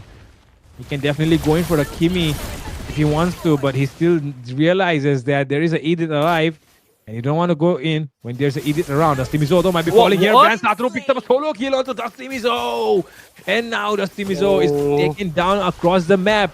He will arrive though before the Lord is up, but that is Jungler down, ladies and gentlemen. And Anarchy, even though they were behind, they're slowly making a comeback. And if you take a look at the goal lead, it was 3k in favor of Zohunt, but now it's 2k. Now it's 3k in favor of Anarchy. The problem is the mid control not really being into the hands of Zohunt as of now. Yes, the Kimi was really good pick, but okay, there's a pick off. Family Problems getting picked off here. Phaeton arrives. He does have full stacks on that passive, but of course he cannot really do too many hits when he doesn't have his frontliner around. And right now, Could be a right timing here for Anarchy to go for the Lord. Yeah, but that was not the right timing for Faden to pick up the, I think, the Sky Piercer here, because he's not really having too much success in picking up the kills, right? And without kills, you cannot stack. And if you're losing it, I think you should prioritize more damage instead of going for those kills. But okay, Fade just picked up the Holy Crystal. Oh, Man, That's, if he was hurting, now he's gonna, shred completely the frontliners and the squishy ones. Good luck, man. But I think their only solace would be win on towards that edit, of course. He's 3-0-1, but okay, onto the top side. oh, look at Mr. Fade. Does Mizoram might be able to take him down? Oh, that's a maneuver coming in from Mr. Fade. Winwin might be in trouble right now. He does have full stacks onto his raid. Might be able to pop off that. Okay, Wait, there what? comes the Mr. Bid with the RWM. Van Satru arrives as well with the cables, trying to take his best down. Shutdown secured here. Art will fall as well. Family problems get taken down. What? Dusty Mizo coming in with the clapback, takes down Fade as well. That's No too many way. members, low on HP. Dusty Mizo has one more hit from Bid, can take him down. Dusty Mizo will fall as well. That's just one member standing with the Lord marching down the bot side. Mr. Prime has a lot of stuff to clear on the map. Absolutely, though he still was able to hold on to the top lane. Holy defense, the mid lane second tier might just fall, but the Lord is again a problem. The dead timers will be up for the members, except for Dusty Mizo, who will be taking a few more seconds to get it back. However, the bot lane, the Holy defense, is already up. The mid lane still standing, yeah. Take a look at the gold of Mr. Prime, though. Mr. Prime is not really too much behind. Actually, he's really keeping up with, in the terms of gold, he's really keeping up with Fate and even, Van Satoru, even Romcom as well. Yeah. The amount of gold that this Beatrix has is actually concerning, because that means the lanes will be getting cleared way too fast. And the thing is, this time, they are the ones who have a 2 marksman lineup. Oh. So if this game proceeds into the later phases, it's not going to be looking good for Anarchy. Absolutely, it's not going to be good because the Beatrix really hurts, And we have seen one game from Ascendria, they were able to win because of the Beatrix. And you need to respect the Beatrix damage a lot of the times, because if you don't do so, it's very well that, even the Fanny, because the Fanny, while she is flying around, the Beatrix can gun him down. Like, he has enough damage and heal at the same time to take him down. So that needs to be a bit looked after from the side of Anarchy. However, I feel they have really strong lock-ons as well as damage coming out from Fade, of course, as well as Bid. However, what I feel would be a problem is the AOG. If they position themselves with a wrong manner, I think if the AOG catch, there are enough people to just give a good set, Faden with the traction pulse, but okay, a concealed play. Van Satoru just trying his best to bait something out. Oh my god, look at Art. No. Instantly flickers out after using the unstoppable force. But that's a flicker baited from Win actually instead of Prime. I was thinking they might just lock on to Prime and force his flicker out so the Fanny can take him down, but the EXP laner flicker not really too much of a relevant, because I think Win can still make plays because he has the damage if not the set making capacity. But again, the Lord is up. Both the teams, they want to go in. AOG. AOG family problems just commit everything that he had, and right now look at Bit. Look at Bit. He's taking 3 members all by himself with that placement of his box. My goodness. What Did you see an the placement of that amazing box from Bit? Exactly, that was so good. But okay, they want to go in. Faden all by himself. 3-man traction pulse out there. A lot of damage coming in. And also the vengeance being popped off. The waves here finally. Anarchy, they're looking for an end. Man, this could be the 3rd game here that they are trying to end without a Lord. And Lord, oh Lord, this is the 3rd game that Anarchy will end against Zohunt without the Lord, ladies and gentlemen. Once again, Anarchy come out on top and Zohunt lose it out. Absolutely, man. What a game. I mean, we were under the impression that, Zohunt might be able to hold on to this game a bit longer because they got some different picks and they also had Dusty Mizo onto the Joy, but that placement from Bid, I think that changed it all, right? Onto that RWM. Like, even while taking the Lord, I think one problem was family problem going in too early with the AOG. Like, yes, they did not have the vision, but I think that was a bit early for him to go in. But the punishment coming out from Anarchy was on a different level, man. It was like too much, honestly. But again, that would be the end of line for Zohunt, though. Yep, and for night as for us as well. But before we go, of course, we're going to show you guys who the MVP was because everyone wants to Mm-hmm. know who was the most valuable player in the last match between Zohunt and Sacred Shrine, or of course known as Anarchy in this Anarchy. tournament right now. And Mm-hmm. in case you guys did not know the colleges that they're representing, of course Anarchy is representing Guwahati Institute of Fashion Technology, which is a college in which their manager studies, not these guys. And the second one that Mm-hmm. the side of Zohunt is representing is Pachhunga University College. And of course, Zohunt being a Mm-hmm. completely Mizo squad, they are pure Mizo. There's nobody, from any other state or something. They're all from Mizoram. Mm-hmm. So yeah, these Yeah. guys are representing a university from Mizoram. But let's see who the MVP was. What are your guesses, Shinryu? Who do you think the MVP was? Mm, I think as far as I go, it should be one Saturo, maybe. Okay, no, it's actually Romcom this Oh time. Their team man. shines, man. Everybody shines out there. Yeah. The first game was, of course, going into the hands of Zohunt, and it was Dusty Mizo, also known as MOBA Dusty, by, of course, members of the community who really loved the game. And for the next three matches, though, there was not a consistent MVP. It was, of course, Bid, Van, and of course, right now it's Romcom. As you can see on the map, Romcom did a phenomenal job shredding down the enemies with his yo-yo blitz, along with the curtain call, and just opening up the map. Like I said, that he was really lacking on in the first one because even with the CC, he Mm-hmm. was not able to do much. But in this match, he completely opened up the map for his teammates, providing information, and he did what he did best. Of course, gaining that information and providing the setup for his teammates. He did a very good job, and even with that, Zohan trying their best, but they did not really succeed in what they did. Yeah, man.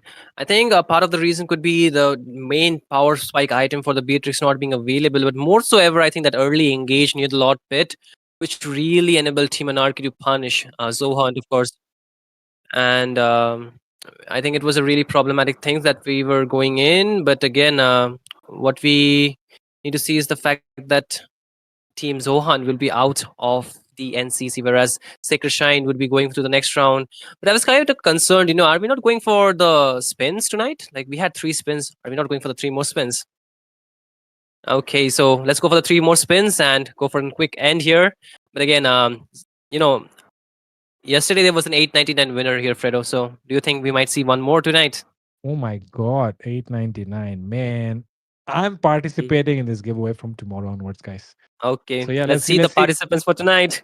Who's gonna get the next name onto the board? Let's spin the wheel. NCC spin wheel giveaway. Let's go. We already have 3 members. If you take a look at it, right, Fredo? So the fourth one will be joining in soon. And you know what? There's Titli again. I'm Oh not my saying bad god. things about that. Titli is really lucky, man. So the fourth one, let's spin it. We're just waiting on to the spin here to see who's gonna be. And in any moment, the wheel will just get properly fixed up and just start spinning. But man, 899 twice. I think that's in a row. While I was here, I've not seen another Wow. time, but Man, so probably you should I should be around as well when I mean for the later stages so that along with you, while you're Mhm. casting, I might be the one winning as well. I'll try tomorrow, chalo. Absolutely. Let's do it. Let's do it. But again, Um, Something wrong here. Hello, hello, hello, hello. mhm. Hello, hello. Spin, Who's- spin. We're waiting for the spin, spin. I think the wheel is just having some issues, right? I think it has spun so much, man, over the past couple of weeks that it's a bit angry. I'm pretty sure this wheel might be a woman. I'm sorry, I'm being misogynist at here. I'm sorry, but it could be a woman. Just a bit mood swings, but okay, never mind that. We will be going. Maybe the wheel has some problems tonight, but again, So the wheel will be back it's. tomorrow. Mhm. But again, it's Anarchy, right? Our winner for this match and the previous one, it was Armageddon Esports. Both the Mythic Leaderboard teams winning tonight. But with that, we have to conclude what we have started here, Fredo. Why don't you take the lead for that? Ladies and gentlemen, we'll be back tomorrow with more action on Battleknights India. This is Fredo, and this is no, this side. Yeah, this This is side, this Shinryu, side. and we'll be back tomorrow once again on Battleknights India. Production partner is IGC, and we are presented to you National College Cup, where it is all about the colleges, not about the squads. So, yeah, with that, see you tomorrow. Good night.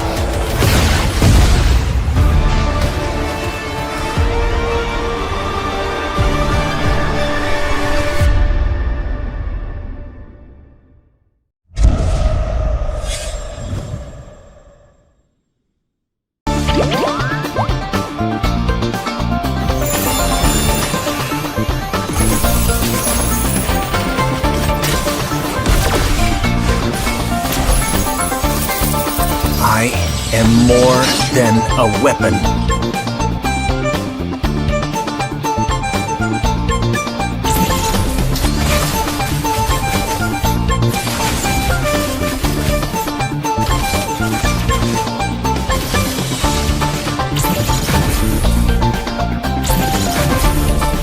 What for?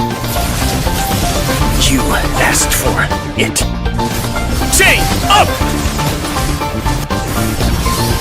It is my mercy